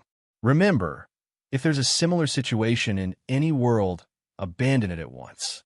There's no point trying to achieve your goal every time, because you won't be able to seal all the pieces of its source regardless. Xianxia nodded in response. Back in the primordial world, Mu's first shadow told him that she had divided Mo's source into 3,000 pieces. Every time Xianxia sealed a piece of its source, Mo would be alerted. When it reached a certain point, Mo would awaken and retrieve all the remaining source pieces. Therefore, Xianxia couldn't seal all 3,000 pieces. In that case, it would be wiser to give up on this world and head to the next one where it would be easier to seal the source piece. "I understand." Xianxia nodded. "Also, my shadows might not be alive in all the universe worlds. You might enter a world where I'm not around, but you don't have to worry. The previous shadows had left behind enough power for you, so you can leave for the next world anytime you want." Xianxia nodded again. The footsteps were getting closer as they felt flaring energy fluctuations. The black ink disciples around them were running out of patience as they were ready to make a move. Mu's figure vanished into thin air, after which Xianxia shot into the sky, leaving the black ink disciples growling on the ground. He set off on his journey and traversed the space-time river again. He repeatedly entered different worlds and sealed the pieces of the source. 100, 200, 300, Xianxia kept count in his mind. As the number of the pieces he sealed increased, he could feel the situation worsening. Every time he sealed a piece of Mo's source, Mo would be disturbed. When it finally realized the severity of the matter, it would awaken. Xianxia had no idea what the limit was, but he knew he was getting closer to it. What made him feel helpless was that there were now more and more worlds with difficult situations. The first time he came across a problem was when he reached the 60th world. The second time was after he sealed the 100th piece, and the third time was around the 130th piece. The intervals were getting shorter. The universe worlds within Mu's space-time river all had different world principles. Therefore, the strengths of the living creatures in these worlds varied greatly. However, her guidance seemed to be leading Xianxia from the weakest to the strongest ones. Initially, the limit of the martial Tao in the universe worlds was only the immortal ascension boundary, but gradually it became the Transcendent realm, then the Saint realm, the Saint King realm, the Tao Source realm, and eventually the Emperor realm. As the living creatures in those worlds became stronger, it became more difficult for Xianxia to achieve his goal. After all, Mu's shadow was on her own in most worlds. The powerful creatures were naturally attracted to Mo's source strength, and once too many of them gathered together, even Mu's shadow couldn't stop them. Xianxia followed Mu's advice. Every time he came across a fallen world, he would give up on it at once. Nevertheless, he would always look for Mu and integrate her last bit of power into his body. He wasn't after Mu's power. He just wanted to bring as much of her away as possible. Martial Peak, Chapter 5966, Rescuing the Suppressing Black Ink Army. As Xianxia was swimming through Mu's space-time river, a great battle had erupted outside the primordial heaven's source grand restriction.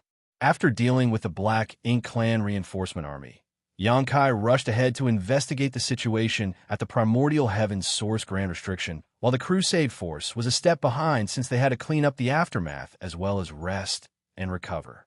But it was only a few days before the Crusade force set off as well. Through the space arrays set up by the Void Guard, the army was able to rapidly advance and soon reach the edge of the spiritless land. This was where the last universe temple was located.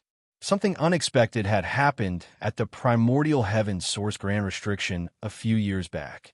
The suppressing Black Ink army was swallowed up into the grand restriction, and a large number of Black Ink clansmen poured out from the opening. The Void Guard could not set up a space array directly outside the grand restriction, as it would simply be courting death. At the edge of the spiritless land, the army regrouped, and a few days later, it set sail towards the primordial heavens source grand restriction. After a month, the army arrived at the outer perimeter of the grand restriction, where a large battle immediately broke out. This was a war launched with all the forces the human race possessed, with millions of human soldiers fighting while being led over by 30 Ninth Order Masters. Originally, there were far fewer Ninth Order Masters on the human race side. Including Xianxia, there were 10 of them before the attack on the No-Return Pass. However, the successful battle at the No-Return Pass provided a breakthrough opportunity for many rising stars, many of whom succeeded in advancing.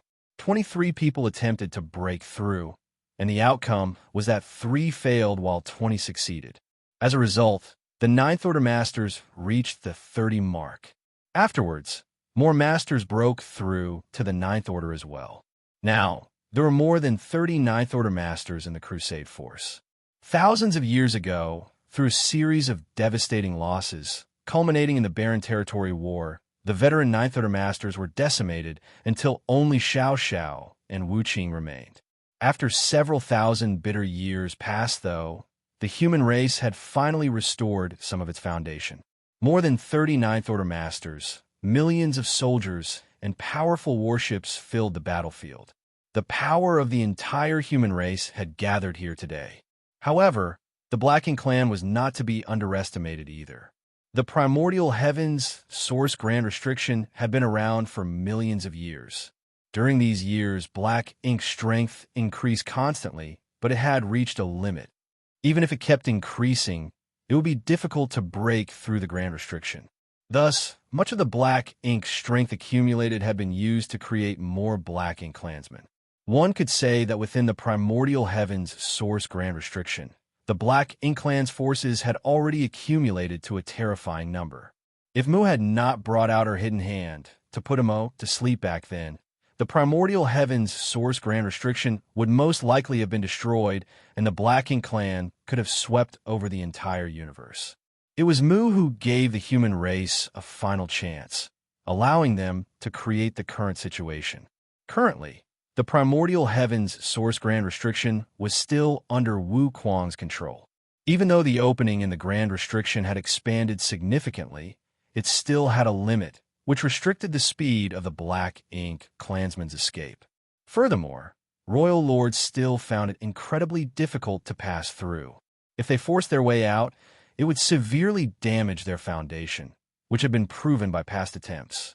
When the Crusade force arrived at the Grand Restriction, a large army of Black Ink clansmen had already gathered outside, numbering over 100 million. Though there were no royal lord among them, there were still plenty of pseudo-royal lords.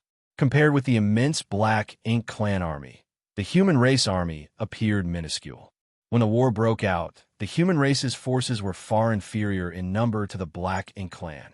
However, relying on the experienced army, which had survived through countless battles, they coordinated with each other and made use of all their advantages to fight. Even if they could not gain the upper hand, they still wouldn't appear weak in front of their enemies.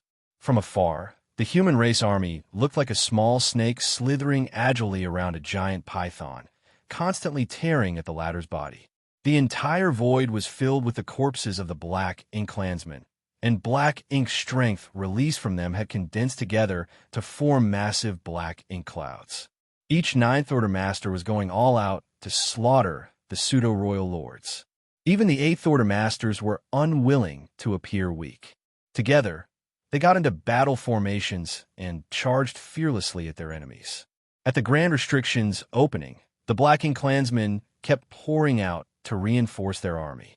However, what shocked them all was how the speed of their reinforcements couldn't keep up with the speed of the slaughter. The number of Black Ink clansmen gathered outside the primordial heavens source grand restriction was still steadily decreasing. The morale of the human race army grew higher and higher. However, Mi Jinglin, who was standing by at the command center of the human race army, did not show any joy on his face. He knew that this was only the beginning of the war. So far, he had not seen any royal lords make a move yet, and through his communication with Wu Kuang, he also knew of Yang Kai's whereabouts and why the royal lords were unable to leave the grand restriction. Currently, he was facing a dilemma. Even though the suppressing Black Ink army was trapped in the grand restriction and they were safe for the time being, with Wu Kuang's help, countless royal lords were searching for the suppressing Black Ink army's whereabouts within the grand restriction. Once the suppressing Black Ink army's tracks got exposed, their survival chances inside the grand restriction would become null. Wu Kuang had the ability to send the suppressing Black Ink army out of the grand restriction, but he had not done so before because of the gathered Black Ink clan army. Even if he were to send them out, it would be like sending a flock of lambs to a tiger's den. Instead, it was better to let the suppressing Black Ink army to continue hiding inside the grand restriction where he could look after them. However, now that the Crusade force had arrived, the suppressing Black Ink army had an escape route. As long as they could coordinate with the Crusade force, sending them out of the grand restriction shouldn't be an issue. But doing so would create another problem. The opening in the grand restriction had been torn numerous times already, and each time, it caused irreparable damage to the grand restriction. In order to send the suppressing Black Ink army out, Wu Kuang would have to widen the gap in the grand restriction wider. Currently, the opening in the grand restriction could only allow Black Ink clansmen weaker than royal lords to pass through. If a royal lord were to force their way out, it would severely damage their strength, which was why they were all still hiding within the grand restriction. If the opening was expanded, then the royal lords might be able to enter and leave the grand restriction freely. There were a large number of royal lords within the grand restriction, and if they joined the battlefield, the pressure that the Crusade force would have to bear would be far more than what they were facing now, which meant that the intensity of the battle would also shoot straight up. This was the dilemma that Mi Jinglin was currently facing. The suppressing Black Ink army was in danger, but the cost of saving them was allowing royal lords to join the battlefield. However, an answer had already appeared in his heart. It was imperative that they save the suppressing Black Ink army. Without even mentioning that the suppressing Black Ink army was composed of elites from the human race who had guarded the primordial heavens source grand restriction for over 2,000. There was also divine dragon Fu Guang among them. Many of Yang Kai's family members also belonged to the suppressing Black Ink army. For all these reasons, Mi Jinglin could not simply abandon them. If those who made great contributions were left to die, it would devastate the morale of the other soldiers. Of course, this was not the main reason. From another perspective, eliminating the Black Ink clan here would not directly affect the outcome of the war. No matter how many pseudo-royal lords they killed, or how many Black Ink clansmen were slaughtered, it would only weaken the Black Ink clan's strength, but not shake their foundation. No one knew how many Black Ink clansmen were still hiding within the primordial heavens source grand restriction, not even Wu Kuang. The royal lords within the grand restriction were something that they would have to face sooner or later.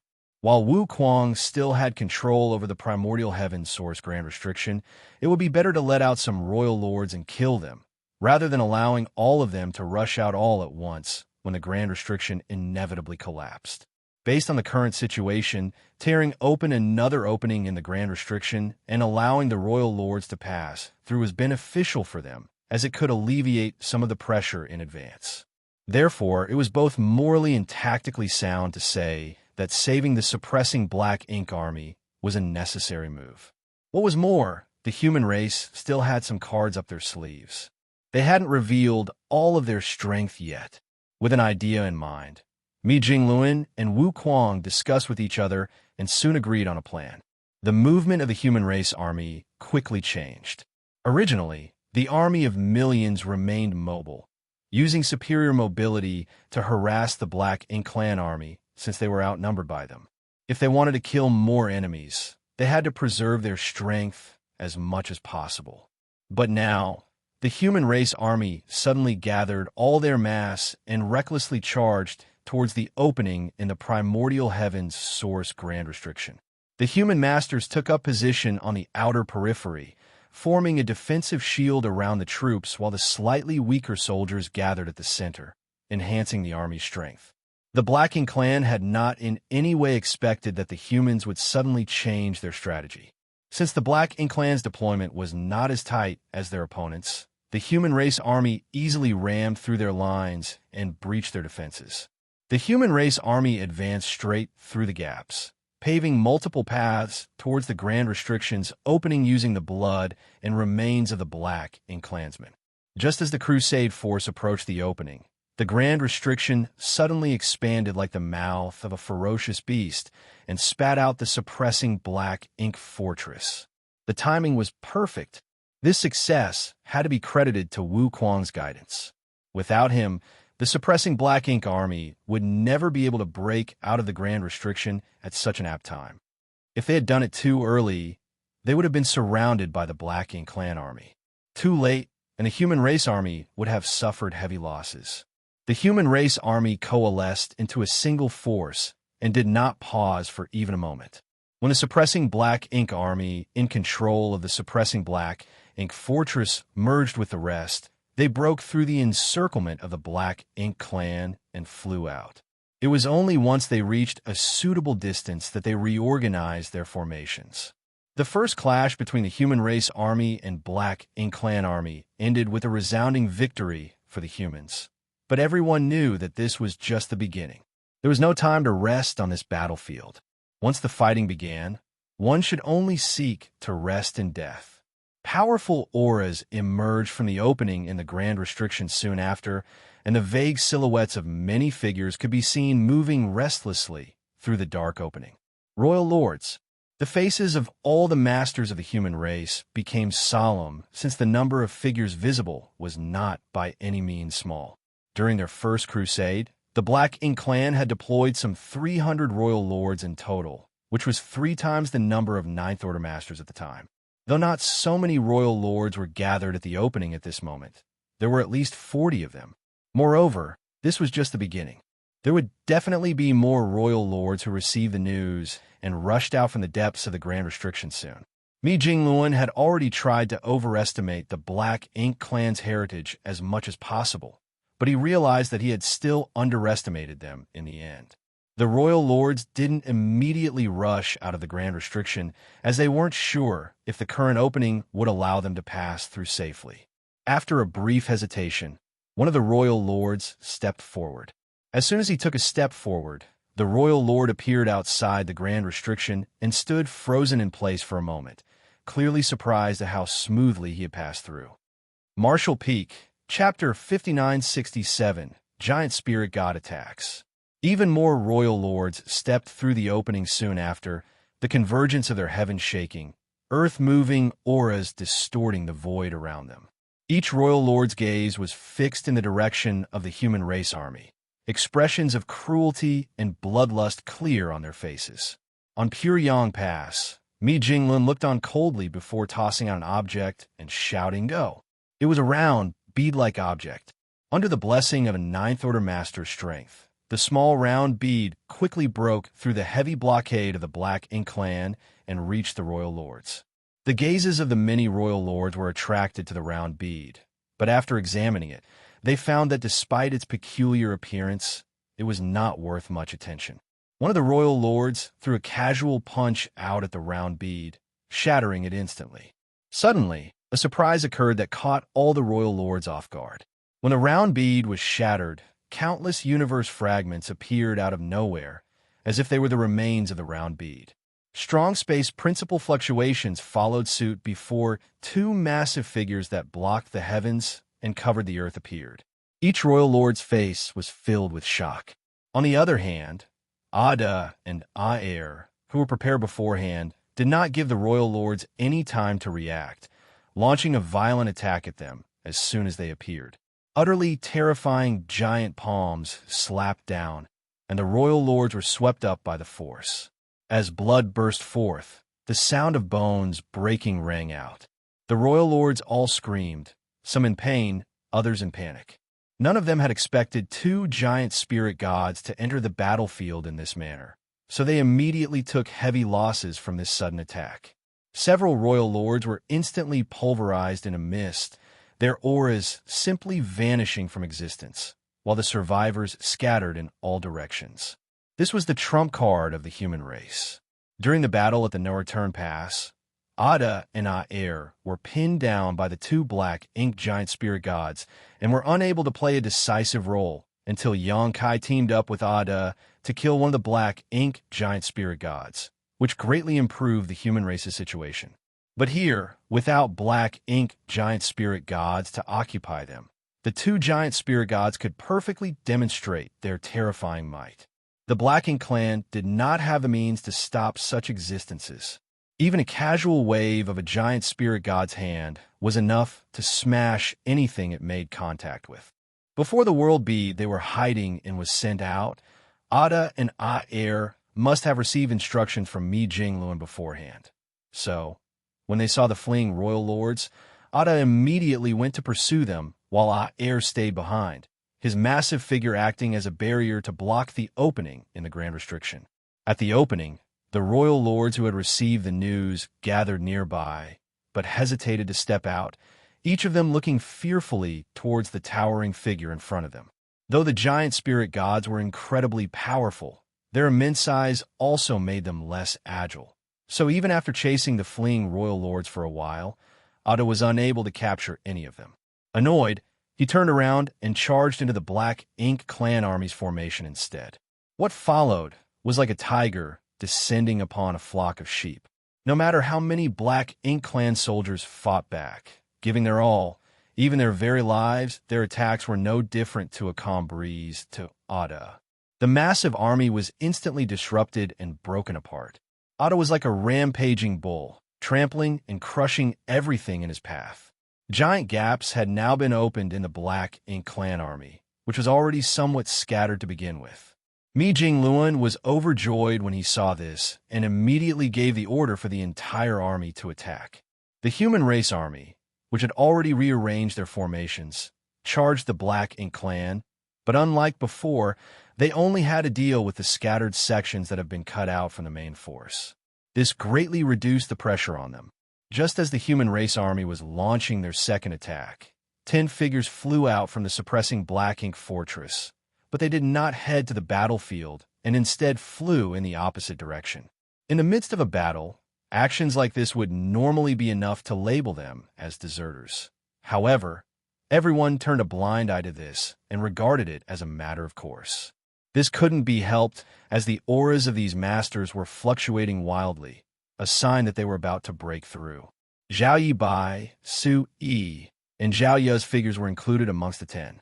While members were being selected for the suppressing Black Ink army from the various armies, Mi Jingluan adhered to the principle of being lacking rather than excessive. That was because guarding the primordial heavens source Grand Restriction was not too dangerous a task then. They had Divine Dragon Fu Guang leading them and the cooperation of Wu Kuang, who had control over the Grand Restriction.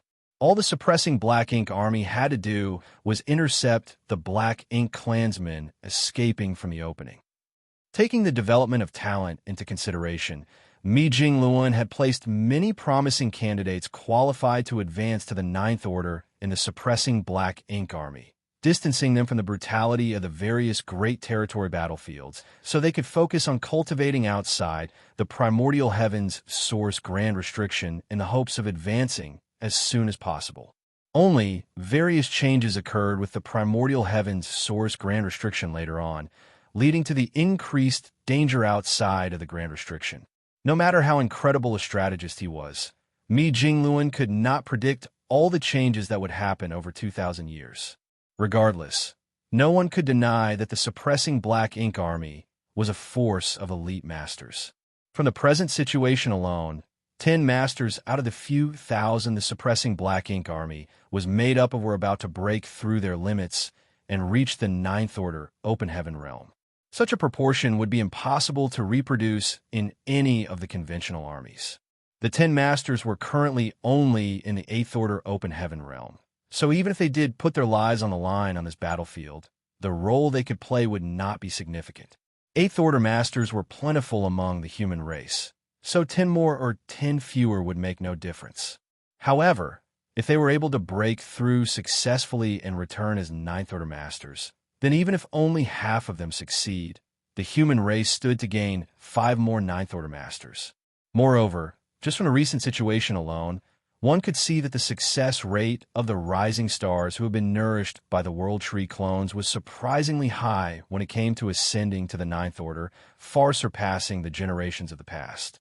These 10 had actually reached their limits a long time ago, but they had been trapped in the primordial heavens source grand restriction and had not dared to break through, so as to avoid exposing their whereabouts. The human race army charged, and even with the Black Ink clan going all out to resist, it was difficult for them to blunt this assault.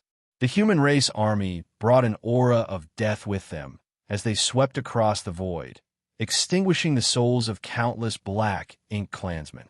Coupled with Ada's wanton rampage, unimaginable losses had been created for the Black Ink clan in just a short period of time, and the situation was only growing worse for them. The Black Ink clan finally realized that things had taken a dire turn. 2 giant spirit gods suddenly appeared and completely disrupted their formation, especially the giant spirit god who was guarding the opening. If they did not defeat him, the Black Ink clan would not be able to receive reinforcements, and with the current strength of the human race, those outside the Grand Restriction would eventually be wiped out. The royal lords who left the Grand Restriction quickly understood this and began to take action. Fortunately for them, the humans were unable to divide their forces at this moment, and even the Ninth Order Masters dared not rashly move independently. If they were trapped in the vast sea of Black Ink clansmen, no one can guarantee that they would be able to escape alive. Under this situation, as long as the royal lords did not actively provoke the human race army, they would not need to engage the Ninth Order Masters. On the other hand, the only one who could act recklessly in the midst of the Black Ink clan army, Ada, was not very bright. Once his blood began pumping, he simply moved towards wherever there were more foes to deal with. So it was difficult for the human race army to coordinate with him even if they wanted to. Seeing this, the royal lords regrouped and charged brazenly towards Aer. Naturally, just 1 or 2 royal lords would not be a match for Aer. In fact, not even 10 of them would be able to deal with him. However, the number of royal lords that came out of the Grand Restriction was far greater than that. More than 40 royal lords charged towards Aer from all directions, and powerful secret techniques were launched one after another. Even a being as powerful as a giant spirit god staggered under such a heavy bombardment. Aer roared as he kicked and punched randomly, launching heaven-destroying, earth-shattering attacks one after another. However, most of these were dodged by the royal lords, and the few attacks that connected could not kill the royal lords with a single blow, only injuring them at most. This kind of swarming strategy was used by the Ninth Order Masters to deal with the Black Ink giant spirit god in years past, but now it was being utilized by the Black Ink clan. However, Ninth Order Masters were generally stronger than these inexperienced royal lords, so the humans needed just 20 or so Ninth Order Masters to hold off one Black Ink giant spirit god back, whereas the Black Ink clan required a far greater number of royal lords. Startled by Aer's roar, Ada finally regained some of his senses and turned to look towards the opening in the primordial heavens source Grand Restriction, rushing over in the next moment. When Ada arrived at the opening, more than 10 royal lords rushed out from it.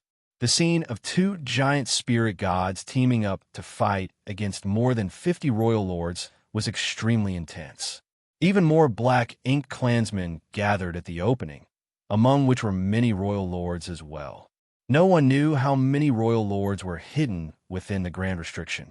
Their numbers within the dark space seemed to be endless, and they never stopped coming no matter how many were cut down. Many royal lords were tangled up with the 2 giant spirit gods, but neither side could defeat the other. Meanwhile, the Black Ink clan soldiers behind the opening found opportunities to flood out and join the massive battlefield. On Puryang Pass, Mi Jingluan's expression was solemn. The human race's only trump card had already been played But apart from the initial success they gained against the Black Ink clan, it hadn't been able to play a decisive role. Right now, Ada and Aer were blocking the opening together, but all they were really doing was delaying the speed of reinforcements coming out. If this continued, the situation would become unfavorable for the human race as more time passed. No matter what strategies he could come up with, the key to winning or losing a war was still the balance of power. Compared to the Black Ink clan, the human race army was undoubtedly an elite force, but their numbers were just too limited. Casualties were inevitable in war, and once their army reached a certain critical limit in their losses, their momentum would collapse. When that time came, the human race army's fate on this battlefield surrounded by enemies would be tragic. And this was merely a war against the Black Ink clan army. The Black Ink clan army were not the only ones the humans had to fight against. The main enemy they were up against was the one who stood behind them, Mo. It was an unbelievably terrifying foe. Was there any hope for victory in this war? Mi Jingluan had no idea. All he knew was that as a human, one had to give their all in battle in order to leave no regrets behind.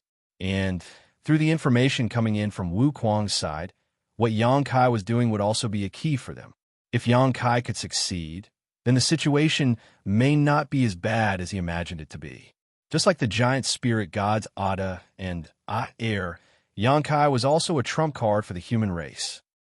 In the vast and desolate void, a faint light suddenly blossomed, quickly growing into a dazzling brightness that persisted for a long time before gradually subsiding. A graceful figure stood quietly in the void. She opened her eyes, revealing a pensive expression, as if she had vaguely understood something. It's time to end this once and for all. Saying so, a pair of glistening and beautiful wings suddenly spread out on her back. With a gentle flap of her wings, she shot off, breaking through the barriers of space in an instant. Marshall Peak, Chapter 5968, Long Journey. For several months, the battlefield was a bloodbath. The human race soldiers continued to weave through the battlefield, harvesting the lives of Black Ink clansmen. Their charge was unimpeded at first, but as more and more royal lords left the Grand Restriction, the pressure on the humans grew stronger and stronger. Ada and Aer were still blocking the opening of the Grand Restriction, but they could not stop all of the Black Ink clansmen, and when they were surrounded and attacked by dozens of royal lords at once, there would eventually be leaks in their blockade, and every time that happened, a large number of Black Ink clansmen would swarm out of the Grand Restriction. Many of the Black Ink clansmen who were unable to escape the circle of battle were caught in it, and were annihilated without even a single bone left behind, but many more escaped unharmed to support their brethren on the battlefield. The entire void was flooded with rich Black Ink strength and bodies, which may be fine for the Black Ink clan, but for the humans, such an environment was brutal. Since the soldiers were constantly consuming purifying Black Ink pills, their medicinal efficacies were falling steadily. Ordinarily, the medicinal efficacies of a single purifying Black Ink pill would last for a few days, but after a months-long high-intensity fight, the medicinal efficacies of purifying Black Ink pill were only lasting less than 6 hours each now. Despite how many purifying Black Ink pills the humans had stockpiled beforehand, there was still a limit in the end. The same went for purifying light. Once the purifying Black Ink pills and purifying light ran out, regardless of how much of an advantage the humans had at that point, it would be hard to maintain it going forward. After fighting for so long, the human race army could no longer maintain the same intensity in battle. Now, when they charged, only half of the soldiers fought while the other half took the opportunity to rest and recover. This was the only method that Mi Jingluan could employ to maintain the combat capabilities of the human race army. But this plan would not work in the long term. As the number of royal lords increased, the pressure was also increasing for the humans, and the casualties were also rising at an alarming rate.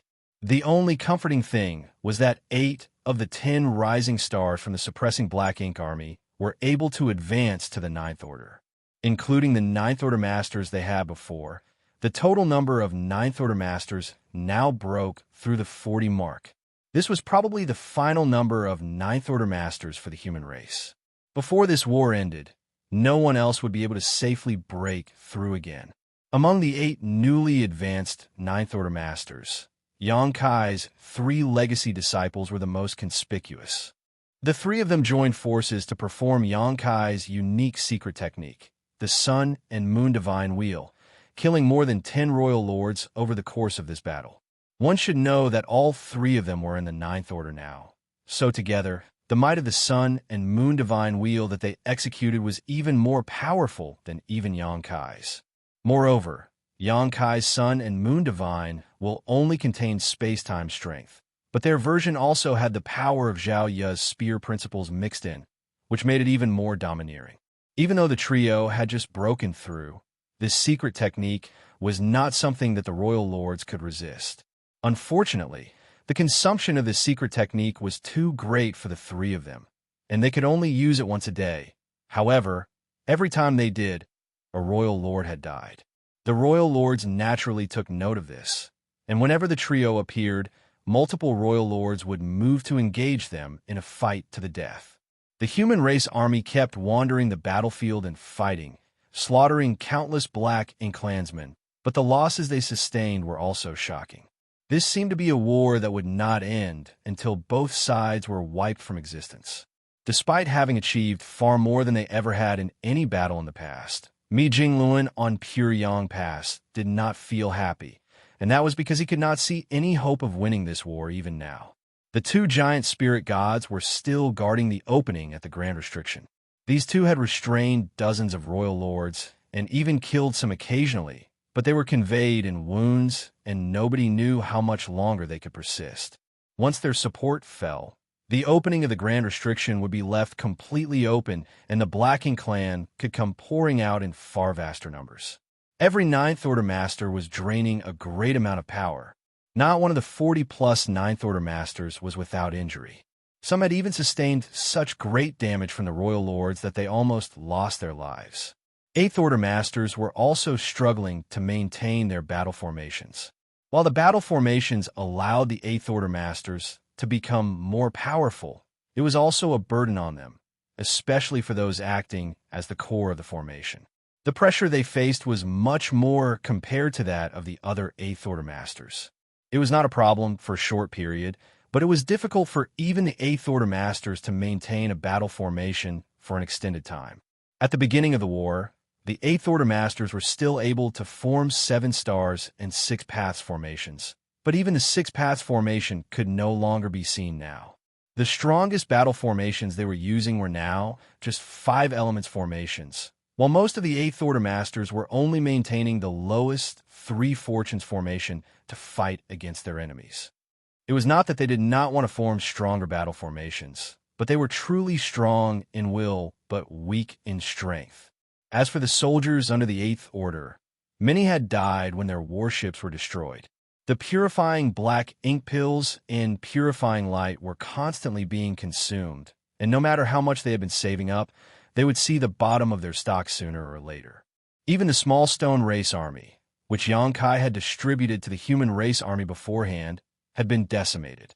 The geography of the battlefield was also a major hindrance for the humans. The ever-growing black ink clouds and black ink strength that filled the entire void seemed to be turning the battlefield into a black ink ocean. The Black Ink clan were like fish in water in this environment, while the humans were being heavily restricted. The divine spirits roared as they fought, but even they could not change the course of this war. As the fighting progressed until this point, not only were the humans unable to see any trace of hope, but they were gradually being submerged in despair. However, no one retreated, because they all knew that this was a war that could not be lost. If this war was lost, then the human race was likely to be wiped from existence. Everyone was holding on, waiting for a chance to turn things around. That glimmer of hope was now inside the primordial heaven's source Grand Restriction. Naturally, it was the person who could create all kinds of miracles, and the one who has led the humans on the path of survival for the past few thousand years.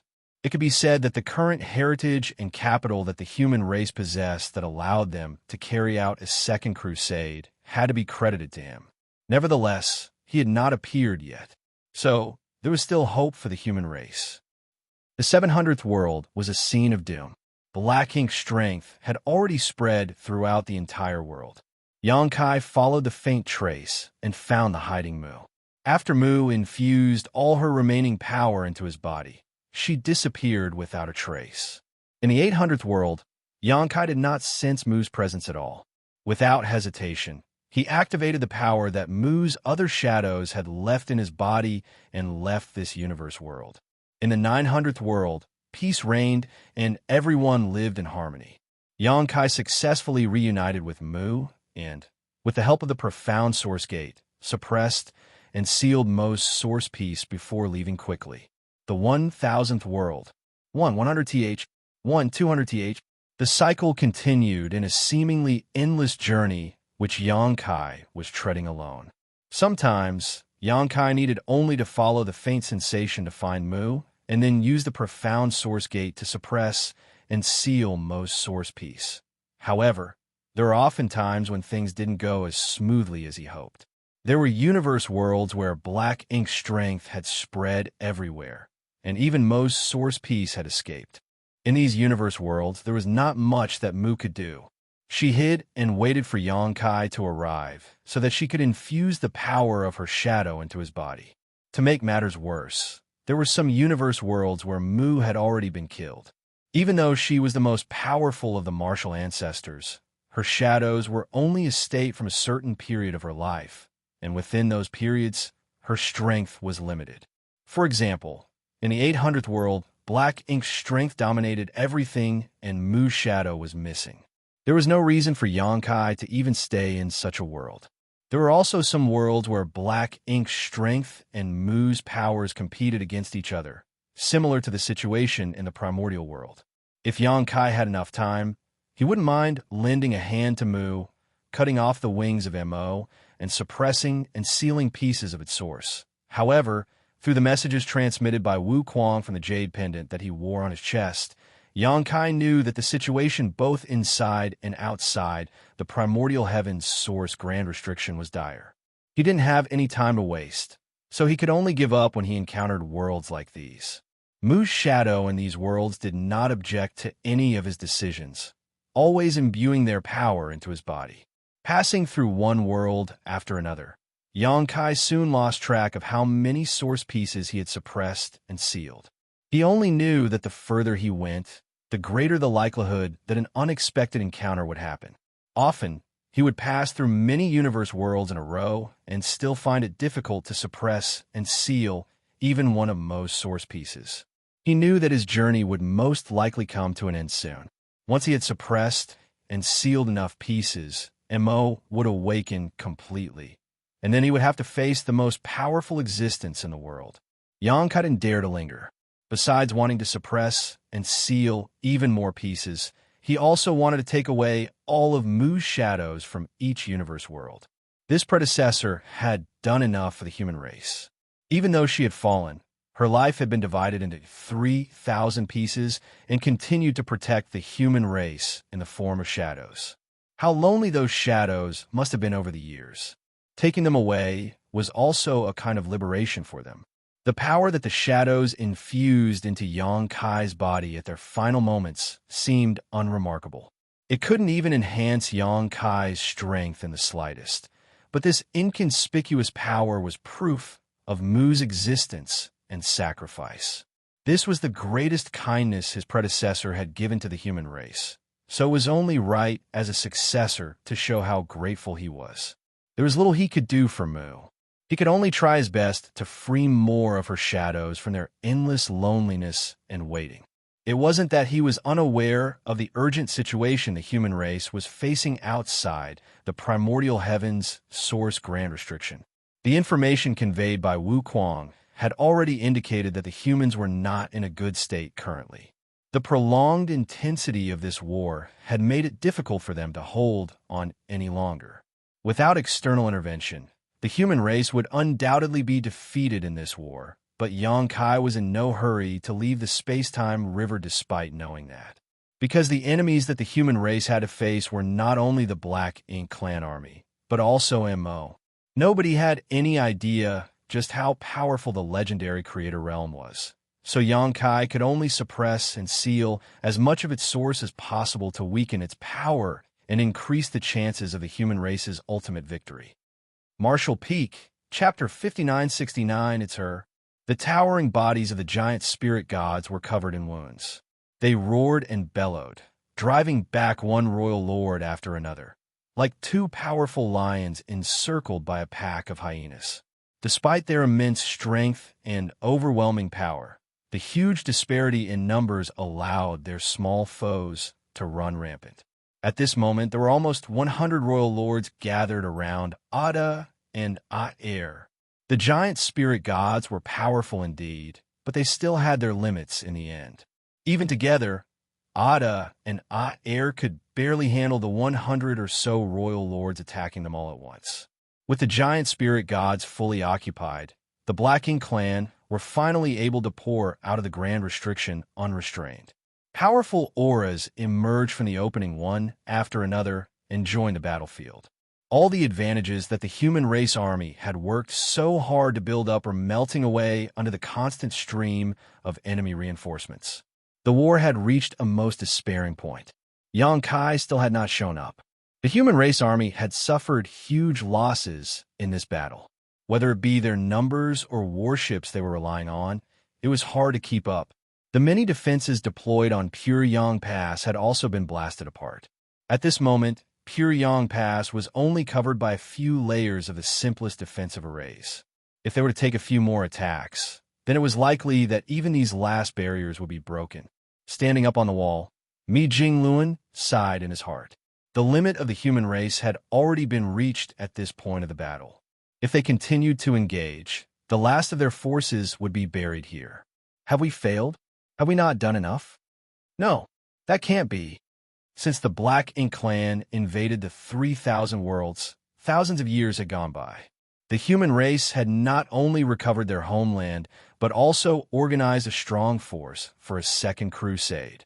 They had crushed whatever stood in the way until they reached the primordial heavens source Grand Restriction. They had done well enough. A few thousand years was a very short time for the development of an entire race. That the humans could recover from almost total annihilation to what they had today was a feat worth being proud of. However, their enemy was simply too strong. From primordial heaven's source Grand Restriction, the Black Ink clan's reinforcements kept coming, and no matter how many royal lords were killed, more would appear to take their place. Even with the two giant spirit gods to support them, it was impossible to stop this. Wu Kuang, Mi Jingluan called out through his surging divine sense. How much longer will junior brother Yang take? Not much longer, Wu Kuang responded, but we can't just rely on him in this war. Once he finishes his side of things, Mo will completely awaken, so he will have his own opponent. And if Mo awakens, the primordial heavens source Grand Restriction will completely shatter. Once that happens, those hidden in the Grand Restriction will swarm out. When that happens, you will see the scale of the Black Ink clan army is much more than what you're currently seeing now. Then, is he a match for Mo? Mi Jingluan asked another question. Wu Kuang answered without hesitation, naturally not. If he were to face off against Mo with his current strength, a death without burial is sure to await him. Mi Jingluan was silent for a moment. So to say, what we, the human race, are up against is an unscalable wall. Wu Kuang responded, You could say that. Then there's no other way. What are you planning to do? A bitter look appeared on Mi Jingluan's face. Nothing. Junior brother Yang told me about his encounters in the universe furnace previously, and he also mentioned something at the edge of the universe. He anticipated the situation today before the war began, so he left a path for the human race to retreat to. Wu Kuang was surprised. The edge of the universe. It's a long story. Mi Jingluan did not have the time to explain in detail. Junior brother Yang told me that if the human race really was no match for the Black Ink clan, there was no need for us to go down fighting. He told us to preserve our power as much as possible, and he will bring our remaining kin to another world where we can find a suitable place to live. Wu Kuang wondered, such a place exists? Mi Jingluan was honest. I don't know, but if junior brother Yang says it does, then it definitely exists. If it does exist, it's not a bad choice. I will try to buy you some more time. If you want to retreat, then go quickly. We can't predict what will happen if things continue to drag on. Many thanks. Mi Jinglun thanked him, knowing that Wu Kuang might put himself in danger by doing so. After all, the ones in charge of holding back the enemy while the army retreated were always in the most dangerous position. After coming to a decision, Mi Jingluan did not hesitate any longer. In this current situation, every moment of delay would further increase the casualties to the soldiers. However, to be forced from their homeland like this to a new world in a place they did not know, it really was shameful. But reality did not give the humans much choice. As he was about to pass down the order, Mi Jingluan suddenly sensed something and turned to look into the distance. He didn't see anything at first, but in the next instant, a bright light swept over from that direction, and in the next instant, the distance grew much closer, and the light also became clearer. So fast, Mi Jingluan was astonished. Right now, he was a Ninth Order Open Heaven Realm Master, and if he exerted all his strength, he could reach immense speeds, but even at his best, he would probably not be able to reach a tenth of that light speed. Such speed was not inferior, even when compared to Yang Kai's instantaneous movement. Who is that? The direction the light came from was from beyond the spiritless land, where the human race army had also come from. In other words, the one arriving was most likely a human race master. But was there such a master among the human race? When the army set out, all masters who could participate in the battle were conscripted. Those who were left behind were either the old, the infirmed, the children, or those with insufficient cultivation. How could there be such a master hidden among them still? Just as Mi Jingluan was feeling taken aback, the other Ninth Order Masters and Royal Lords in the battlefield also sensed the unfamiliar aura. Nobody paid attention when they first sensed it, as who would dare to be distracted when fighting a life-and-death battle? But in just a few breaths, all the Masters wore astonished looks on their faces. It was because the unfamiliar aura was approaching the battlefield at a speed beyond what they could fathom, and following the approach of that aura, a powerful force that made even the Ninth Order Masters and Royal Lords tremble pressed down on them. In just an instant, the light pierced into the battlefield. Since Mi Jingluan first detected the aura until now, less than 10 breaths had passed. He had been staring fixedly at it, but even with his current abilities in the Ninth Order, he couldn't see the face of the person who was coming. He only vaguely saw what seemed to be wings open behind the person's back, and it was from those wings that the dazzling light was flowing out. As this figure swept through the air, a long ribbon of light was drawn across the void. What's more, this figure disintegrated everything that stood in its way. When the light broke into the battlefield, the Black Ink Clan army, which was fighting with great momentum, melted away in swathes like snowflakes under the scorching sun wherever the light passed. Flames of life were constantly being extinguished. Even powerful royal lords were no match for the new arrival.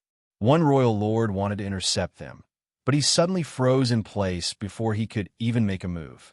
When the light swept past, fresh blood suddenly spurted from the neck of the royal lord as his head flew into the air. They cut a huge swath through the middle of the Black Ink Clan army and instantly arrived at the opening in the Grand Restriction. This was the battlefield of 2 giant spirit gods and many royal lords.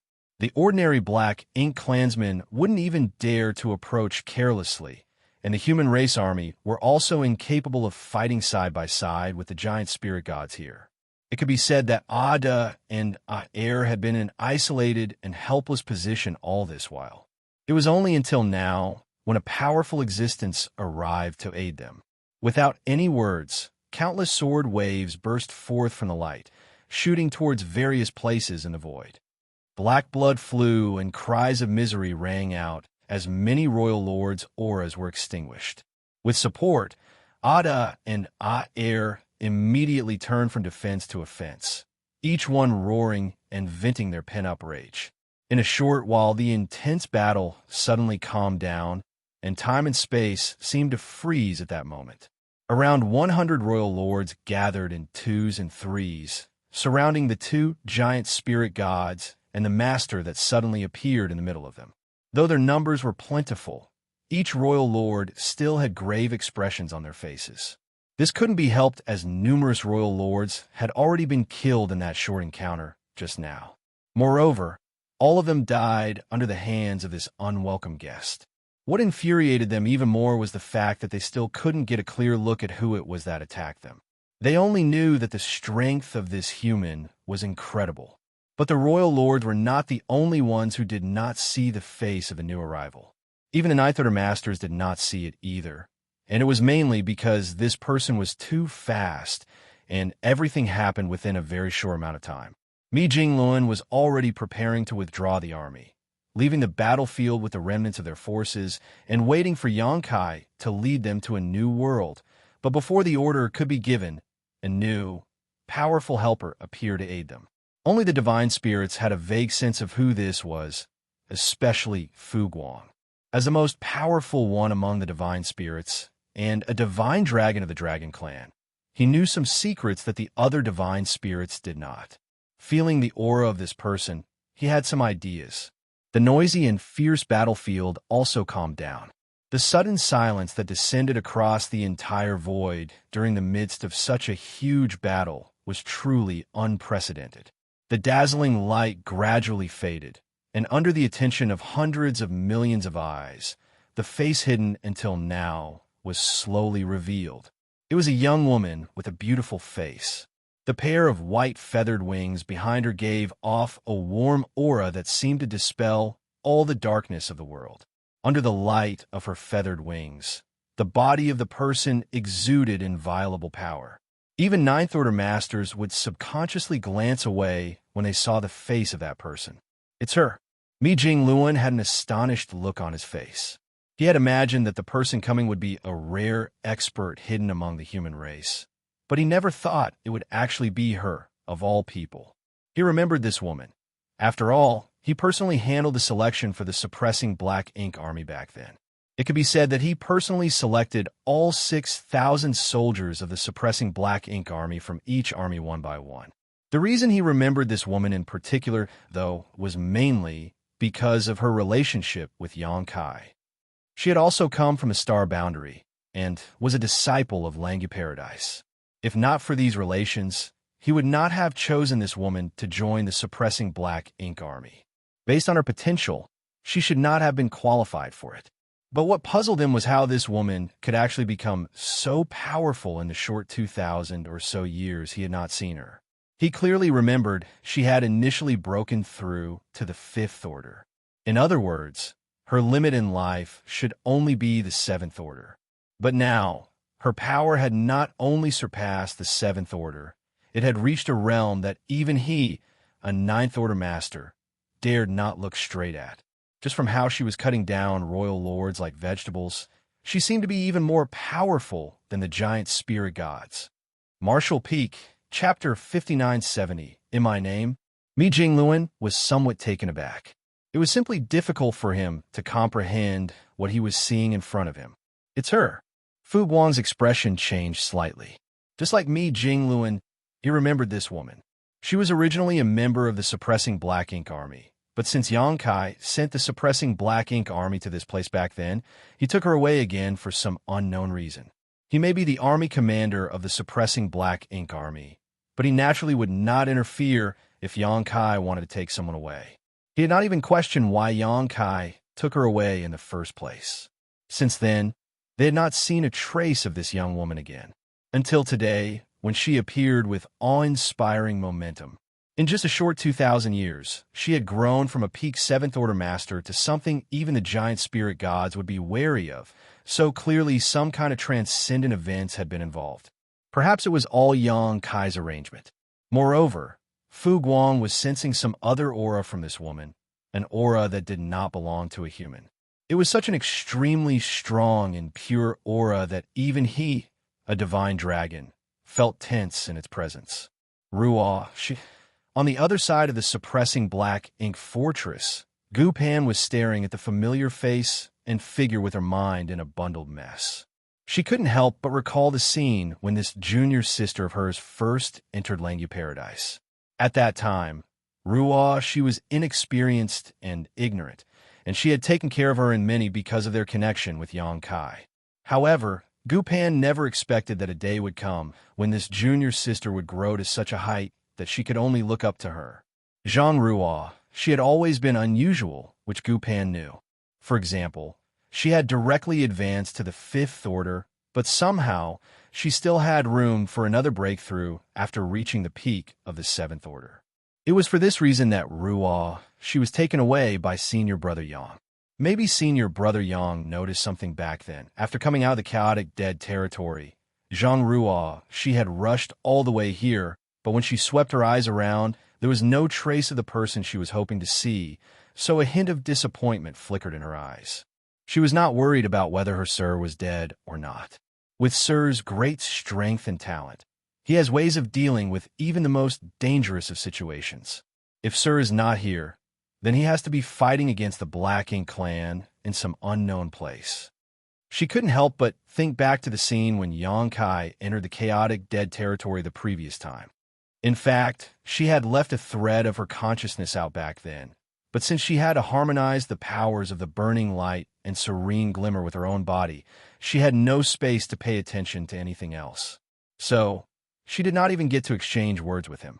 Yang Kai's arrival at that time made her realize the urgency of the situation, so after he left, she risked everything to accelerate the merging process. Fortunately, everything went smoothly. After she left her retreat, she immediately rushed to the star boundary. From there, she moved to the no-return pass where she learned about the crusade plan from the Void Guard stationed at the Universe Temple. She changed directions and used the space arrays set up by the Void Guard to teleport to the outskirts of the spiritless land. Then she rushed to the battlefield from there. If not for that, it would have taken half a year to rush all the way here from the chaotic dead territory, even with her current ability. Fortunately, I didn't arrive too late. Zhang Ruo, she cheered inwardly to herself. Scanning the battlefield with her beautiful eyes, she observed the difficult situation the human race army was in. Lifting her broadsword up high, which was the source of the sword waves that cut down the royal lords earlier. In the quiet center of the battlefield, under the attention of hundreds of millions of pairs of eyes, Zhang Ruo, she slowly brought her hands together, holding the hilt of her broadsword with its tip pointing down, before she thrust it into the void at her feet. A soft murmur came from her mouth, and though her voice was not loud, every living creature on the battlefield could hear it clearly. In my name, dispel the darkness. The wings behind her suddenly flapped open, and the aura emanating from the woman with her head down became even more resolute and inviolable. A point of light bloomed where the sword point touched before it exploded out like a great sun, spreading in all directions at an incredible speed. It was purifying light. Since Yang Kai brought the purifying light out of the chaotic dead territory, the humans had used it to reverse many declining situations for thousands of years, and even used it to refine weapons like the evil purging divine spears. But no one had ever witnessed such a large-scale eruption of purifying light. Even when Yang Kai sacrificed millions of small stone ray soldiers to condense a burst of purifying light, that was like comparing a firefly to the bright moon that was the eruption today. The roughly 100 royal lords gathered nearby were the first unlucky ones to be hit. When the light spread out, they were all immediately engulfed by it. The pure light brought endless warmth and brightness to the human race, but it was like the vilest poison to the Black Ink clan. Howling, the royal lords tried to retreat, but the light was everywhere, enveloping them fully. Rich Black Ink strength was continuously bursting forth from their bodies, fighting against the erosion of the purifying light. The light continued to spread out in all directions, and countless Black Ink clansmen wailed in agony. The auras of every Black Ink clansman, from innate territory lords, acquired territory lords, to feudal lords, all were visibly weakening at an alarming rate. Meanwhile, the thick Black Ink clouds that had been built up on the battlefield these past months were wiped away, quickly melting away like snowflakes under the scorching sun. The dazzling light soon enveloped the entire battlefield.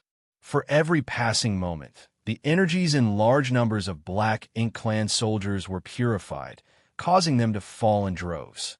The light gradually faded, and the situation on the battlefield had undergone a remarkable reversal. 30% of the Black Ink Clan army that numbered in the hundreds of millions had been wiped out by the eruption of the purifying light, and their previously tight formations were now filled with holes. Worse still, the black ink clouds and black ink strength that had been accumulating all this time were basically gone. These black ink clouds that filled the battlefield had been severely restricting the human race army's performance, creating a hostile environment that hindered their movements.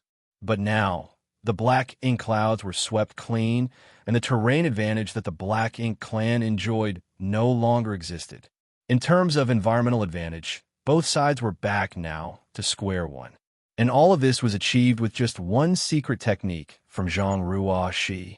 It was an astonishing feat. Even though the royal lords, who had been repelled by the purifying light, had suffered severe damage to their foundations, they were now even more determined to kill Xianxia after witnessing her terrifying power. They had no idea where this woman had come from, but they knew she possessed a tremendous power that could completely restrain the Black Ink Clan. If this woman was not dealt with, the Black Ink Clan would be in great trouble.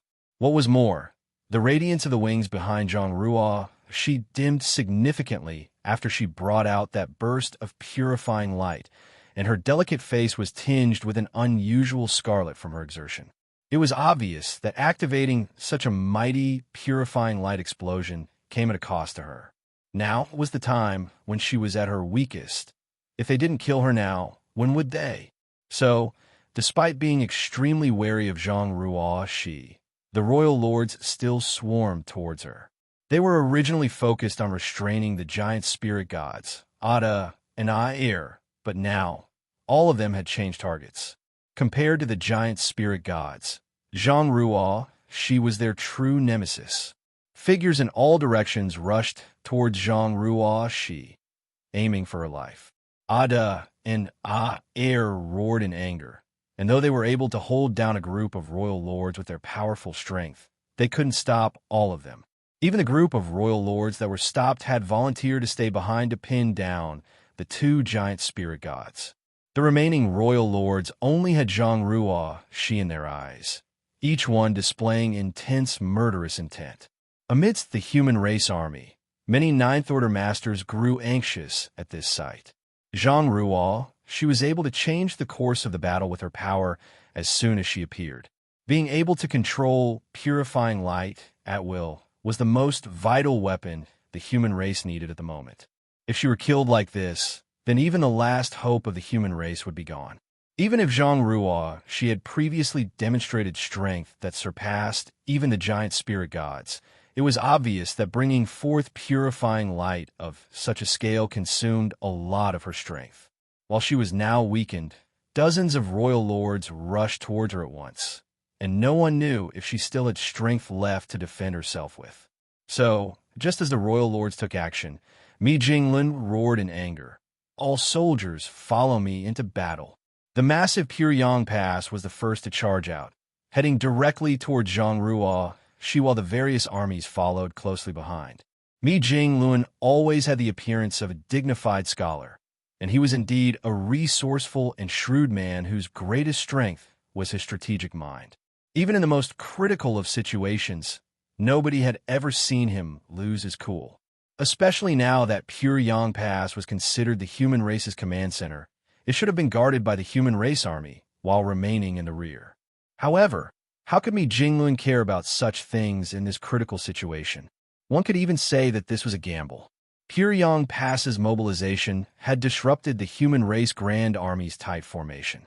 If they failed to save Xianxia now, then the first one to be annihilated when the Black Ink Clan surrounded them would be Puryang Pass. However, time waited for no one on the battlefield. Mi Jinglin could not afford to wait and make preparations and plans. Urgently, he compelled Puryang Pass forward in hopes that he could arrive at Xianxia side in time. Puryang Pass and the royal lords moved at the same time, and Xianxia she was clearly able to sense this. Understanding what her allies were thinking, she couldn't help but laugh as she called out, "No need to be anxious, Supreme Commander Me. Since I've come, I have the ability to protect myself. Don't forget, it was Sir who taught me everything I know." While she was speaking, the royal lords had already closed in on her, hoping to kill her off quickly. The royal lords who were wounded by the purifying light did not hold back in the slightest. Each one of the attacks they used was the strongest in their arsenal. Instantly, terrifying powers broke out, and they were all converging on Xianxia's position. This was different from their fight with the giant spirit gods earlier, where they were mainly focusing on restraining them. That was because the royal lords knew that trying to quickly kill the giant spirit gods would cost them a lot. The lives of many royal lords would have to be sacrificed if they were to attempt such a thing. What was more, once the Supreme One awakened, what would these trivial giant spirit gods count for? It was with those considerations that the royal lords maintained the intensity of their fight with the giant spirit gods, but they did not reach a point where their lives were put at stake. However, it was different when facing Xianxia. Purifying light was something that even the royal lords feared greatly. Either they killed this woman, or they would be the ones to die. That was why no royal lord dared to hold back, and all of them charged at her with all the strength they had.